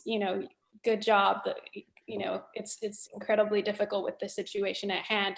And luckily you were able to get out to Marfa and experience that space, because I will say and I think almost every architect can tell you that I love this studio because everyone draws inspiration from Marfa and Donald Judd's work, and the landscape and the simplicity of his work and the materiality of his work. And I just can go on and on and on about all of that and the detailing. And so just try as you move forward in architecture, just kind of keep that in mind with all your projects, and trying to apply that kind of tactile nature of materiality and bringing that soul to your projects, and also simplicity in concepts and executing it through beautiful details, which I think Donald Judd does very well. Yeah, Stephanie, I agree so much with both of your points. My students had a 6-week design problem, and because they were shortened with the extension of spring break, it's 5 weeks. And I just stand amazed at what a student can do in 4 to 5 weeks when they put their mind to it. So all these students, to you, congratulations. You're under emotional strain. We all understand that. And to have pulled this off, anything in 4 weeks is pretty remarkable. What I love about Judy Studios and being on them is what Stephanie hit upon, this ability to be there, feel it, sense it, smell it, and then come back and think about it into a design. And you're very young in where you're heading, but that sense of weight, that sense of gravity and materiality, I think Judy tries to instill that into you. And what I love about these studios, it just stands in opposition to the silliness that you see going on in architecture schools so much. These forms that are meaningless, they're just forms for form driven. These all have a history as you put them onto, well, you don't put them onto paper, but put them onto your screens. And I love that about these studios, and I love that seeing in all of these projects. I wish I'd had the opportunity to see the other ones. You've got a session this afternoon, Judy. You're welcome to stick around. I may sit around, but I'm too exhausted to say I know. no. I know. It's 3 days of this. You know, they're going to be sociological reports for decades after this on the effects of being in front of a screen, how it affects, you know, presentation, communication, mental exhaustion, eye strain, you know, all of that. I thought at the beginning, oh, well, this isn't going to be that different. We're still sort of all in the same space. I can still talk to everybody. You know, people can interrupt, engage, and it's radically different. And I haven't been able to put my finger on why yet. There's a great article in the Times, I believe it was last week, about the mental stress of Zoom and how there's these subconscious things going on where the sound doesn't line up with the sight, and it just wears your brain out. So yeah, it's a terrible way to teach and learn. They call it Zoom gloom, right? Zoom gloom. Zoom gloom. It's real. And I think it's real. Yeah. I think just the mental gymnastics of trying to project yourself into a space that's this big on a screen. You know, as architects, that's what we do. You know, we project ourselves into that space so that we can try and better understand what the student is, you know, is trying to achieve in their project, but also is trying to convince us that, you know, this is what I've made, this is what it's like, right? When it's this big, it's almost impossible. And my little brain is tired. You know, I feel like I need to be Alice in Wonderland, and you drink the potion that makes you that much smaller so that I can actually engage the spaces in the way that, you know, would make me a better reviewer. But thank you guys all so much. Thank you, class. Thank you for having me. Yeah. Kate will be joining us for the next session as well. I'm going to put up the blank screen, and I'll see everybody back at 3 o'clock. Nice to meet everyone. Yeah. Thank you. Beautiful work, y'all. Isabel, thank you. Stephanie, thank you. Coleman, thank you. This was a pleasure. Yes, thank you for having me. Take care, everybody. Bye-bye. Thanks, everyone. Bye-bye.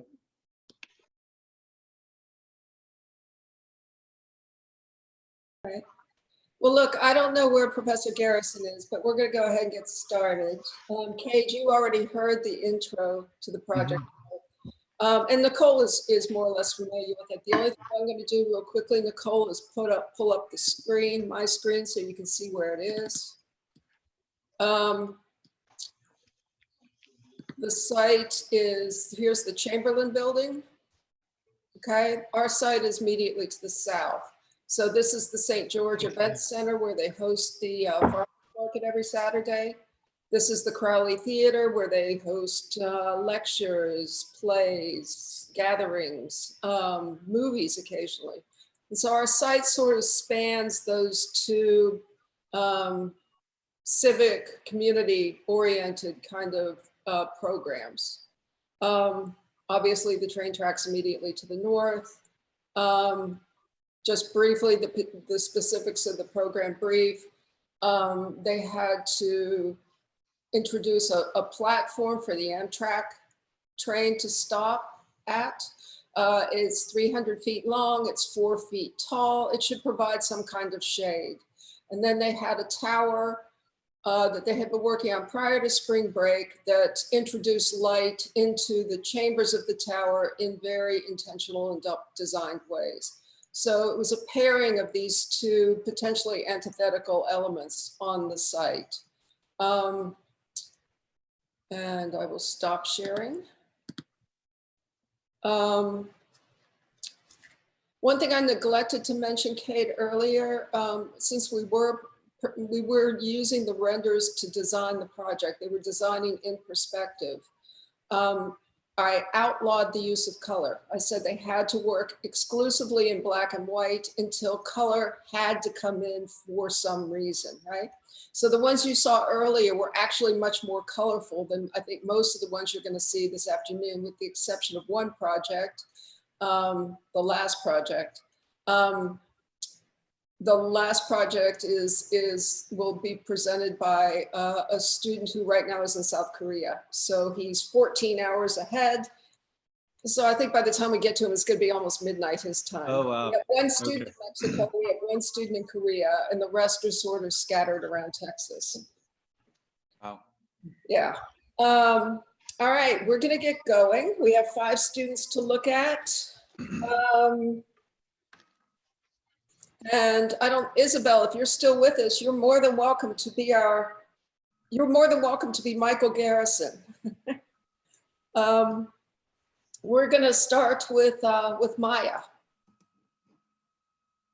Okay, hi. Let me share screen.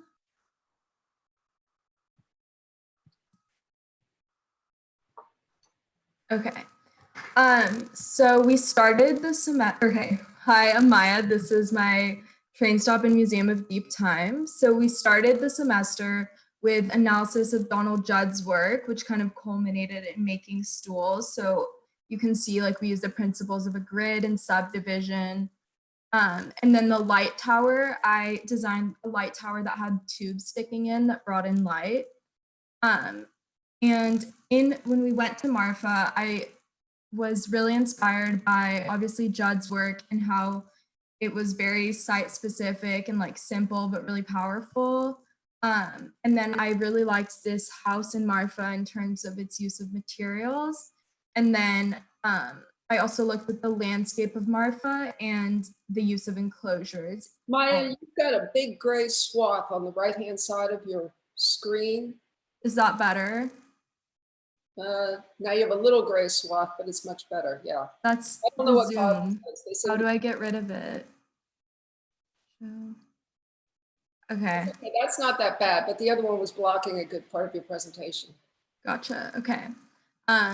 So this is our site. Like Professor Birdsong was saying, across from the farmers market, and there's a hotel and the Crowley Theater.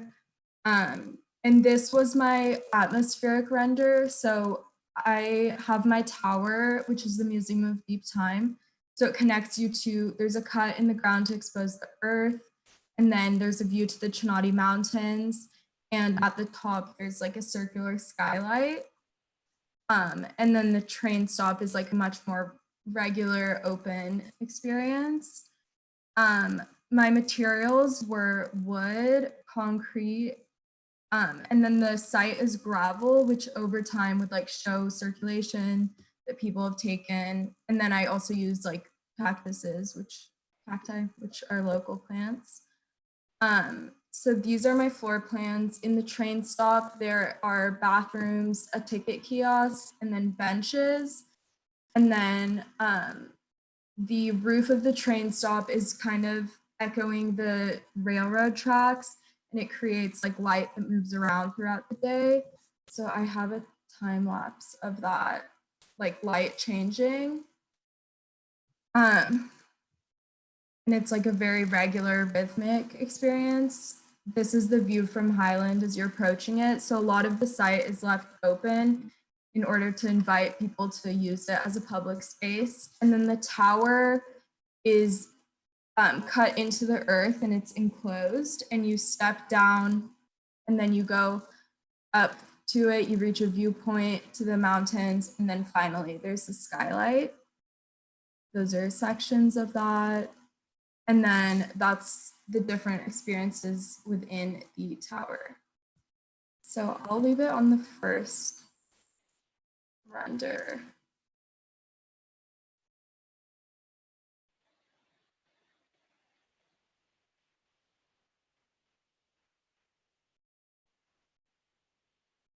That was really fast. Yeah, it was really fast. Maybe you could talk a little bit more about the positioning of the tower, the materiality of the picnic pavilions. Yes, okay, sorry. So the tower, I divided the site into 3, and then the tower is like in its own little area, but from the street, this kind of like guides your eye to this back portion. And then the picnic pavilions and the steps and enclosure are all wooden, which Professor Birdsong and I talked about how that's like a warmer material. So it's something that people are interacting with, and it's like a more inviting material. Yeah, is that good? And what about the circulation diagram? Let's take a look at it. Yes. Okay, so people can just come to the train stop, which is really open and accessible, and they can come from any direction. I think the main circulation would be from Highland Street. And then the tower, you can come either straight from the train stop or just by itself to visit it. And the tower is like, because it's a train stop, it's kind of the first thing you would see when you get into town. So the platform really like frames views of the city and is very open. And the tower educates you about the geology of Marfa. So yeah, you would enter it either just by itself or from the train stop. And then there's also public space, this whole open area, and the picnic pavilions. You said the material, the surface of the plaza was gravel, is that right? Yes. I'm imagining that there are now all these other paths that are going to the St. George, because a lot of people go to the St. George. What do you think about that? Yes, maybe? Yeah, I actually liked the idea of there being like paths that show what people have done in the gravel. If they want to go to the St. George, it's really nice. So yeah. Well, that's, but that particular building now changes the scale potentially of Marfa. And I think a lot of people that are going out for that experience might romantically like the idea of arriving by train as well. I'm intrigued. I don't know if you have a render that shows the surface. I'm not asking for more. It's just a question. Do you have a render that tries to capture the paths that would be left in the surface, or is there a drawing that might do that? No, not really. It's very fascinating to me because if it's a soft surface, then things could end up being worn after a while. Maybe there's a process of raking it. It's an interesting, when you're thinking about time, it's an interesting way to sort of allow for other, rather than just deep time, but sort of other types of temporal conditions to be left there. And it's a little bit more everyday. It's just an interesting thought. And I think your choice of materials may also be suggestive of that. Yeah.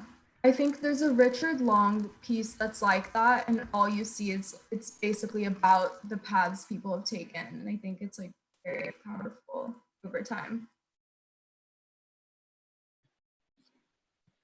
I agree. I think,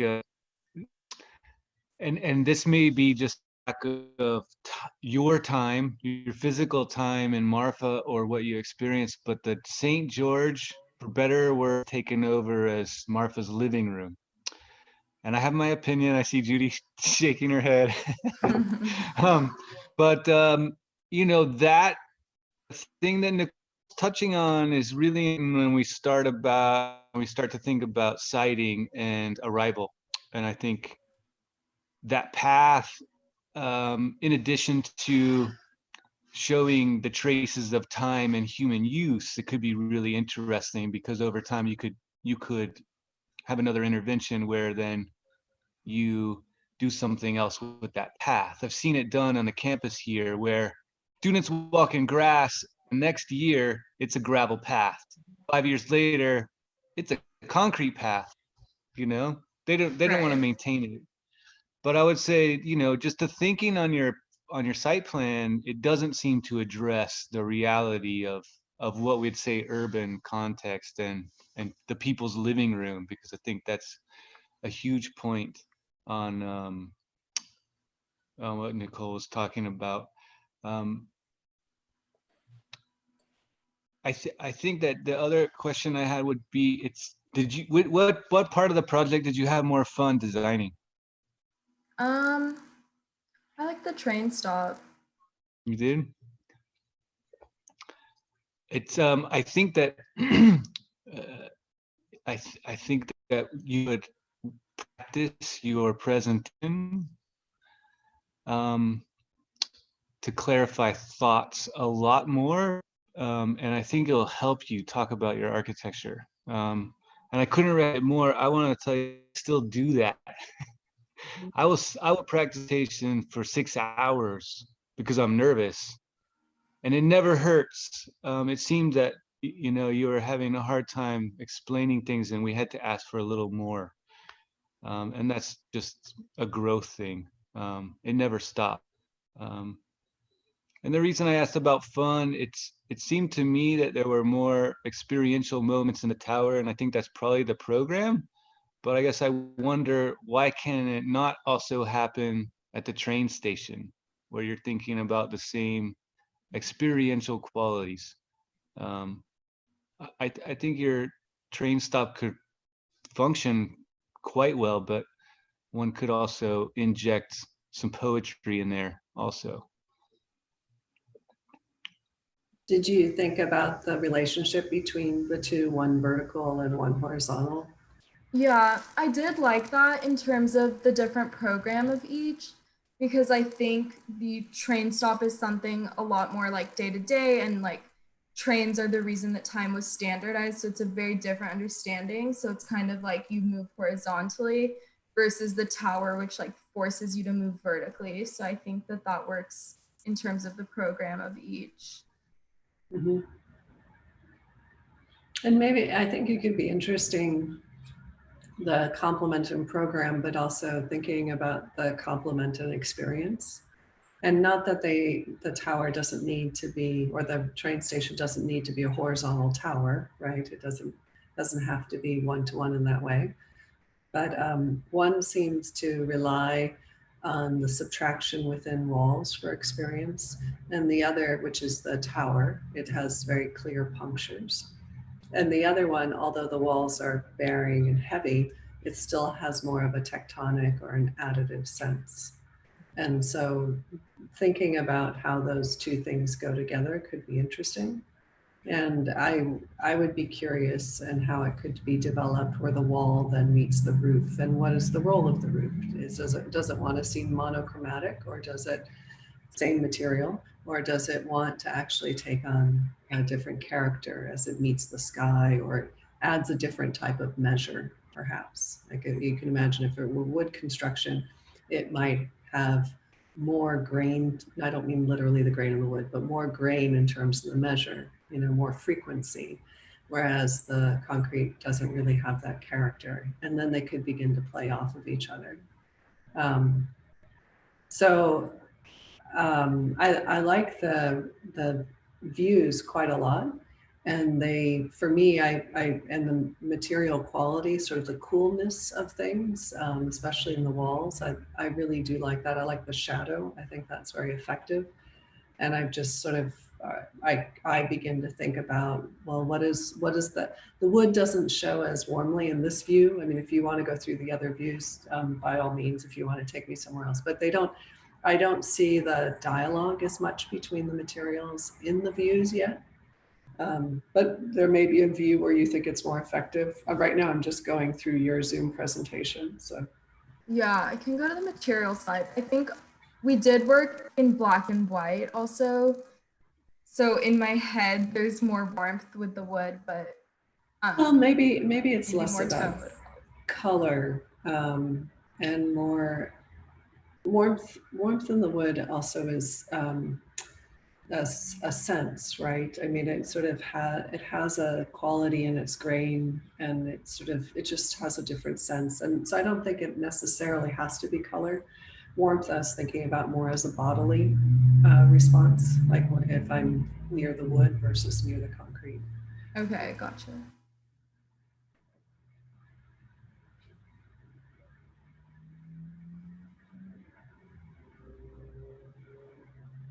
Should we move on? All right. Next up, Thank Taylor. you. And I think Professor Garrison. That's what I was going to say. Michael's joined us. I'm unmuting you. Hi, Michael. How are you? Good. How are you? Okay. Real quickly, we're working on a site in Marfa adjacent to the train tracks. I read the brief. You read the brief, okay? Introduction of a platform for the train to stop, sort of paired with a tower that's hosting a museum of deep time. It was up to the students to sort of define what that meant to them or how they were going to address a program of deep time, right? So you'll see a couple of different attitudes toward that.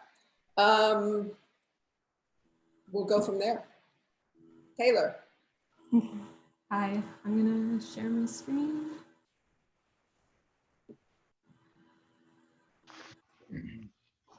Can you see that?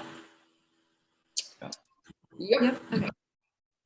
Okay, so in Marfa, I began to appreciate the way the buildings and the architecture used a various material palette and color palette to convey buildings that mastered this simplicity. And they also were just simply objects in space, which is what Judd appreciated.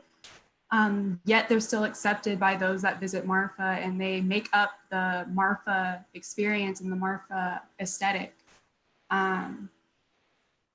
So while I was in Marfa, there were two precedents that really inspired me for this project. And it was the McDonald Observatory and the Marfa Water Tower, which are staples. They're both staples of Marfa, and they're both somewhat awkward forms that are placed upon the site of Marfa.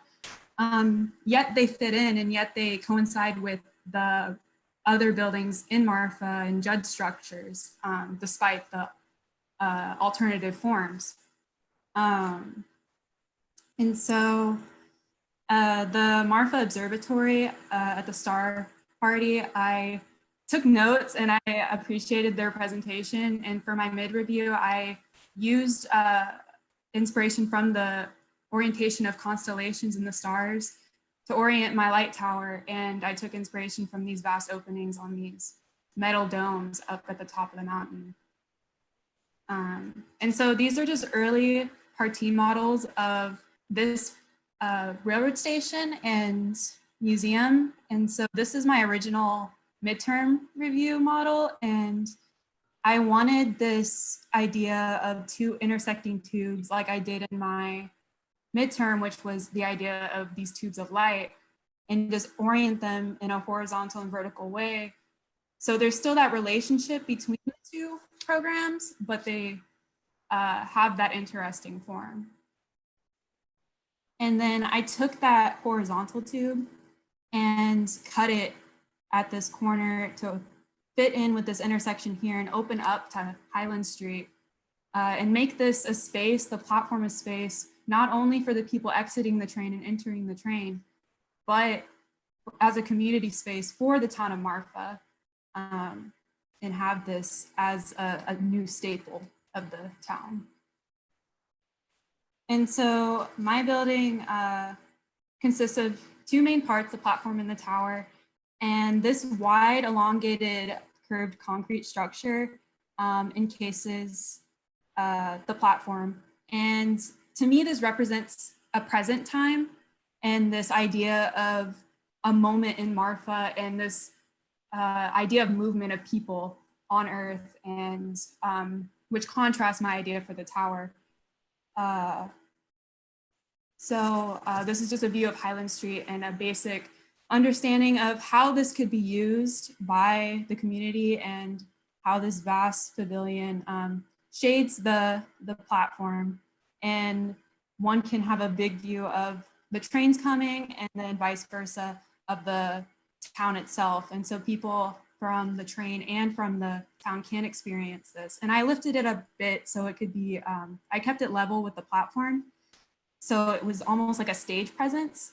And I had this idea of this pavilion being this place for the community to come together and have observatory parties or small concerts or maybe even movies on this curved wall. It's an experience for everyone. And so here are some views of under the platform, and I just wanted to capture the geometry of this opening here and of that view of the town and the relationship of the connection between the platform and the tower. And then there's this special moment at around noon where the light shines through this opening between the tower and the platform and reflects onto the concrete platform.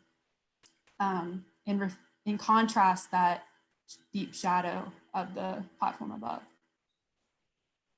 And so the tower itself was for me a way to fully represent deep time, and it's a journey to the past in respect, in contrast to the platform itself, which was the present. I wanted to have this intimate relationship with something much larger than Earth itself. And the tower consists of two shells. One's an inner concrete structure where you get moments like this of this light coming in from above through these multiple openings. And you can't quite understand in the first and second floor exactly what those openings are until you move up. And so here's just a section to fully understand that poché space. Originally, I had the staircase within the concrete shell, and I decided that was distracting from that intimate relationship with these lights. So I moved the circulation to the exterior between the metal shell and the concrete shell. And I chose metal for the sake of it relating back to man-made structures versus the rock concrete within. Okay, so the openings themselves, I oriented one towards the north and then one towards Orion's belt, which is in the east. And by default, the eastern light captures sunlight in the morning, the early afternoon, versus of course, the nighttime stargazing. So these are just moments of each of those time periods. And then I'm just gonna walk you through the circulation a bit to fully understand it. So this is the first floor, and you enter through from Highland up here onto the platform. And so you have this vast platform that's covering you with that curved structure. And then you move over to the tower and there's this arched opening. And then there's the darker blue here represents the poché between the concrete and the metal. So you have to go around this curved structure to this opening to reach the first floor. And I did that to fully encase this middle concrete structure and not let any other light affect it and have it as private as possible. And I have these steps on the first floor, so it depletes from the platform level down back to earth level. And you have these seats that wrap around that you can sit in and look up at the lights above you.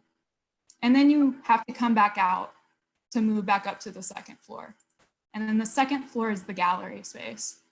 And I took the gallery as a simple idea of just photographs on the wall of different pictures of stars throughout the ages, which is a presentation they had at the observatory.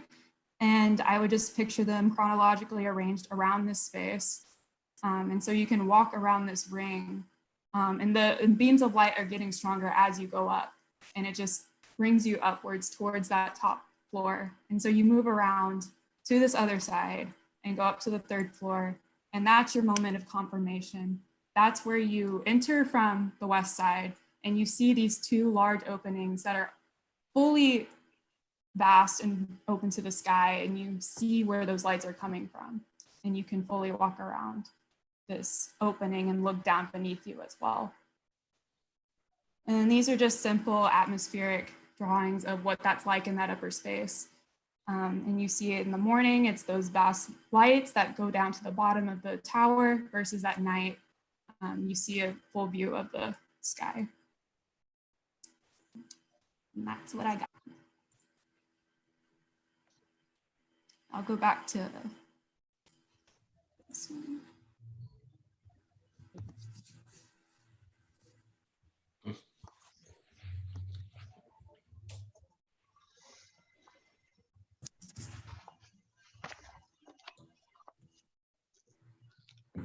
Taylor, how tall is your tower? It's just below 48. Okay.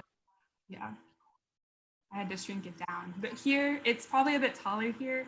But, Well, that's what I'm wondering, because I think the scale here is really exaggerated for some reason. But I shrunk it down.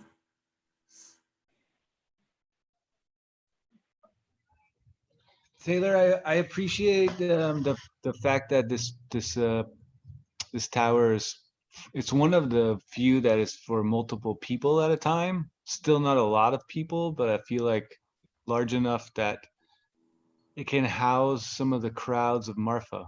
I also can say I like the fact that you've been to Marfa, you've seen what's there, and you decided to go your own way. That's commendable. It's easy to get influenced by the geometries that are there in the art. My first reaction was, I wonder how you decided that the only influence of the stars were going to be on the tower, and why not the whole thing? You made a rule, you get to decide, and more just that you can be free as the designer to apply rules or disregard them as you make them. And then I had a couple of thoughts of, wonder if the two languages could be closer together. And then I also thought at the same time, well, it could work really well. So, I think I can see a pro and con. I don't really have an answer for that. I think in 4 weeks, it's impressive. I can imagine digging into this quite a bit more.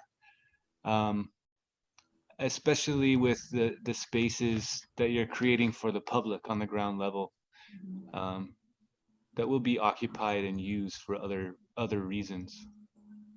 Yeah, I definitely feel like the platform needs more attention since I focused a lot on the tower itself, because I feel like the platform could be just as powerful as the tower in its own way. So, yeah.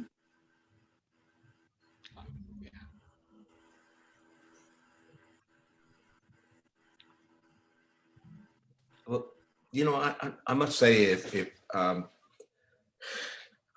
my comments are going to be, I guess, slanted towards my experience in West Texas. During the early 70s, I worked for the King Ranch family out in West Texas near Valentine, and doing the ranch house. And I must say that there are some things that I learned about these that it seems like you picked up on, and I think that's pretty remarkable. One of them is the land-sky interface. It's just remarkable there. I think it's because of the horizon line is so long. And it gives you this sort of sense of vastness. We used to say on the ranch, the ranch is as far as you can see, as far as you can walk in 2 days, and then as far as you can see. The King Ranch is 500,000 acres, and the U Ranch next to it's that size again. It's really bigger than some states. So the sort of vastness of that was always amazing to us. Also, there was this sense of time that I think you guys picked up on, and I think it's really a wonderful project that you think of the train station, and an element of time next to it is sort of like, and I'm thinking of Anne Rand and Atlas Shrugged and the 20th Century Unlimited pulling up, and everybody wanted to know, do the trains run on time? So everybody out there at the train track was always wondering, well, what time is it? How many minutes before the train? And all of this sort of notion about time. But the time in West Texas, I thought was very, very in some ways different than what we think of time. That's sort of, in Austin, we think of time as sort of like now and not now, you know, like the review started at this time and it ends at that time. Whereas I very much out there, we had this idea that there's a sort of time is like the past, the present, and the future, and you can see it all. Everybody has that sort of sense of time. I mean, you're surrounded by paleontology, the oldest geology in the world. And there's a sense that, you know, time there is, you know, could be 100 years from now or 100 years in the past. It still feels the same. We did a project near a ranch house near Balmarai. I've done some half a dozen projects in Big Bend National Park. And you know, everywhere you go, there's that sort of sense of that kind of space. And so putting an object together that sort of marks time, I think would be really an intriguing idea for the people in Marfa.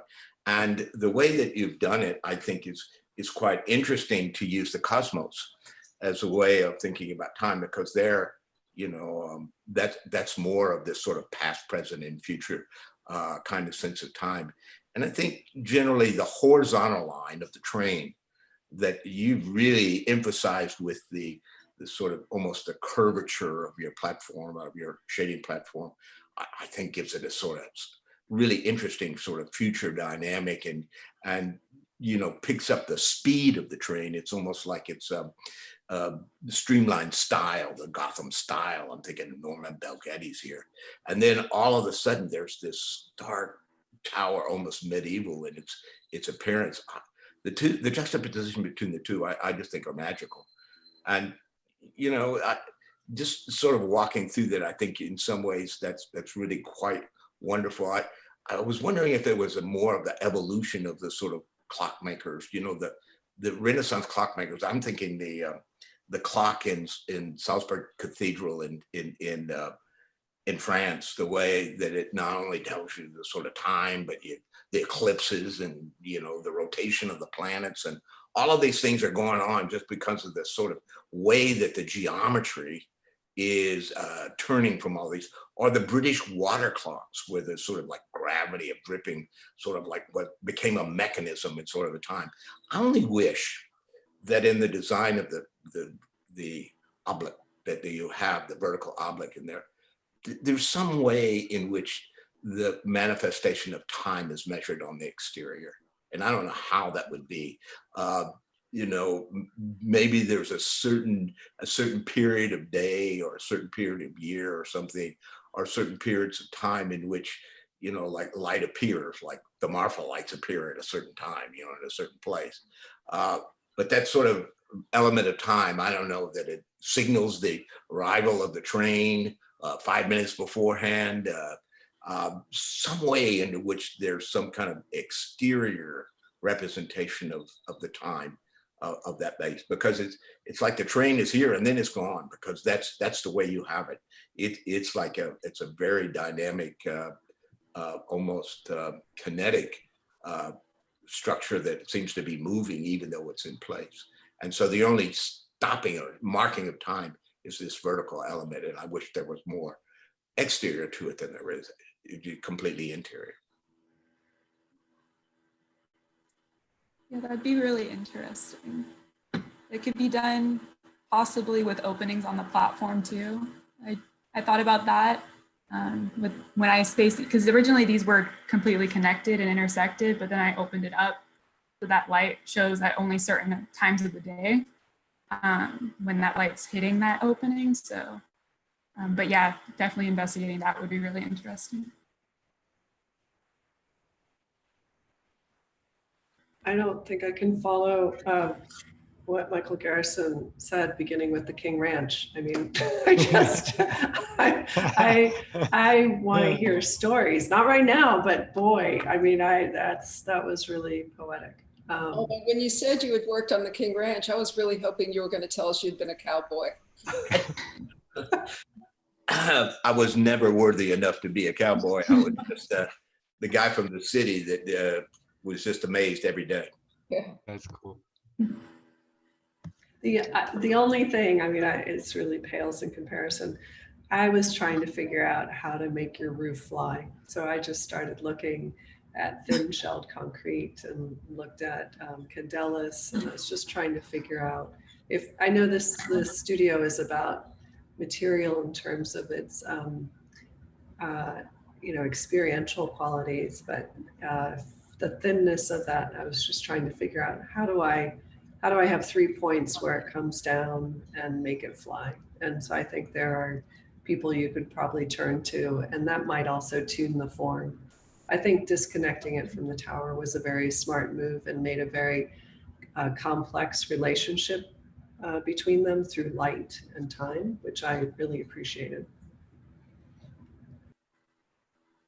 Nicole, I haven't been there, but you guys have near in your neighborhood is the Matsis project in San Antonio, right? Yeah. That might be a good reference to go visit. Yeah, and it's close. Taylor, I don't know if you've been there. It was referenced on an earlier review. The park down there, the park in San Antonio.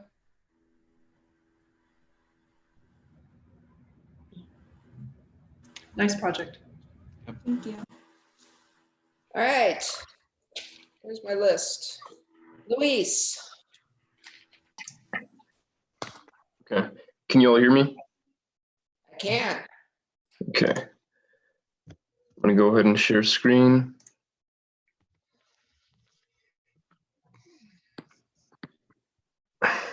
Can you see the screen? Yes, sir. Okay.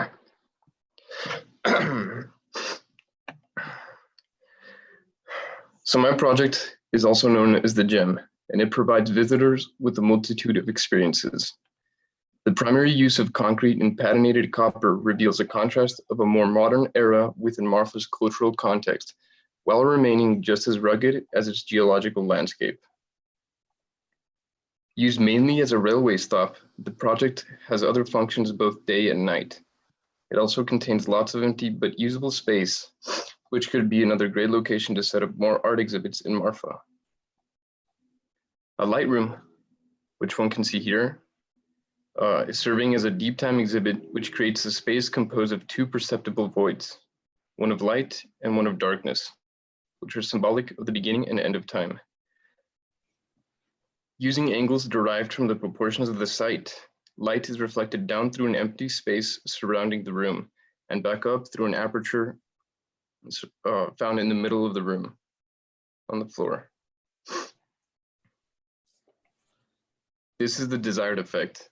It is accomplished by using white surfaces to reflect light more efficiently on the exterior, a plate of frosted glass which obscures the view beneath while allowing light to flow through, and using black surfaces within to absorb the remainder of the light. These 3 elements give way to the effect of 2 voids. The angularity of the broader project stems from the angles used to reflect light into the exhibit. So these angles here essentially branch out for the entirety of the project. Also, the spanning elevated platform serves not only to provide shade to the space beneath during daytime, but it also serves to allow an uninterrupted view of the night stars in Marfa, which is found in the nation's darkest corner. While the stairs could be used to traverse the project, there is also a custom piston elevator which ascends or descends diagonally to each of the 3 floors. 1 floor, 2 floor, 3 floor. So this is the lowest floor, which is found below grade. It contains the restrooms, the sitting area, and the elevator. This is above grade on the train platform, which only contains circulation, the waiting area for the train, and the stairs and the elevators right here. Oh, and this square right here is where you purchase a little kiosk where you purchase train tickets.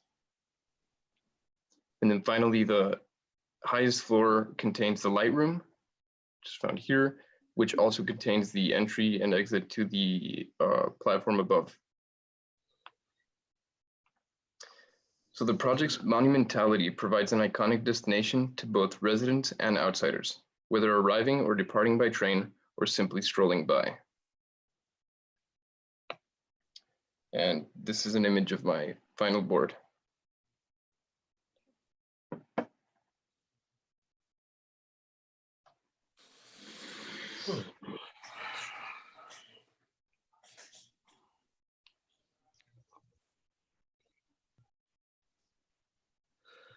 Well, maybe I'll start off since I joined late.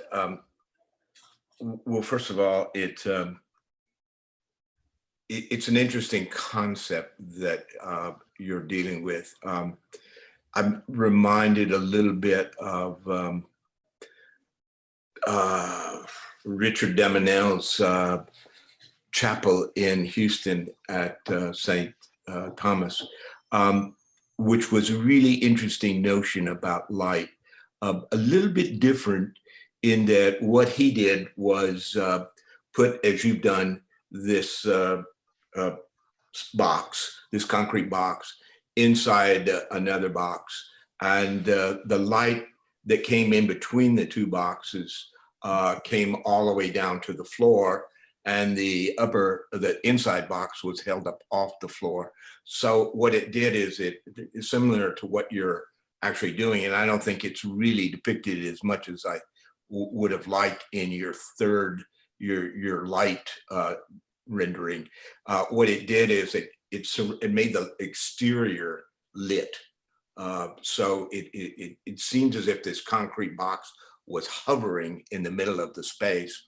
And then that concrete box was holding what was a chapel, the remnants of a chapel that was made in acrylic because they only had parts of it, and then lit from the bottom. So the light from that was the whole light that was on the interior of it. But the subtlety of the lights, the three different environments of light were really what made the project. I think from there, the project to me seems to have gotten maybe a little too monumental, a little too overdone. I'm thinking more of a James Turrell, kind of humbleness, which I think is probably more appropriate for Marfa. But there's nothing humble about those sort of those elements of light. I do have some question though, beyond just sort of the light thing, which I still think is an intriguing idea. And I think it's intriguing one. I wish you had had the chance to actually build a physical model and then photograph that model. And I think you might have seen that sort of like outer light as much as the light that's on the floor. What I'm interested in is, I think the train tracks at Marfa have to be two. That is, even though there's one train line, when it comes into the station, you might have a train that stopped and another train is coming by and it has to go the other direction. So it goes around on the second track. And in that way, usually you have maybe, or the track could be on either side of the building. And what we begin to see or is on one side going in two different directions, but we usually see in a train station then the ability to drop below the tracks to get to the other side, to come back up again to get to the other side of the track, so you can take the train in either direction.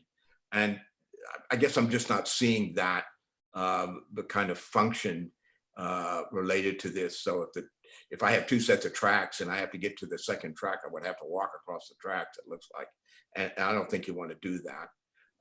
So that's the only technical kind of thing about it. But I am intrigued by the light idea, and I think you had there's a very intriguing idea there. I just in some way think it's actually more profound than I think that your rendering is giving it.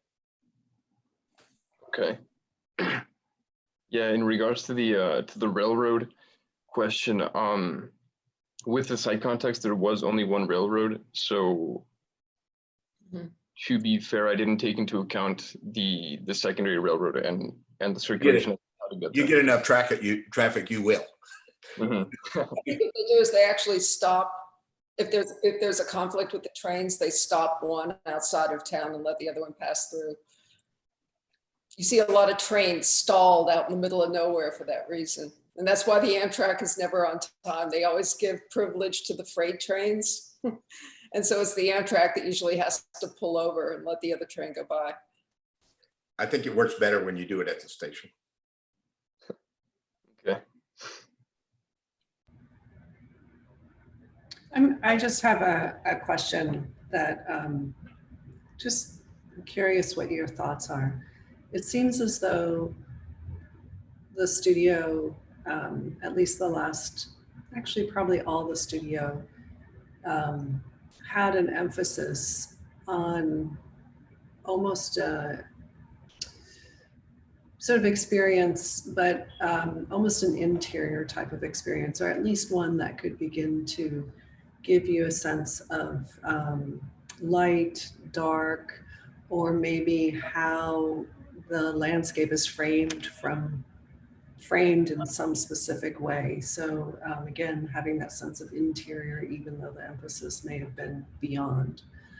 And I'm just curious, having completed this project, what seems to be the most dynamic is actually its exterior form, its shape, like how I look at it as an object, and a little bit less about how I experience it in a more interior kind of way. And I'm also looking at your platform view, and I'm just curious, like, did you feel that there was tension between the two, or how you typically design and how you design this? It just seems like a lot of the more heroic gestures are a little bit more about its exterior form than its interior experience. Or I'm just wondering, could I get an interior experience similar to how you're describing without all the effort? So I'm just curious, what are your thoughts having completed the project? It's really less of a critique and more of a conversation. Okay, I guess the contrast arose from what I wanted to accomplish within with the difference between the interior and exterior is that from the exterior, it still remains like this monumental piece, while inside you don't really know what's really going on. It's supposed to be like almost a completely separate space, which is actually very integrated into the project, because what was made to do the interior space is now applied to the entirety of the project. So in a way, it demonstrates some tension, but is actually its essence, if I explain myself. So who did the Kresge Chapel at MIT? Saarinen. It is Saarinen, okay. I mean, that's a little bit of a ring of water around the exterior of the wall that also has this sort of light deflecting, refracting into the interior. And it's just sort of a little ring of water. I'm just curious, like if there are ways to get sort of something similar, maybe not exactly the same, I feel like they're really competing right now. It seems like the interest in a way is dominant with this exterior. And that might be an interesting project for you to look at. It's a very small little chapel building, but the experience on the inside is very powerful, and it's really just the surface of the water allowing for that reflection of light. Well, that is one of the things we did talk about when I was making this project. And for example, with rainwater, the openings on top, so right here, they're open. So it is essentially able to collect rainwater and perhaps use that for reflection, but it's not something that I really focused on.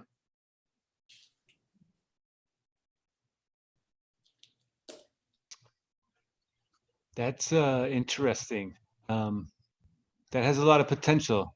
The rainwater collection and the reuse. I think that, if that's a seed in your mind, keep watering that seed. I think my only comment is, it's in line with Michael and Nicole's, is that when I look at this structure, I see airport. I see a scale that it feels monumental is the word that's been used, almost the top of a skyscraper. I mean, it is epic in scale, and I would question the sensitivity and probably the economy of moves, really. I guess one question is, how did you land the entry at the middle of the block? The entry at the middle of the block. Well, the project is symmetrical, And landing the entrance at the middle of the block would essentially guide people around the what I call the gem, which is the upside down pyramid. And I felt like that brought a more holistic experience to the whole project, as opposed to just walking on and off the side of the ramp. So it brings you closer to the center object.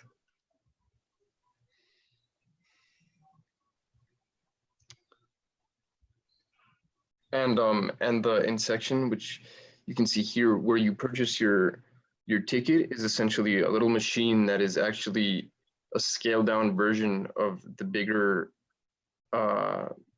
centerpiece. So it's kind of like here I'm hitting more of like in artistic experience, when like a sculptural experience. Mm-hmm.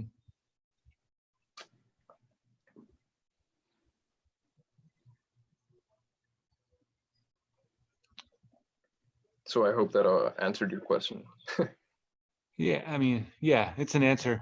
I think when we study sites, we often study, you know, either for trying to modify them or improve them, but we study human migration or circulation.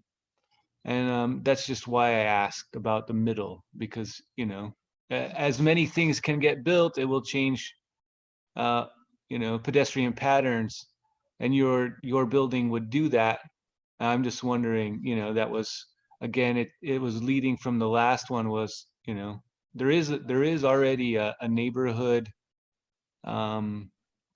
meeting center, which happens to be a hotel. So yours could be a new one, but you're also reacting to a broader context. I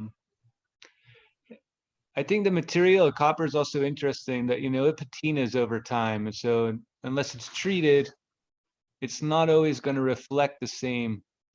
And so that experience probably should be studied under all conditions of a weathered piece of copper, where it becomes almost like a dark penny, which can be really rich, but it might not be as reflective unless you treat it. Mm-hmm. Well, the weathering of the material also goes it goes intact with the deep time as a representation of what happens over time, and it's kind of like representative of the time after human beings. So when it's no longer being treated, and when it's like in a way abandoned, the ruggedness of the material and its weathering. Yeah, that's more like Rick Joy's Corten plate steel, you know, that looks like the abandoned tractors and trains or whatever that exist out into the desert. But I agree. Copper is not necessarily a material that I think of when I go to think of Marfa, but there is a sort of like a rusted old sheet metal, the sort of barbed wire kind of phenomenon. I think it might be better at Corten myself. Okay. All right, are we ready to move on? Okay, Marshall. Thank you. Y'all see me okay? Yes, you look lovely. Oh, thank you. Okay. So I'll begin my talk talking about kind of like the process beforehand. So I began this with my analysis of The Arena by Donald Judd in Marfa, in which I found that there was strong relationships with axial organization, as well as specific lighting conditions on the interior. And so I found that these axial relationships were present in the interior, exterior, and kind of negotiated a transition between the two. And these were further extended by these framed views that would, I don't know if you can see on the right side there, but these framed views that would extend these axes and kind of provide a visual marker of that relationship and the overall organization of the building complex as a whole. And so taking these relationships into our furniture project, I decided to continue these ideas, continue exploring axial organization, as well as specific framed views to negotiate the design and the structure of the design. So here I'm trying to show placing my project within the context of Marfa, as well as emphasizing these very strong axes that are present within the city, like the railroad, and then also the street leading up to the town hall, which is a very important feature. And so moving on to my final project, I decided to continue to explore these ideas of axial organization and extending that to my project based on present organization within Marfa, as well as organization related to ideas of deep time, such as the path of the sun and specific orientation of present natural features that have been there for thousands of years. So from my site plan, you can kind of see that my project aims to be the transition point from the Marfa grid to a deep time grid. So you can begin to see that Marfa is organized on a normal transportational street grid. And then this is set slightly askew to the cardinal directions, which I chose to orient my museum complex around. And so here you can see the train platform is oriented along that Marfa grid, whereas the building decides to reorient itself in a different way. So looking at a Main Street view, you begin to see the structural organization under the roof platform, as well as these competing organizational structures. So you see the train platform as well as the railroad run one way, while the organization based on the cardinal directions allows for this wide opening out onto the street, which invites you in, as well as you sort of get to see in this image here the specific lighting condition under the structure, which is characterized by dark shadows that frame these boxes of light that result from rectangular skylights in the roof. And here I'd also like to touch on the materiality. I decided to mirror these themes of the monumentality of large mountain ranges like the Chinati Mountains and Fort Davis, and have a very monolithic structure where in the main structural walls of my building complex, as well as the tower that you can see there, they're made out of reinforced concrete, which assert these ideas of permanence and strength and weight that I wanted to connect with those themes of deep time. And so moving to another view, this is from the train platform, looking down a ambulatory that I put on my project, which runs along the east-west axis. And so a big idea that I wanted to touch on with deep time was the path of the sun through the sky, which we normally associate with the east to west axis. And so this corridor essentially was intended to be illuminated throughout the day, partially, just to kind of emphasize that, as well as just marking that very strong axis that I wanted to express in my project. And here you are currently standing at the meeting place of these two organizational structures, or these rule systems that I've set in place. So you can see that the train platform runs parallel to the train tracks. And this is mirrored by the roof platform, which is that transition point from the train platform to the museum itself. But then at the same time, you're also met with this dramatic view down the corridor, which looks from one side of the complex all the way to the other side and marks this recognition of another organization that's present within the site. So then here is the main view. This is about midday, where the sun illuminates the long procession upwards into the tower. And so this section here is actually oriented along the north-south axis. And this was intended because I saw north as the cardinal direction that was most associated with reorienting oneself in space. And so I decided that movement up into the tower as well as down was based on this organization. And here you get a sense of the lighting condition underneath the roof structure, which is further mirrored by the seating that I've placed underneath that awning. And so here's a closer look at the interplay between the two rule systems. So the columns here are organized perpendicular to the train platform, creating this hypostyle hall grid, whereas the skylights and the benches are placed within that grid, but the rectilinear forms themselves are oriented along the cardinal axes. So there's this juxtaposition between the two that calls to these two competing ideas. And then calling back to the framed views that Donald Judd had within the arena, as well as those framed views within my furniture project, I aim to create some of those similar moments within my project. So this would be standing within that ambulatory that runs east to west, looking out towards the train platform here, just kind of showing the sloping mass walls that are present, which re-emphasize that idea of permanence and that monolithic form that they have, as well as you can see, it is partially illuminated right now, which would emphasize that east to west axis. And then here is a view from at the top of the tower. So after you've made your procession upwards, everything now becomes hopefully more clear. So maybe whenever you first entered the complex, you're not really sure why the museum itself is set at this odd angle from the train platform.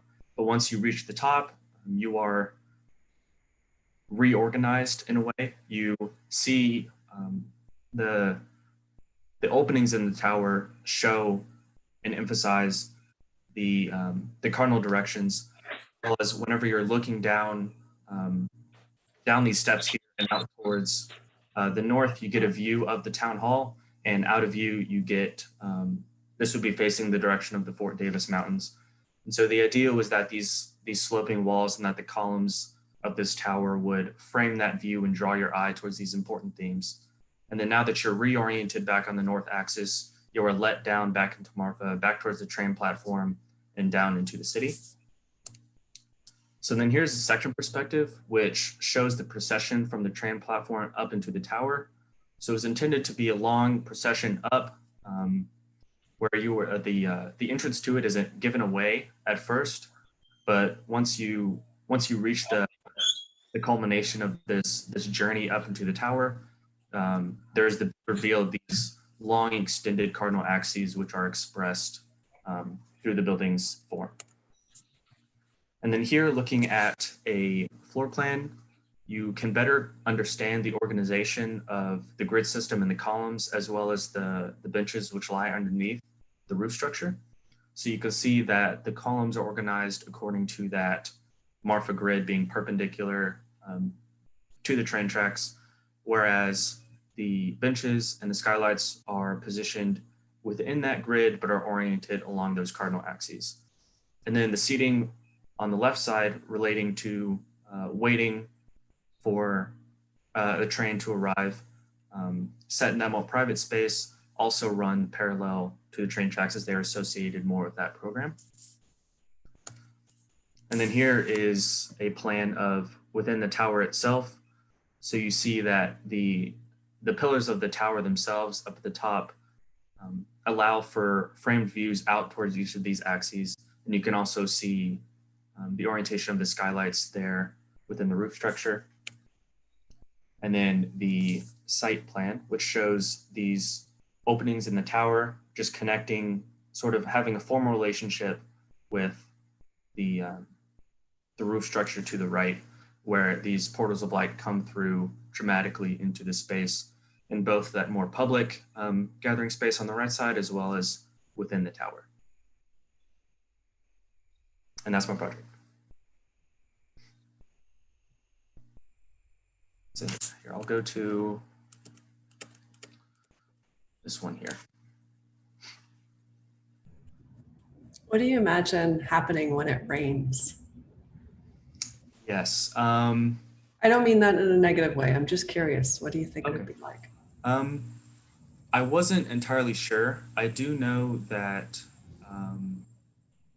I was thinking that what would be cool, at least atop the roof structure, is that you do get some sort of view of that roof from whenever you're on top of the tower. So whenever the, I imagined at least the concrete itself on the roof structure kind of reflecting that, and kind of, I didn't think much, honestly, about rain in this complex, but I did think that the roof structure might reflect some of it on that material. I think it could be pretty great when it rains. I was thinking about water coming through little squares in the roof. And then I was thinking, you know, well, what if I wanted the roof to be thin? Should I invert the structure? Like, what would that make puddles on the roof? You know, like these cells that water, you know, gets divided in and then it comes down in these individual cells. I don't know. I was just sort of imagining the rain in different ways. That is true. It seems like enough of a blank canvas that it could, in the same way that it captures sun, it might also begin to capture rain, and it could be something you would also want to direct, you know, that you could shape in the same way that you're focusing on shaping sun. Right. Just a thought. Thank you.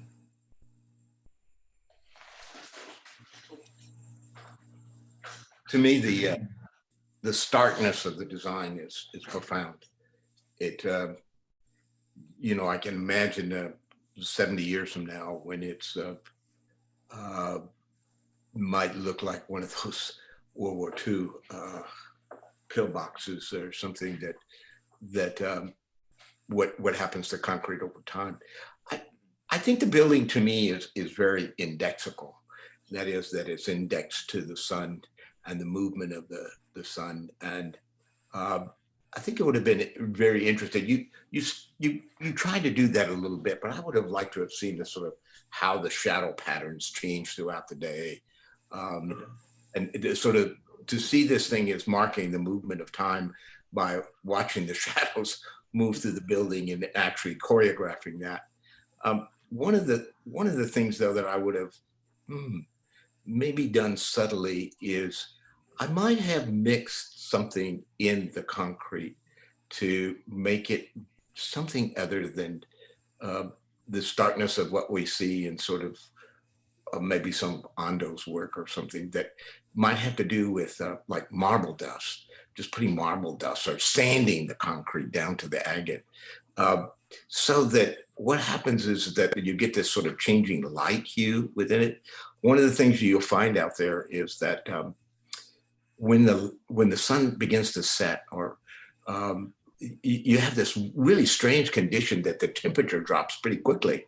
And so you'll find it's still pretty bright, and yet the temperatures are getting cooler. So you have, you know, hot bright colors like turquoise or hot pink or something like that.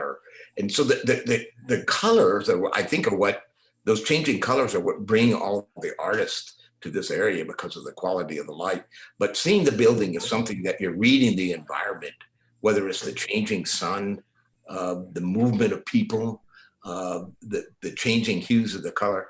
I think I would have liked to have seen maybe a little bit more about how the building performs over the day. How people move in and out, and, you know, what it's like when it's crowded and what it's like when it's empty. You know, so how does the building perform and how does it meet the ground? Right now, it just seems like it's setting on a stylobate, like it's a wedding cake. And, you know, I think it might have a more subtle connection to the ground. I did intend, yeah, I agree. Materiality was one thing that I did struggle with. I wanted to keep those ideas, like I said, of kind of like it in some parts being very heavy and monolithic. But I do agree. Are you saying that the marble dust would it like sparkle, or would it just capture like hues? It's a real subtle kind of thing. I learned it from Dan Leary. That is, when the concrete's curing, they put a layer, they capture marble dust from wherever they make the gravestones. And they used to get these bags of marble dust and then trowel it into the top of it. So it gave it, like in some cases, this sort of purple hue or light lavender hue. And you would only see it during the changing kinds of lights. So the bright light, it would change, and it would be it's very, very subtle kind of thing to it. But that'd be one way. Mm-hmm. I think something that makes the building more performative. Okay. Marshall, could you really quickly go back to the floor plan? Yes. Is it this one? Yeah, that's fine. I was curious about a couple of things, and one, how do you feel about the fact that you dissect the spaces and that this one on the left is really cut off from the one from the right? And when I was looking at the previous rendering, you have daydreaming when Nicole's talking about rain, one about the placement and playfulness of the openings in the roof and how they can perform, as Michael's saying, but also then if this space could feel as one, because right now it feels super dissected to me. And you know, I think that has opportunity, but I also think in this case, I'm just trying to dig in and what is that? Right now, it seems like it would be nice to move around the bathrooms. You have such thick walls, and I think that, you know, they may appear thicker in the renderings, but you could even occupy that mass. You can carve up that mass and hide some of that program. I think the tower has special moments too. But I think that, you know, as a space, I would like to be under that. I also was wondering about the height and how you determined the height of the structure and scale, proportion.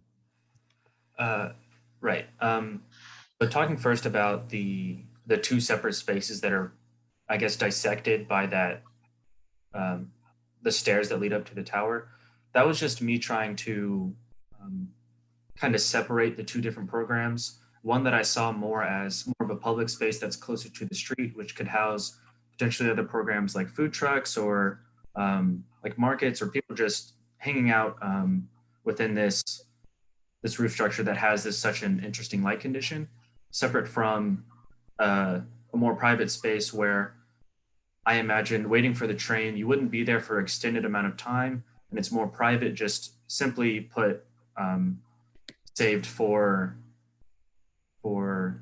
the transportation program. So waiting to, either waiting for people to arrive or people to leave.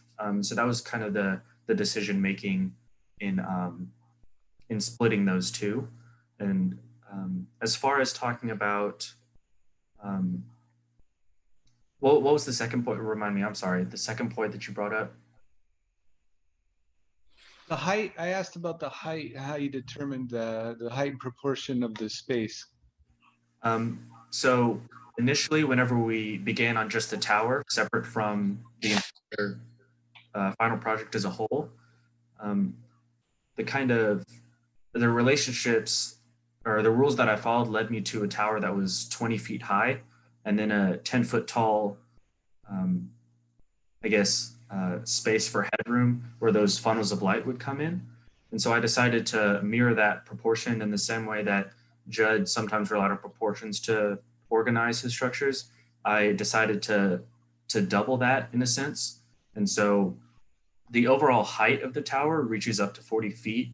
And the landing that you have within the tower is at that, the 20 feet mark. And then the landing on the stairs leading up to the tower is at that 10-foot mark. So it is divided into halves and then fourths with that landing and the stairs. And so it just lent itself well to having that height for a bathroom program underneath the stairs. And it was just the height of the roof structure and the walls and the tower itself was all just an extension of those proportional relationships.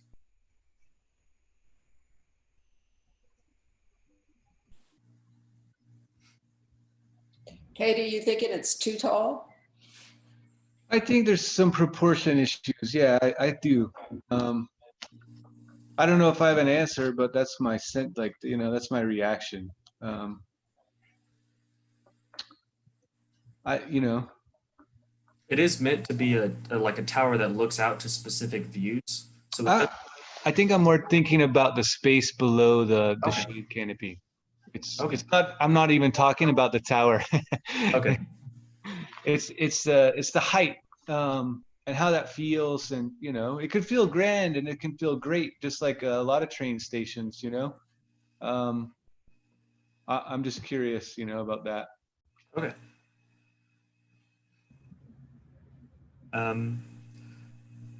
The 20 feet felt inviting to me. It was at that halfway point, and so that was what negotiated that decision there. I do agree that it may not need to be so tall.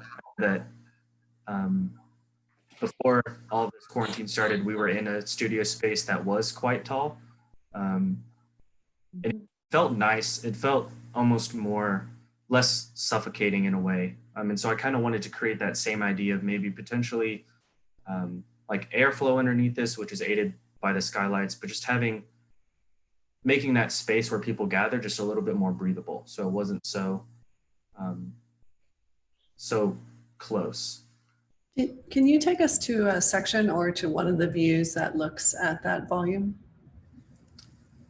Which volume, sorry? Your pick. Okay. Would this work? Yeah. And then can we look at the site plan? At the same time or just? It doesn't have to be the same time. But actually the whole thing where we can see it in Marfa. Okay. Yes. Sorry. It's okay. Yeah. I think, Kate, I think the relationship between the horizontal and the vertical is an interesting one. And it's something that really wants to be tuned. And part of it to me has to do with how it engages the rest of the space and moves out to the street. And I wonder, like if I drew a section that continued with that line going out to the street until I hit the next building, if that would begin to tell me how tall that volume should be or how tall the tower should be. So I think you could begin to calibrate that with a little bit more context. I also wonder, I really like the project, but these are sort of finer tuned kind of things. I wonder if I want a figure in the field like that. Like does it want, I understand the proximity to the train tracks, I get that. But do I want to walk across that surface to go toward an object, or does it want to anchor an edge in some way? It's just a thought with the street grid. But all of that is that volume question, you know, how you're shaping those spaces relative to the edges that are on the other side of the street. Because I think that's what actually activates the space in between the interior volume or the roof or the wall and that ground, which is sort of nebulous. We don't know exactly what's happening there. I think that will help us sort of pin it in its spot. I think it would be fun to do some sections that actually connect to the other buildings and really look at it in that way. And it may be absolutely right. I mean, it could be absolutely right. But that's how I would, in a way, would measure it. And since you're always seeing, or most of the time you're seeing that interior volume, you're going to measure that volume even from the outside. So thinking about it with the context could be interesting. Yeah, just one more thing I wanted to add about the project is when I was out there, I remember the train station, it seemed to be a family affair. Somebody was going someplace, the whole family had to come see them off. I never quite figured out why, but I guess they thought they may never come back. But then there was always this sort of notion about, there was a little, way to get some refreshments and of some kind of token, a memory or something of the place. And, that's what all the family did. And I was told one time that waiting, when you have to wait, they don't mind waiting because it's an opportunity for to be an observer. So they really like this idea of the sort of like, wow, they love so much about where they live that having some place that I could glimpse the Davis Mountains, or to look out over the town and see these rainstorms sometimes that move across the Chihuahua Desert that you can see from 40 miles away. They're just really fascinating kinds of things. Or maybe on a clear day you can see or you think you can see the Chisos Mountain. But so you're having that tower, and maybe that's the sort of opportunity for something else that may occur on the roof that begins to talk about sort of that notion of waiting. I'm an observer. It's a time that I'm taking assessment of where I am and where I've been and where I'm going. Mm-hmm.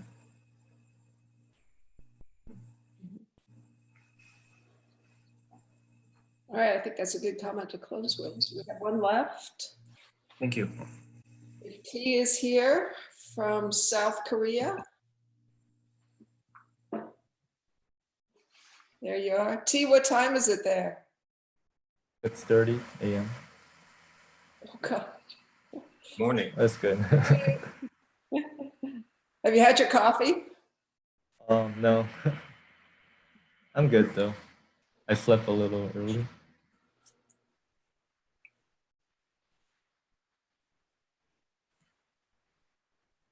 Can you guys see my screen? We can. Okay. I'll start. This is the site plan. Site is located in the center of Marfa.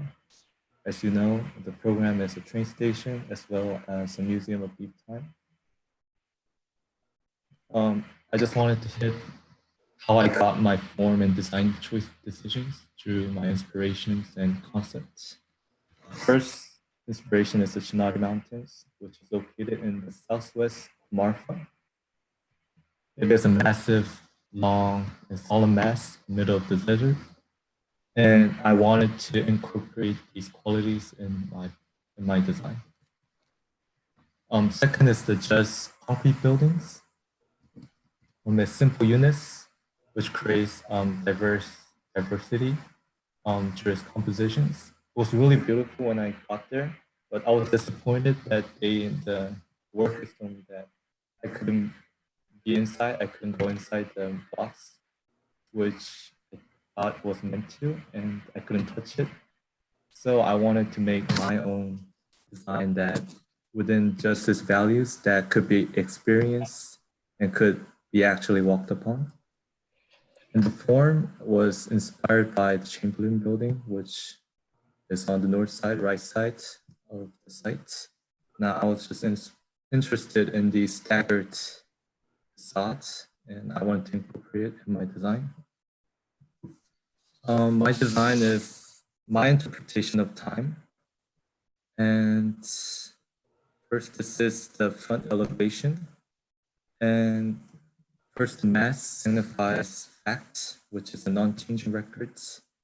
And the volume means time, which is changing. And I inserted 12 panels in each floor where the shadows can cast upon and show kind of the time of the day, of the months.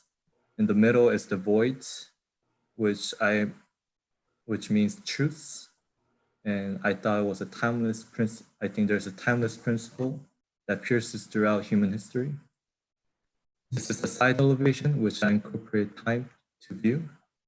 The present is the first floor, which is the biggest, where you have the most immediate information around the space, but you have limited view of the outside, the most less view.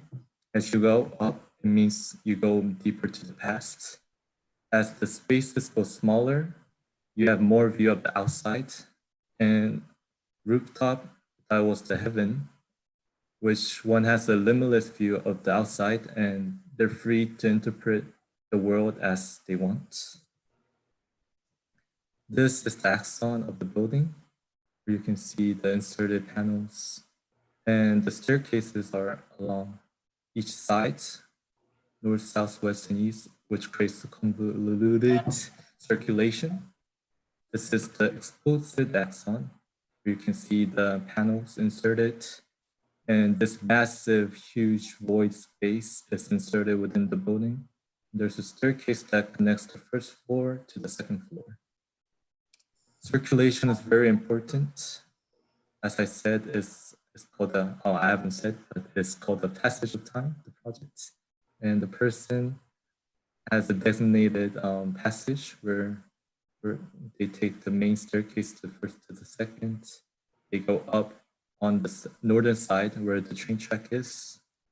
And when they reach the rooftop, they go down where they see the town, the main town of Marfa as they go down the main staircase.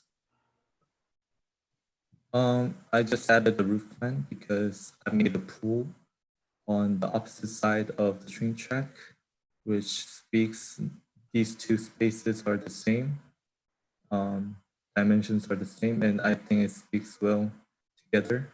And this is like a courtyard, which massive wall of the main building and two smaller units, which acts as a place to rest in inner space, which frames a courtyard, outside courtyard.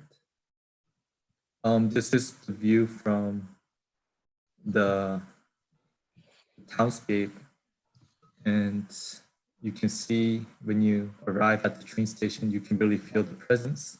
But I wanted to make a very quiet but very powerful building, but it doesn't disturb the vibe of Marfa. And I really wanted to incorporate in my design carefully.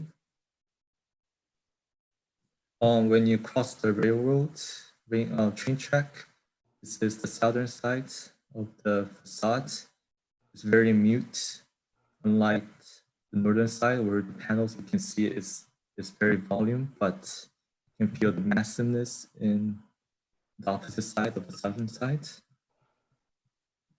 This is the first floor where the person is waiting for the train, and there's like a staircase down, and there's benches in each section that created by the panels where the person can sit and rest, wait for the train.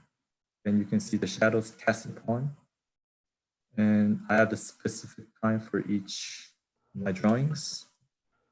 This is the view from the second floor, viewing down to the first floor of the main staircase. It's a very, very long staircase. It's a space, and you can see the sky above. It's quite amazing.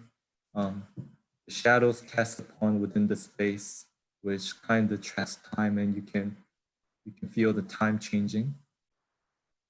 And also you can see like the panels, there's shadows cast upon.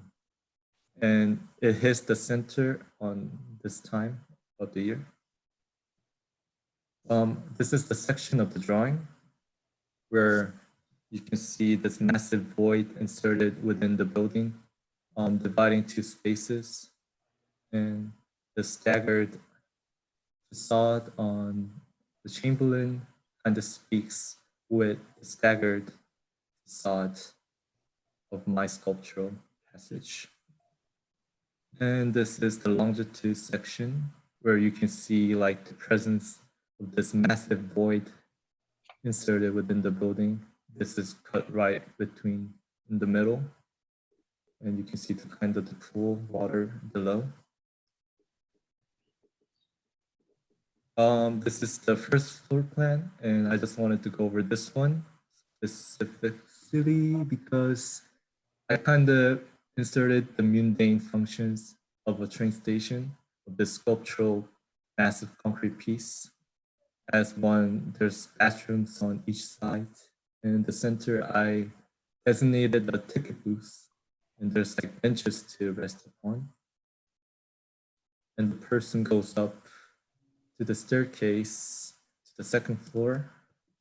Then they turn left and then go up the staircase to the third floor, and then they go straight and up again to the roof.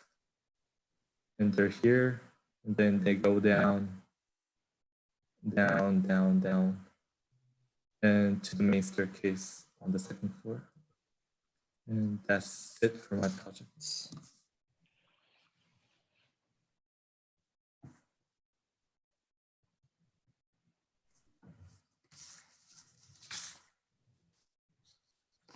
Maybe you could just talk about your views and why you chose to render them the way you did. They seem very specific.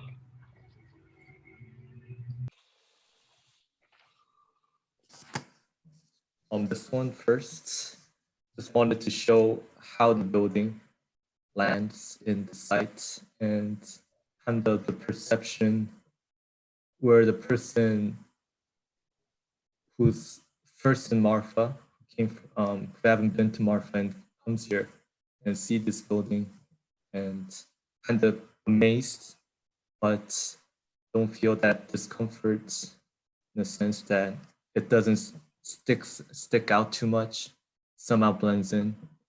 But that's why I'm curious. So graphically, it's less about the orientation of the view, but graphically, you've made a very clear distinction between the context and the building.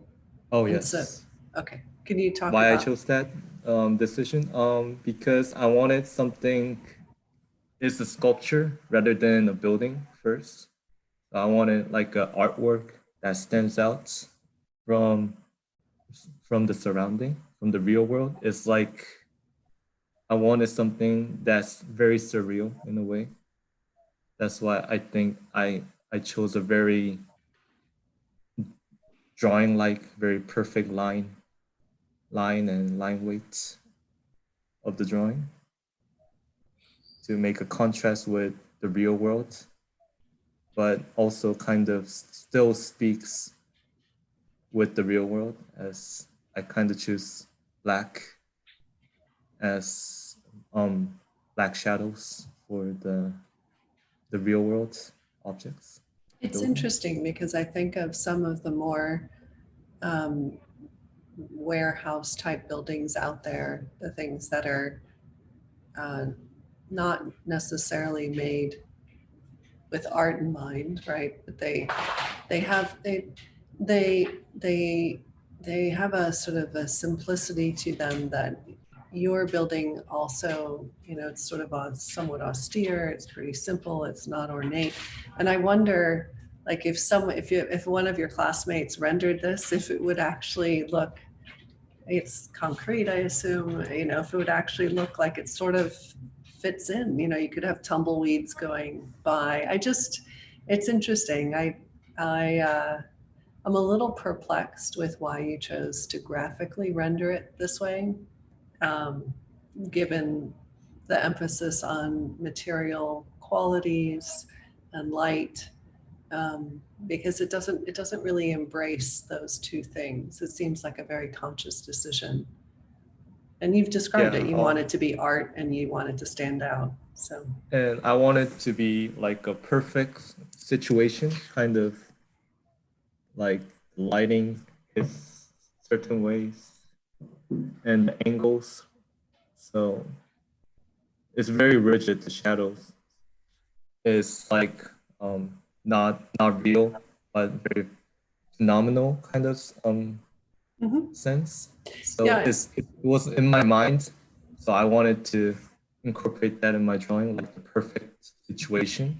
Yeah, it's not that I dislike the drawings. I think they're done very well. It's just a question of how the drawings communicate and what you're studying. And that's what I was trying to get at. Yeah, it comes off to me as very, I'm thinking of Mussolini, you know, with this kind of like a real stark idea of federalism or something. I find, first of all, I find that the idea of dealing with light is a central theme, and I think we've seen that throughout all the projects. I think it's really a good notion because there's certain things that are timeless, and I think that's what you're trying to do, is find something that is timeless, and so you're looking for something that's so profound, so distilled, that it's timeless, because daylight doesn't change. It's one of the constants, one of the few constants that about this place that just is always predictable. It's always there. To me, I think it just got a little out of hand. I think you could have done the same thing if you had made the two pieces bookends and it was only one floor with a big void running through the middle of it, but that the volume of the first floor changed as you move towards that void, or that it terraced up to what seems to be a third floor, but it's just the change in volume as opposed to actually making a physical change and still have that void coming all the way through it. And, if I could get it even simpler, maybe I would get into this sort of idea that you have. The other thing about the sort of light out there, glare is a real problem. It's one of the few places you get so much ground glare. So generally windows openings are smaller because there's just so much glare and so much dust that you really have shutters sometimes on on buildings. It may have been the sort of like thinking about the sizes of the window openings and where they are relative to that light in the center, so that you get one kind of light on either of the bookends, and then there's a completely different kind of light in the middle, and they're bleeding over. Even the way it comes to its edge. There's a really interesting project in Presidio, Texas, which is just south of you guys on the border, which is now a state park, called Layton State Park. And they preserved a building that was just built at that time, which is just so modern, it's amazing. First of all, there's a frame around the bottom of it that's stone, because they want the earth to sit on the rock. So it comes up a little bit, and it makes so much sense because it keeps the earthen rock from deteriorating. And then as you get towards the edge of that, because of the way that the climate does, they build ramadas on the edge conditions. And the ramadas are the Spanish word for trellis. And they use these ocotillo, which is the dry cactus that exists in the Chihuahuan Desert, that makes that dappled light that gets to it. So you have this strong light in the middle. You have these punch lights in on the edge of that, and then you get this dappled light as you come to the edge of that. I think you really wanted to play a little bit more with the forms, and it seemed like it got away from this sort of like thinking of it too monumental in that it's, I ended up going up 3 floors, and I don't know why I did. But it'd be fun if I was a little kid. I could run up there and run back down again. My cat would love it. But I'm just saying that I think you got to get at what it was that you were really trying to get at. And you're talking about it as you wanted the purity of it.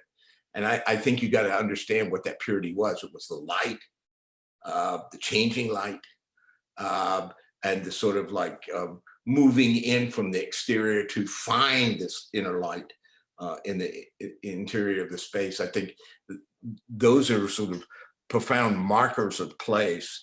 And right now, I'm just not feeling it. And I agree with Nicole that this rendering right here just seems a little monumental, almost authoritarian. And I just really wanted it to be more subtle.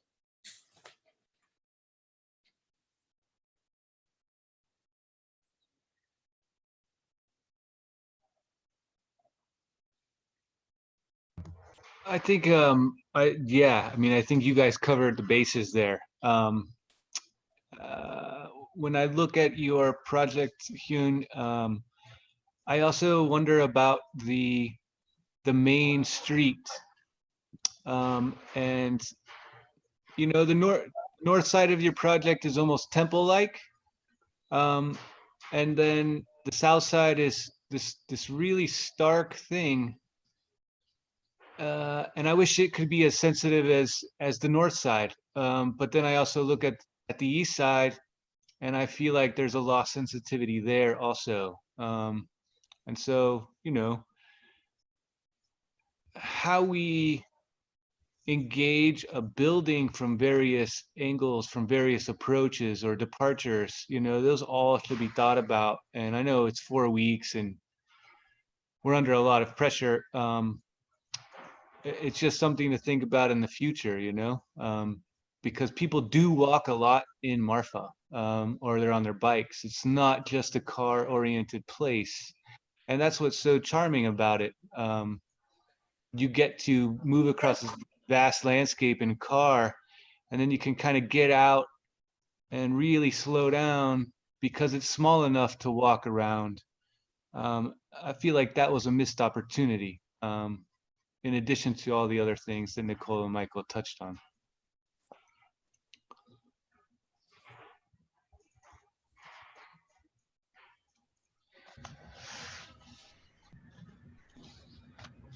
I really, I think the way that you've described your perception of time and the story of time that you want to tell is very interesting.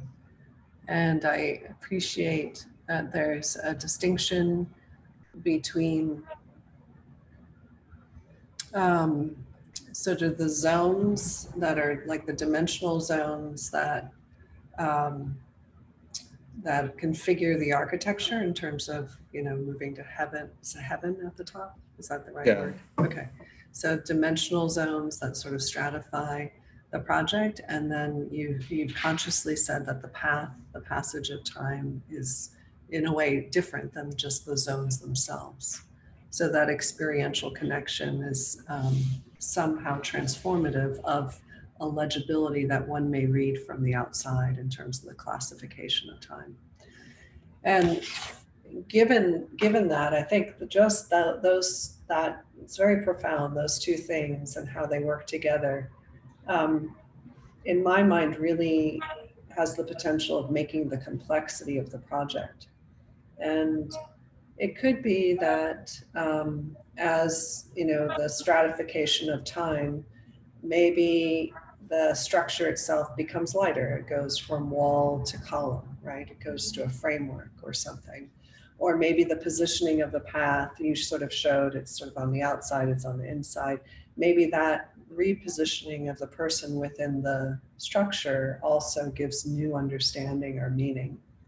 Those types of subtleties are less apparent in these drawings, and it might be that it's something still to be studied between the path and the section, and how those two times in a way differ, or they reconfigure each other.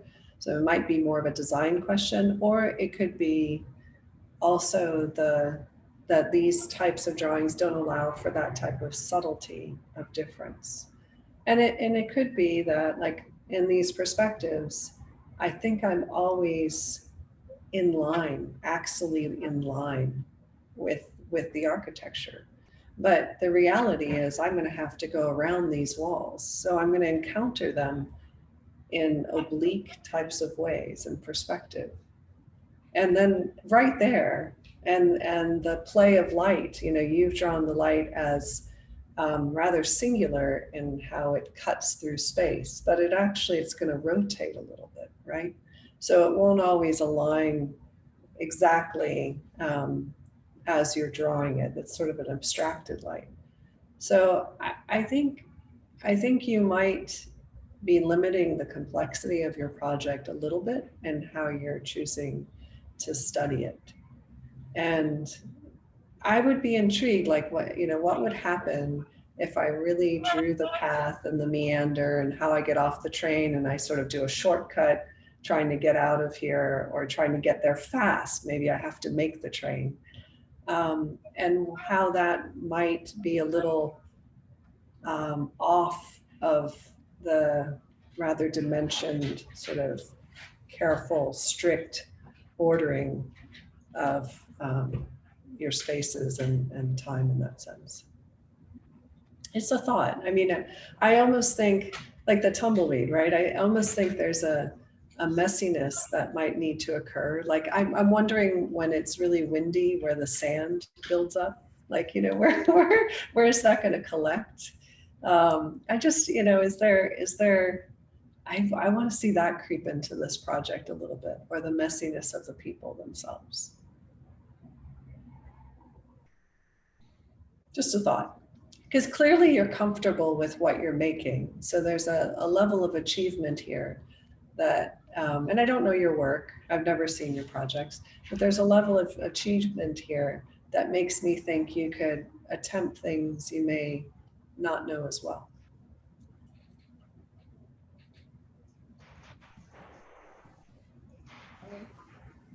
We have just a few minutes. Do y'all have any closing comments? I certainly understand if you don't. It's been a long week and a long day. But... You know, Judy, I just want to add this. One of the things that I think has been really profound to me, being on reviews now for 2 or 3 days here, we've always been a school in which there's been a lot of student interest, and we've always had development into where students were building physical models. Mm-hmm. And students got to be very facile with them, and the laser cutter, once we got that, oh my gosh, you know, that there was a lot of investigation in that. Being sheltered in a home, we haven't had that ability. Mm-hmm. And so the way that students then have begun to sort of like, how do I make up for that? You know, how do I do that? And I think they've done an unbelievable job, believe me, across the school in terms of, you know, not letting working at home or not working on the internet or what, communicating together. They've done a remarkable job, I think better than anybody would have thought. I thought what might be fun, it's not, you know, to carry on the kind of things that you guys are doing. It's just like, I wouldn't be surprised if we keep doing this, that all of a sudden we start making films.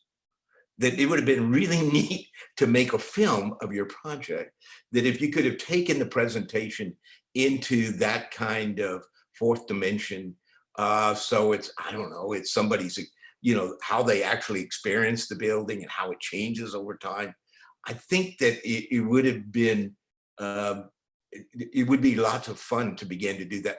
I know back in the Renaissance, for instance, when there was a lot of competitions over what St. Peter's was going to be, that lots of the artists ended up finding sort of idealized architectural views. They put their own design forward, like Raphael did in the School of Athens. Mm-hmm. You know, so you find these kinds of things that are sort of like, maybe this is a way that we're going to sort of engage the public a little bit more, because one of the things that's happening, of course, with the public is that Netflix has gone crazy and YouTube has gone even more. People are streaming like never before. Mm-hmm. And so I think this might be a real opportunity for us to think beyond that. And so maybe the physical model is evolving now to the fourth dimension, and then we start actually making films. I think in this case, in your project, it would have been a fantastic way to depict the projects, because I think we were all talking about the changing nature of light and all of them. The projects that we saw earlier today, there were actually several that had a video that tracked the light over the course of the day. I mean, it's tricky because I'm actually not, in my class will be surprised to hear this, I'm actually not a fan of these hyper realistic renders, right? That don't leave anything to the imagination. We did try to talk a lot about using perspective as a way of speculating about your project, not just what am I trying to show, but then what does that, where's the potential in that drawing that's trying to be released, right? What am I not seeing, or what questions is this drawing beginning to ask, right? So we tried to use this perspective as sort of tools of speculation as well as representation. I tipped them into the photorealistic renders because I didn't want them to forget that Marfa is a real place that has a real texture, it has a real character, it has a real scale. And I think often when we use Enscape and these other software platforms, where everything is rendered kind of as, you know, white buildings look like they're carved out of cream cheese. It's too easy to abstract and forget the place that you're working in. And I think that's fine for some projects, but this was such a specific place, right? And so I like the idea of having a video, and I think it would have been absolutely appropriate for a lot of these projects. But I also worry about making everything so real that we lock out the imagination. I hope it doesn't have to be real, but I think in some ways we're going to be exploring new mediums as we're exploring new investigations if we're going to be sheltered in place in the future. I think for some reason we're going to do a lot more online communication in the future, even when we get back together. I'm not. You're done with it. And screaming if I have to, but yeah. Okay, Nicole. It's 1 minute till. You ready to call it a day? I'm impressed by all the work that was done in 4 weeks. I'll say that. And I appreciate the diving into material. It's I feel like it's so important and it's often overlooked. So that was the other reason for trying for doing these more realistic renders. I wanted material to be present from the beginning. I wanted them to think about the texture. I wanted them to think about the scale. I wanted them to think about hard and soft, things like that. And so I wanted to move them, shift them out of sort of an abstracted means of, you know, thinking about their projects.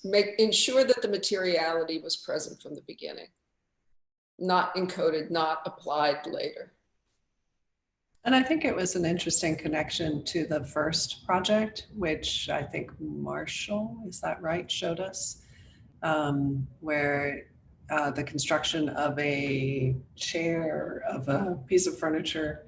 So I think that it's an interesting dialogue if you can produce it between the physical making of something and working with the materials directly, and then almost short circuiting, not suggesting that you guys did this, but it's a question that I've had, almost short circuiting a lot of things in between and coming back at it through these more experiential or atmospheric drawings. So I think that's an interesting question. It seemed like a good step to take as we went toward a remote studio. I don't think I can have any great comments. I didn't see that many projects, but I really appreciated the effort to connect to the place and to connect through the place through temporal conditions and materials being part of that